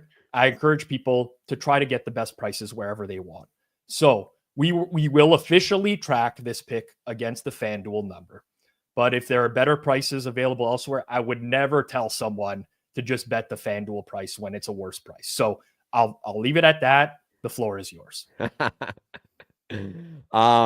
Yeah, so I think one angle to take in this game is public on Saquon in just such an outrageous way. And it's warranted. You know, we have an outrageous projection on Saquon. The lines are even higher than that in a lot of the Saquon stuff. The one that was showing the most EV for us when it first started was Saquon under 25.5 for longest rush in the Super Bowl. It got down to 23.5 minus 102 on FanDuel. I believe it was this morning. I don't know if it's gotten worse than that. There was some still 25.5 minus 120 out there. If you do the right thing and shop, we make the break even here around 22.5. We have him going under 25.5, 63% of the time, under 23.5 longest rush, 59% of the time. I think people would be surprised. You know, like Saquon had this truly historic season, like truly historic season. And he still went under this number in 9 of 19 games. Right. And so like, I think he's gonna have a good game in the Super Bowl. I'm not sure he's gonna have a historic game in the Super Bowl. I can't believe this is down to 21.5 now. I would not take the 21.5, but there was 25.5 out there this morning. I'm not sure what to do for our official record, which means everything in the world to me, my official record on this show. But yeah, I would not go past the 23.5 minus 102 on this. But yeah, and you know, I've taken some other anti-Saquon stuff, which is probably still out there that wasn't showing as strong for us. But yeah. All right. I'm going to clarify here. Producer Jason, he might be as sick as I am, and he actually had the wrong prop loaded up. He was looking at rushing attempts. Yes. Longest rush at FanDuel still 23.5 minus 102. I am looking across my Betstamp Pro screen. I do see some 24.5s out there in market as well. Technically some 25.5 offshore, but like you're not going to get real money down on that specific book as well. So it's still there. I misspoke. I trusted my producer, which I do in this business, Adam. Sometimes he leads me astray.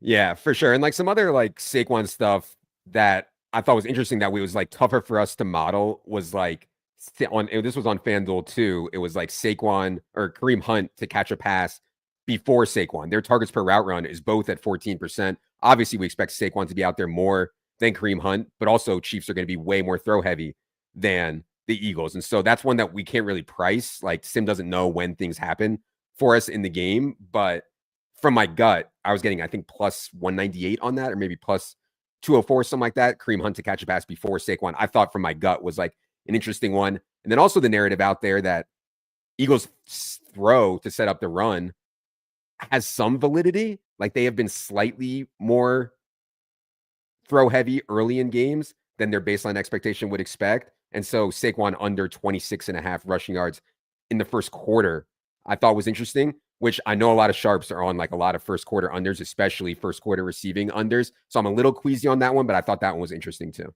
Yeah, Joey Knish gave that out as a bonus bet, so you're going to want to avoid that. Now that he did that. That was he gave up Mahomes rushing under in the first quarter, but as a bonus bet, he likes Barkley under rushing in the first quarter as well. Yeah, I did take that. Yeah. I understand the logic when it comes to that as well. I actually think it's a pretty sound case, honestly, for a lot of that stuff. And generally, in a game like this, that's not to say Barkley can't have a huge game. Obviously, we've seen him have it before, but everything's relative to price, and I don't think you're going to get much value in betting a lot of Barkley overs. That's not to say you can't find one here or there. Oh, exactly. Yeah, it's gonna be really hard. And some of this stuff, like, I don't know what you think, but like last year, I was sitting around waiting. I was like big on Kelsey unders last year. I was like sitting there waiting. I was waiting. I was like, oh, public's gonna steam up Kelsey. The Swifties, they're gonna steam up Kelsey. They're gonna steam up Kelsey. It never really happened. Like the prices never got better on Kelsey. So I'm not sure the prices are gonna get better on Barkley or not. At first, I would have been like, of course they're gonna get better for Barkley unders, but I don't know at this point if they are. I also noticed this year, and obviously Hitman's a good friend of mine. I know some other people that move props as well, and they were betting unders very early in the cycle on some players as well, where they were just taking some stuff which historically they would have maybe waited on. So I guess maybe market dynamic is shifting a little bit. It's way more competitive nowadays, and people have fear if they have a big edge on a number. It's like, why wait for something better? I'm just going to play it now. Yeah, and especially with limits up, limits were pretty solid as of, like Monday already. So, is what it is. Yep, totally agree. Adam Levitan, everyone, follow him on Twitter. If you don't already, I'm sure you do. He's got a big following. Establish the Run, check it out. I'm an Establish the Run subscriber on a weekly basis for NFL projections. And Kirk Evans, my partner in crime on Circle Back, loves it for NBA projections as well. So I'll give you the plug there, Adam. You guys do great work. I appreciate it so much. Feel better. Have a great show. Thanks very much. Adam Levitan, everyone, looking to keep that perfect record intact. How were the bagels? They're fine. Like, you're not going to blow me away with a bagel. I like bagels, but like, how great can a bagel be? Like, that's it. I don't know. I'm going to keep hydrating here. I legitimately feel like I've run a marathon today. I'm not exaggerating. My body is so sore in this chair. I can feel the virus working its way through. So we're there. We're there. We're over 4 hours. It's a little bit more to go. And our next guest is one of my faves. I say that for a lot of people. I do have a lot of favorite people, but he's a fellow Cowboys fan. Plus EV sports bettor. Lover of all things honey, just like Berryhorse. Part of the team at Matthew Berry's fantasy life as well. You've seen him on the channel before. Matthew Freedman, everyone. Matt, oh, nice little background you got going there. Is that new or? I've had this set up this year, but whenever I've been on the stream when we're watching games, I don't watch games in this room. So this is the official recording setup, and then I just slum it, hanging out in the chair, watching the TV when I'm on the stream with you guys. I got the hats back. It's nice, crisp, clean. Yeah. I'm very jealous of that set. I mean, I'm in a large room here, and it's my office, and I bet through here as well. So I'm not catering it to content, but that is very crisp. This is the recording background. I've got like my work desk like over there, and then when I record, I have like the little small desk that I just pull around, put my chair behind it, and so I wouldn't say this is a studio, but it's studio-ish. Yeah, it's like one of those like 50-piece drum kits that Neil Peart used to use, where you just spin around to the other side, do something different. Exactly. I'm going to take some advice from that, because like this desk is a wraparound. I could easily use this as a. Anyways, give me some ideas. There we go. Yeah. Already, I'm getting something out of this interview today. I see you're wearing the Dallas Stars hat, or the Dallas Cowboys hat. Unfortunately, whatever we want to look at it. Yeah. Unfortunately, not a Mavs hat though. No. Are you a Mavs fan? Unfortunately, I am. Yeah, devastated by the loss of Luka.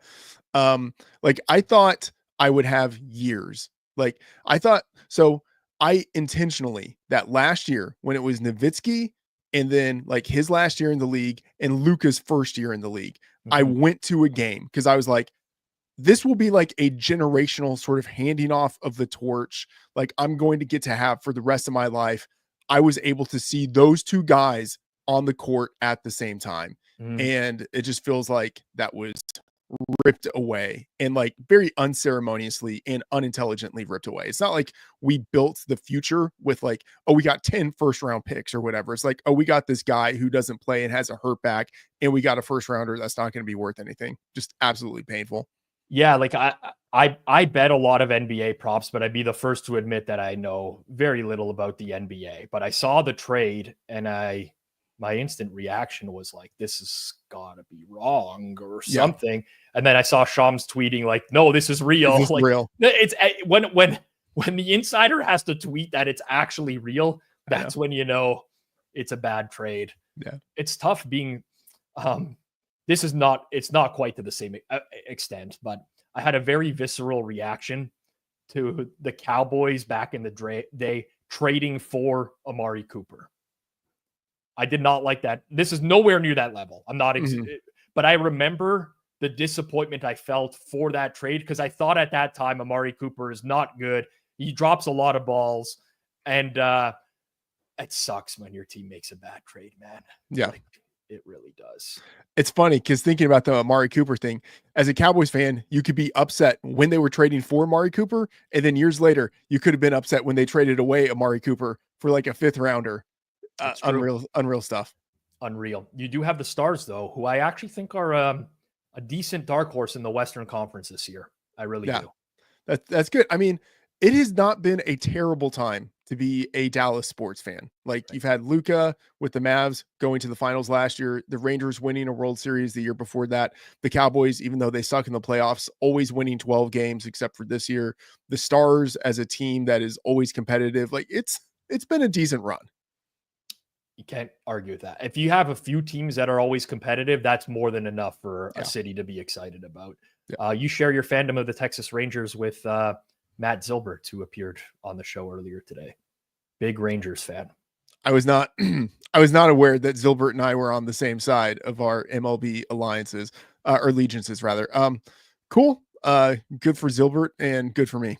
I had to remind him that my favorite baseball moment ever was Jose Bautista's bat flip, which happened against the Texas Rangers. He was not a fan of me bringing that up, but all-time classic moment.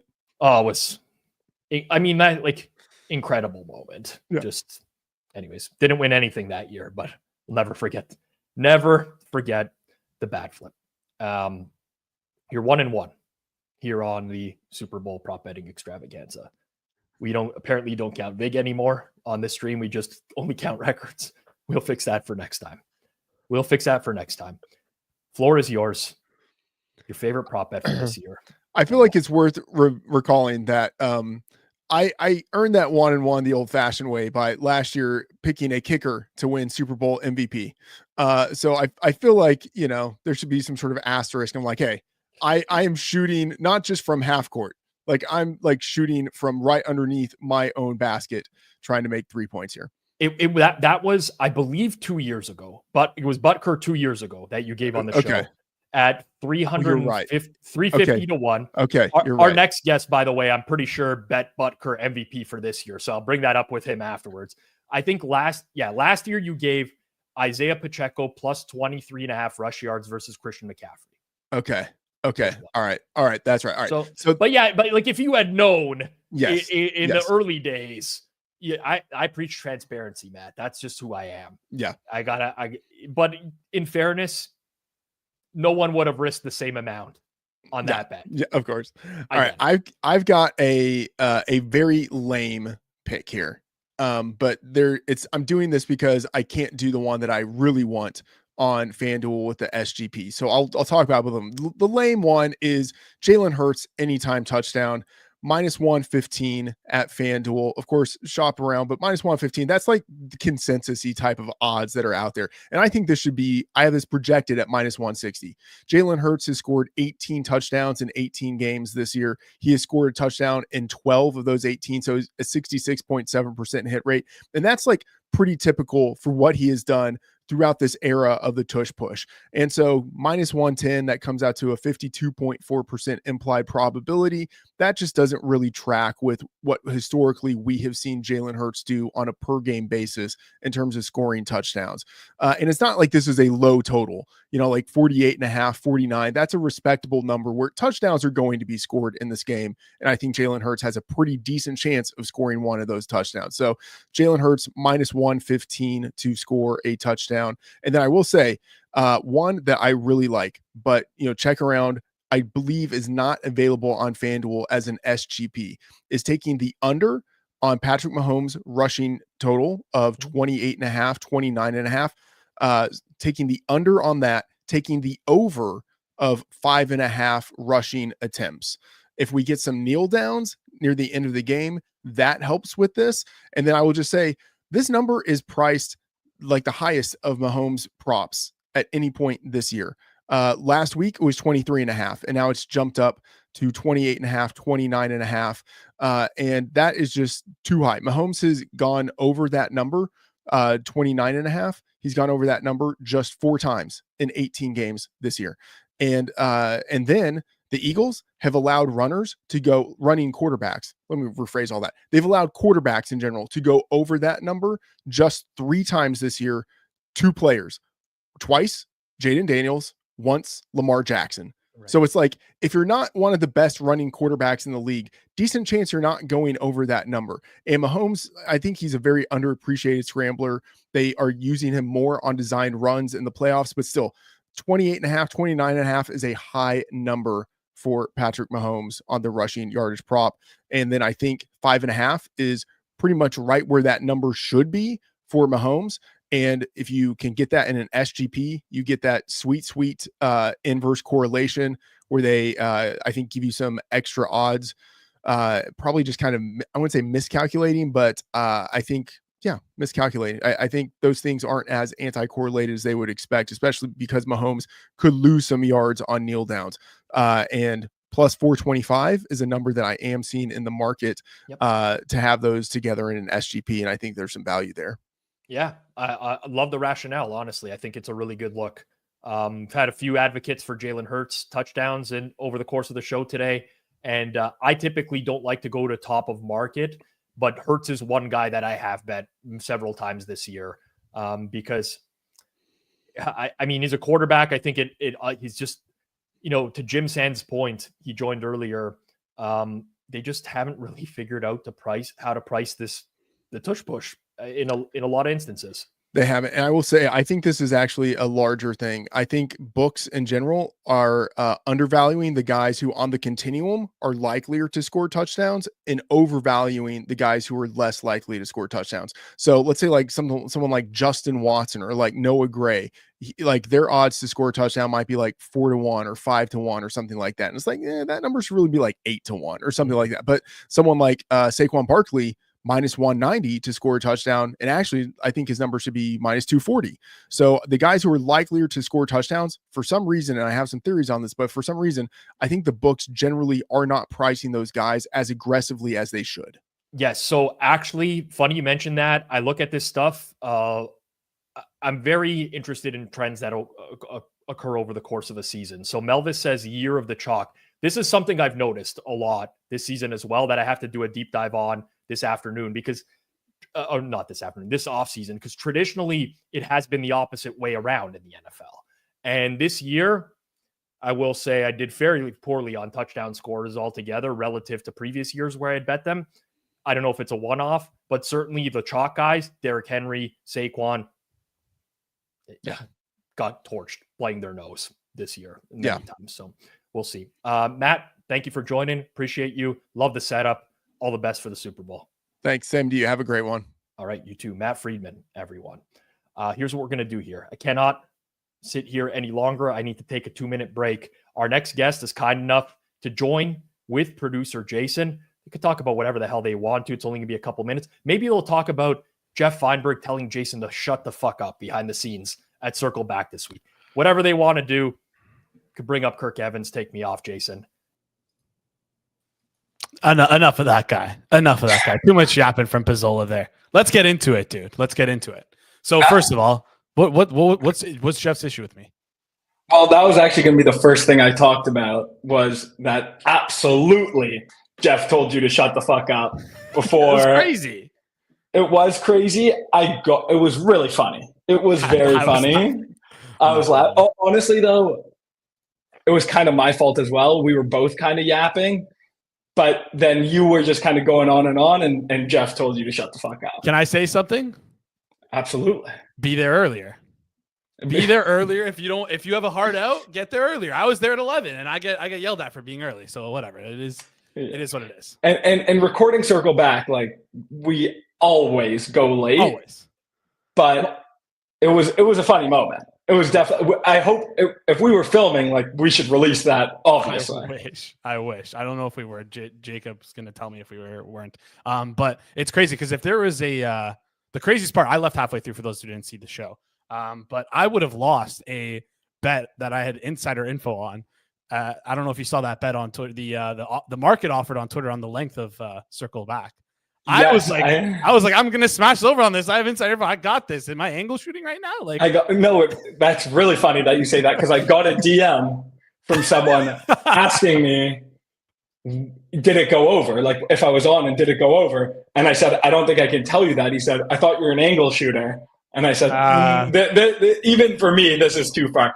Also, the funny thing about angle shooter is, like, I definitely don't consider myself an angle shooter. Like, it's not something I do that often, but, like, if you can, do it. I agree. And so, speaking of angle shooting, our buddy Prop Dude messaged me this. I'm going to jump the gun on Rob here quickly. His best bet.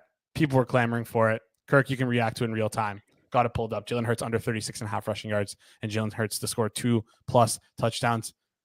You're welcome for that, Prop Dude. Rob's going to fire me for this. I can already see him pissed off in the background.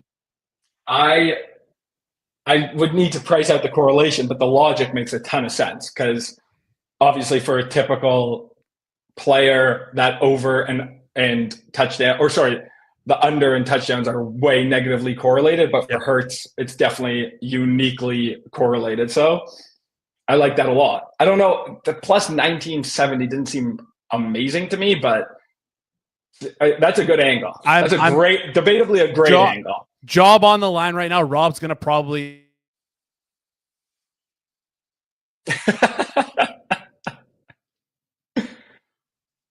I think you might be muted.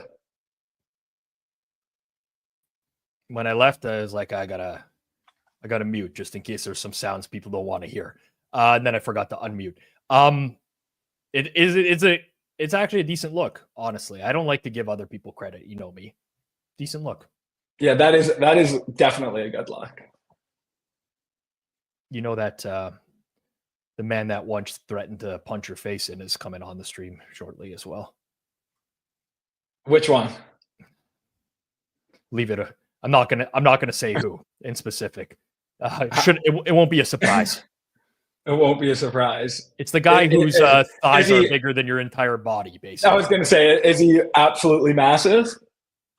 He's a large. I don't think he threatened to punch my face, and I think it was throw me through a table. Well, Bills fans do that every week. Yeah, well, tell him I say huh. I will. I'll give a shout. Actually, I maybe won't give a shout out. I will explain later. This is going over everyone's head at some point, but I probably won't give him a shout out from you. No, I'll just leave it at that. Okay. Yeah. I believe he's joining the stream with one of his traders, and it might make one of his traders very upset, who is not a fan of yours whatsoever. So his traders hate me more than even he does. Yes, certainly does. All right, you're not a football guy. You're a basketball player. Yeah. What the hell are we having you on the stream for here? I do bet a lot of NFL props, but I will say I for sure win the award for giving Moretto the hardest time with my prop. I've edited it like 4 times. I've gone back and forth, but I've got it locked in. Are you going to like give out what the other ones were, like other people do, so that way they can get some clout if their best bet loses, but the backup bets win? Yes, but the backup bet isn't going to win. It's 200 to 1. Okay. So I like what you're doing here. I prefer this, where you go with a more realistic option, because we're grading these all as a base unit of $100, right? Well, like, that's what I didn't like, how every person who came on, you said, oh, you're 0-1, you're 1-2, you can't be over 500. Like, what am I giving a play that's 200 to 1 so I can come on next year and have an 0-1 record? Agreed. I mean, we could track the CLV as well if that makes you feel better. Yeah, well, like, it's not really a CLV bet either. Yeah, I'm giving an underdog for my best bet today, and like a bet that I would expect to lose more than I win. So I'm same, but not 200 to 1. All right, well, let's get into it. Let's get into it before people start asking for NBA bets. I already see like Trey Murphy 40 plus points tonight. No, I think I actually like Trey Murphy under 23.5 points, but I didn't bet it. So I wouldn't go running there, but I wouldn't take 40 plus. So the bet I'm giving out, similar logic to Levitan, fading the Saquon bets. The guy who was on last actually just said he made the opposite side of this bet good, but I totally disagree. Saquon Barkley under a touchdown at plus 150. Okay. Is there a rationale, or is this just a pure numbers play? Yeah. Well, I would say the rationale, we've had a lot of people talk about how the Bucs struggle to price the tush push. I just cannot get Saquon to touchdown minus 150 when he essentially cannot get a touchdown from the 2 or 1 yard line. It's just priced too heavy. So numbers made it good. I bet this last week as well, lost on the first play of the game, and I'm running it back. Well, XF says, LOL, this is legitimately the worst prop bet I have seen. That usually is a vote of confidence, I would say. I knew people weren't going to like it, but the future I'm giving out, or whatever, the long shot I'm giving out, Butker 200 to 1 MVP. Joey Knish told me I was the dumbest person alive for trying to bet it. Went to 3 to 1 last year. I was on it last year. I'll be on it again. Love that bet as well. Well, a bet on Butker MVP is a bet on marital abuse and like spousal abuse. Well, so what kind of person are you, man? Firstly, I'm in Canada, but Trump's America now. So got a better shot for votes. Yep. But also, the reason I like kicker MVP, I've bet it every year, probably for the last 6-7 years. One, every offensive player you're betting who's not a quarterback is correlated to the quarterback. So it's tough, for Travis Kelce to win MVP when 98% of his really top end games are just going to be Mahomes, maybe not 98, but are going to be Mahomes high end games, generally MVP. Obviously, Philly, other side's a bit different. And then the kicker gets the high leverage moments. The only player is going to have higher leverage moments than the kicker is the quarterback. And obviously quarterbacks you're getting, plus whatever on Mahomes and Hurts, really low odds. Pretty much you're betting on a defensive game script where no defensive player has, like a pick 6 or a fumble 6, and kicker hits a 55-yard game winner. At 200 to 1, I will say FanDuel's 200 to 1. There is a shop out there that's 500 to 1 that I bet more on today, but Butker MVP, big fan. My opinion is that Harrison Butker could kick a 77-yard game-winning field goal in overtime and still might not win the MVP because of the voters do not like this guy. People do not like Butker, man. I'm not. Listen. I don't think that really matters, and I don't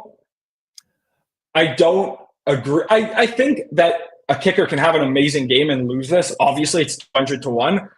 I think the idea is that in a game where there's no clear MVP, if the kicker has 1 or 2 really high leverage moments, and hits 4 field goals, to me, easily they can win.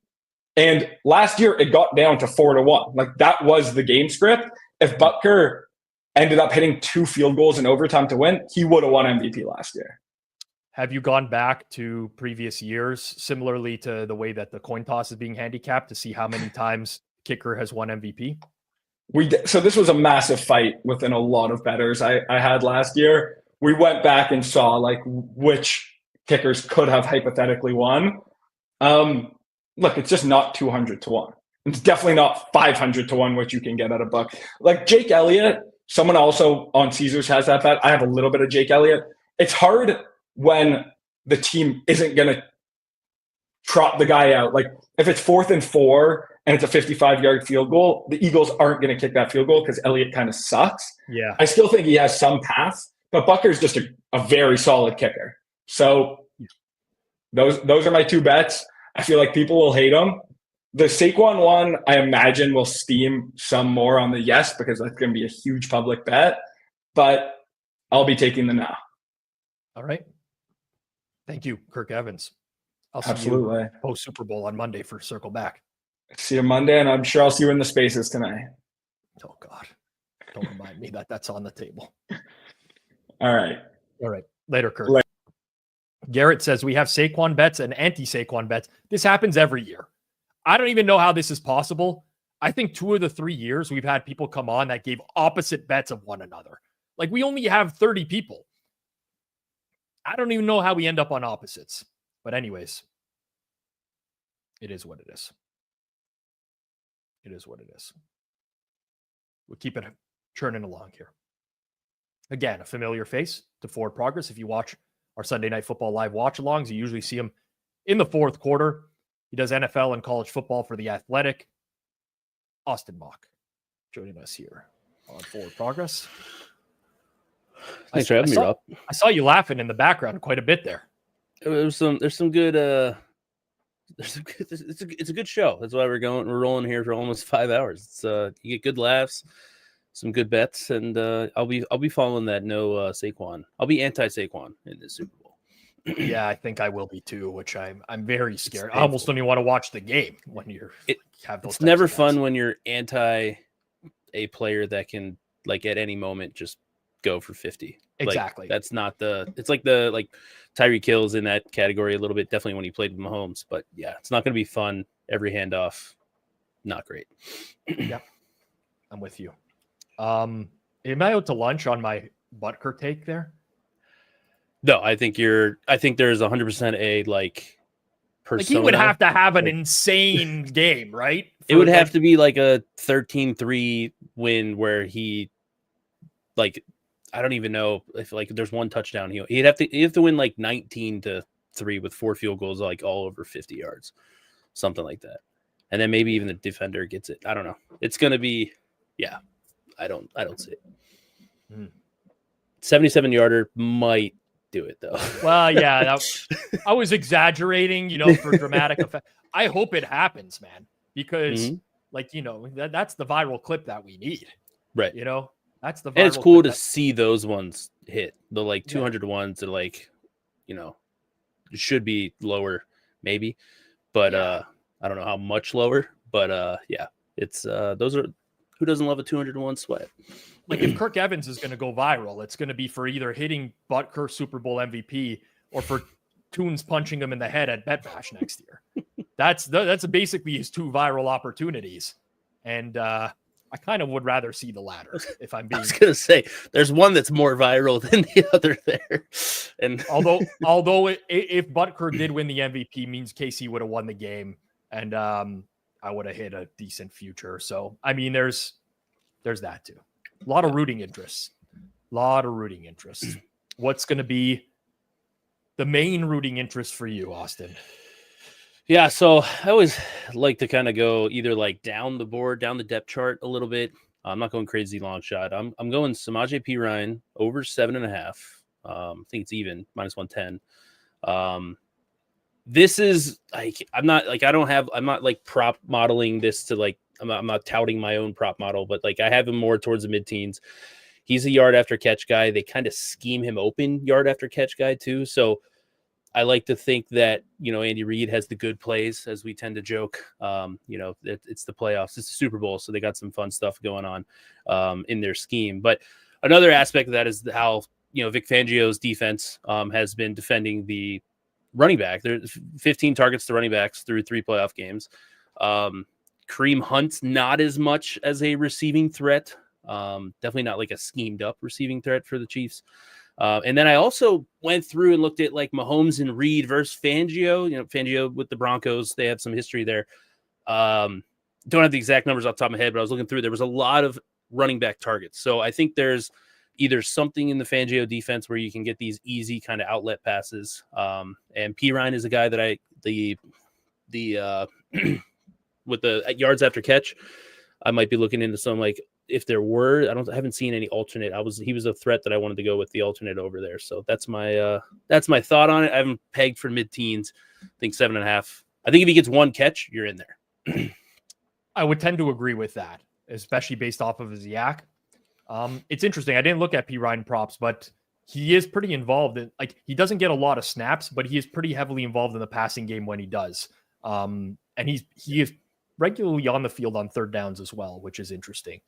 All right, that's the look. Samaje P. Ryan over 7.5 minus 110 at FanDuel. You can check out Austin at The Athletic, doing NFL, college football stuff throughout the year. Austin, thanks for joining, man. Good luck with all the Super Bowl bets this year.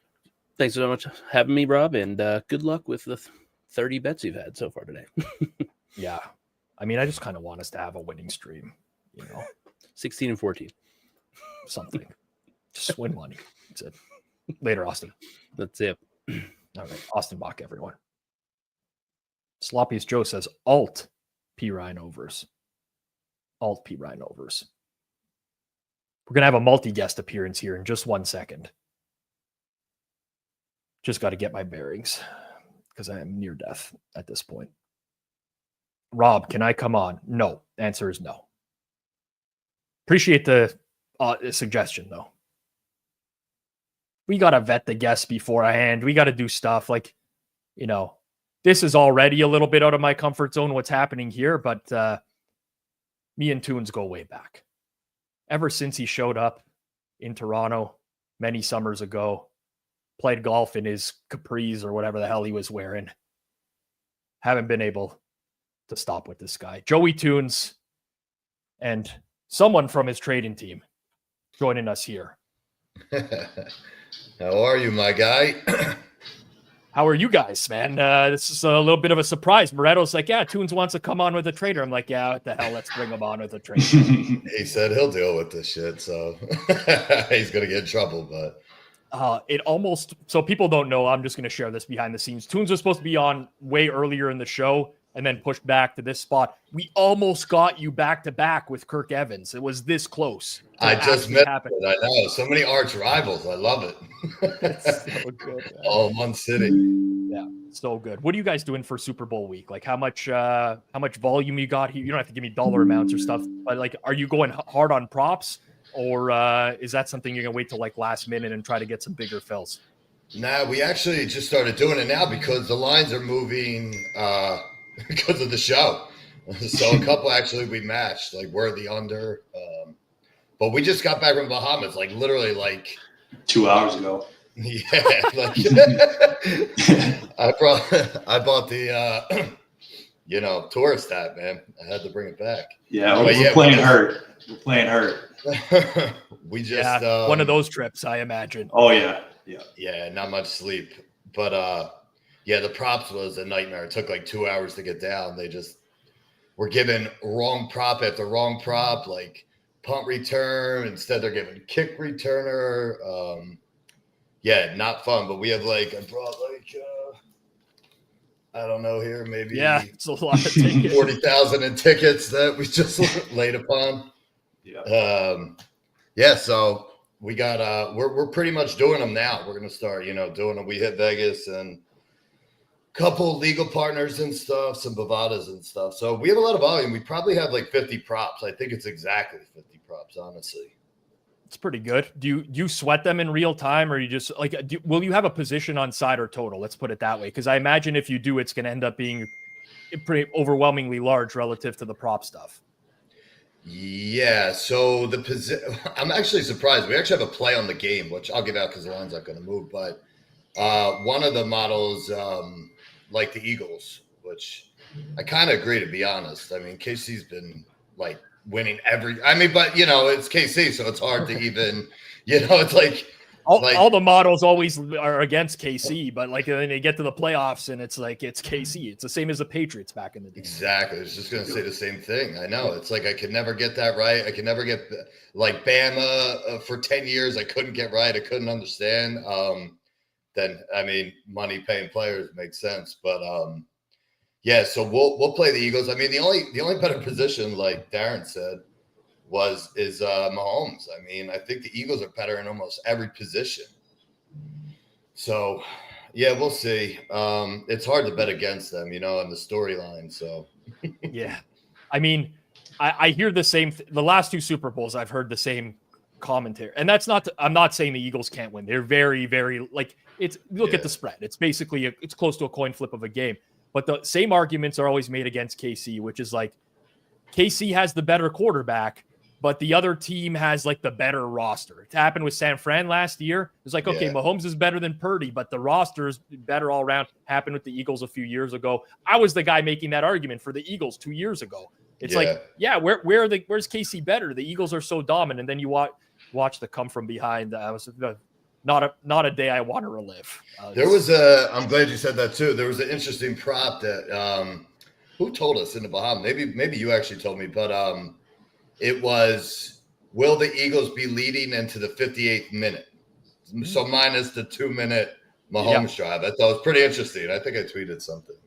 Yes, I was a bit off my rocker, but that's why I love the Super Bowl, man. There's so many of these props that like they just don't exist for other games. Like you do the work, you can find so many things that are plus EV for one game. I love those looks. Yeah, Brian, so many edges. Brian here says, do the amount of chains determine the rank within the Toons clan? Well, I'd still be like fifth on the totem pole in that case. I got to show. I'll tweet my Feed Me chain I got after this. It's pretty hype. So he doesn't even have all his chains on right now. Yeah, I'm not even rocking all right now. For people who don't know, Joey Toons joined me on Circles Off last year. There's an interview you could check out on the Circles Off channel, but we talked about his chains off the top, and he told me that he actually has his chains insured as well, which is the gold's almost 2,900 now, man. I'm a genius, right? There you go, man. Anti-inflation. Oh, it's so good, man. That's so good. Where are you guys watching the big game this year? I don't know. Are you doing anything, D? I don't know. Yeah, we're probably work till up to kick, and then whatever. But like you said, there's so many sweats. There'll be 50 props. I do stupid box scores. We'll have some Anthem stuff. Probably we usually get some info on outfits and Gatorade. We had Billy Baxter with the Gatorade last year. He wasn't too happy about that. Yeah. But besides that, nah. I mean, it's the last big trading day till mid-March or whatever, honestly. So yeah. Just in the Bahamas too, so that's my social quota for the month. There you go. I mean, after a trip like that, man, you need some recovery anyway. So, how are you doing? You made it off 5 hours, bro. That's amazing. Before I got on the plane, I saw you. I was like, he's not making it. I'm dying right now, man. I tried not to milk it too. I've already milked it a lot today, but like people don't know.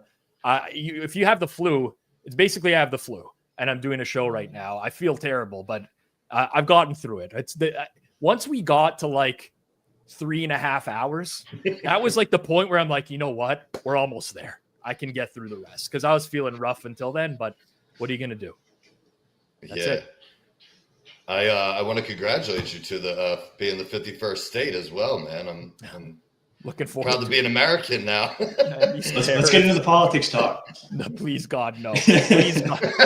We're not doing the politics talk, but you guys have to give a bet, and there's pressure on everyone who gives a bet on these shows, but now there's extra pressure on you guys because 2 of you showed up for this, and on top of that, you run a big syndicate.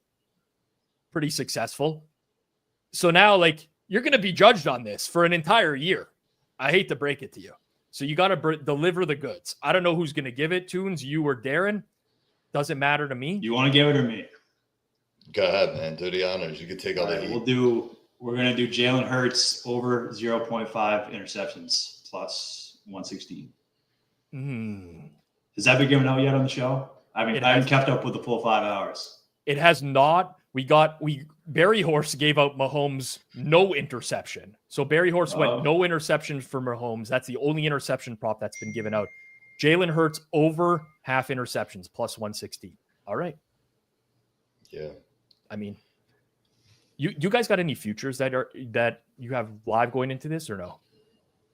No, I don't personally. You don't have anything personally, do you? No, BD does. All right. He's but that was he's the more vocal trader. I've met BD many times in the Tunes signal chat. Yeah, I've seen it. He loves you, man. He's been on. He loves to give it to me when he's opposite and he wins, man. Oh, he loves it. He lives for I gave him first dibs on doing this, but he declined.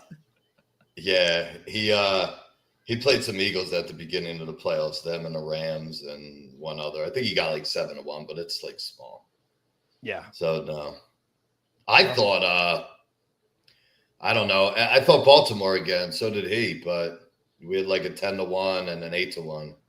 But as usual, can't get past, man. Can't get past the Chiefs, man. I know. It almost feels like every year you should just place a huge bet on KC at the beginning of the year. It sounds so stupid, right? It sounds so, and then you watch them play for like 3/4 of the year and they're like, this team's, they fucking stink. And then the playoffs come around and it's like, boom, same shit. I think their Pythag is like 9 or 10 or something. Yeah, like it is. But they always will overperform that. Always. Because Mahomes is really good in close games. But yeah, it was much lower. Yeah. It's just like the Patriot. It really is. Yep, it really is. Anyways, guys, thank you for joining. Get some rest after Bahamas. Best of luck on the Super Bowl. And then Tunes will catch up in the offseason for sure. All right, brother. Good talking to you. Thanks for having us. No problem at all. Oh, man. I love doing this show, honestly. I really do like talking to people. I talk to people online all the time, Telegram, Signal, WhatsApp, all that stuff. But at the end of the day, seeing people's faces, it's great. Just to have even a quick chat, 10 minutes at a time, just to catch up with certain guys. That's 29 picks in the bag for today. 28 plus producer Jason's KC money line, which we have to put on the table as well. And it's time for my pick. So transparency is important. I am 3-0 on these. I just want to make it abundantly clear. Don't go ham on this stuff. I do preach responsible gaming. That's it. I just want to make that explicitly clear. This year, I'm going with an underdog that I think has an underdog play that I think has really good value. And a really quick, and this is not like, the backtracking or anything like that. You're more likely to lose this play than win it. If you can't understand that, it's just basic expected value. If you think the price of a game should be plus 150, but the game is plus 200, you bet the plus 200. That's just the way betting works. You keep compounding these over time, you're going to do fairly well. So here's where I'm going to on FanDuel. You go to the TD props market and you scroll down on position to score the first touchdown of the game. And I'm taking wide receiver plus 185 to score the first touchdown of the game. There's many reasons for this and has been alluded to a lot by other guests throughout the stream. What you could typically do if you just wanted to get a baseline is go through the results from each game in the season that mattered. I would remove the Carson Wentz games or whatever. And you would see that the Eagles are pretty spread out between quarterback, running back, wide receiver. The Chiefs heavily skew towards wide receiver in this market. Now, I don't think that's a perfect way of viewing these types of things. But when I look at how I think this game will play out, the Kansas City Chiefs pass way over expectation relative to most of the teams in the league. They are a pass-first offense. We've seen them in the Super Bowls being a pass-first offense. Even if we strip out past, as I watched the number move on screen, sorry, I couldn't give the full description before I did. But even if we strip out past Super Bowls where they were trailing trailing game state and those plays, they're still a very pass-heavy offense. And they like to run quick screen passes in the red zone, get it out to wide receivers in space. They do this a ton. And they will also throw one-on-one to guys that they trust. Marquise Brown, DeAndre Hopkins, things of that nature. I understand the Eagles have good corners, but KC does regularly look towards the receivers. On the Eagles side, I do think they'll be more pass-heavy earlier than people realize. The one thing about the Eagles splits this year is, for everything I've said about the Chiefs being this pass-heavy team, the Eagles are actually a huge run-heavy team. But they have led so much this season. And so much of these numbers are skewed by all of these late-game situations where they just hand off to Saquon and ice the game. I price this as a fair value of plus 159. You're getting plus 185. I make that bet every single day, any time of the day. Wide receiver to score first touchdown of the game. If it loses, it loses. I'm going with a long shot prop, trying to give people what I think is the best value on the board. Appreciate every single person who tuned in today. 1,086 of you, I see. Before you leave, if you could smash that like button on the way out the door, that would be very much appreciated. That is a wrap for this year's Super Bowl Prop Betting Extravaganza here on Forward Progress, presented by Fanduel. Huge thank you to all 30 of our guests for joining, sharing their favorite props. Of course, thank you all for tuning in, hanging with us over the past 5 hours. Whether you're tailing the picks, whether you're fading, or you're just here to ride, we truly appreciate you being a part of this. Remember, all the bets we discussed today we're tracking using FanDuel's numbers, $100 base unit. You'll find those over on Betstamp under the Forward Progress HQ account.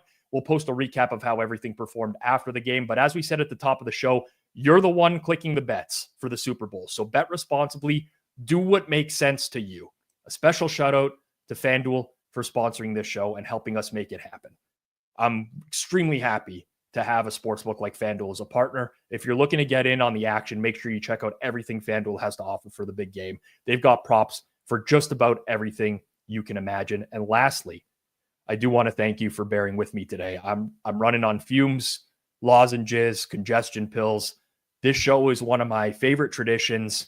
I'm very happy I was able to get through it and power through it. Hopefully, we've given you some solid insights and a few laughs along the way. Good luck with your bets. Enjoy the Super Bowl. We'll see you next time on Forward Progress. Take care, everyone. Peace out. Enjoy the game.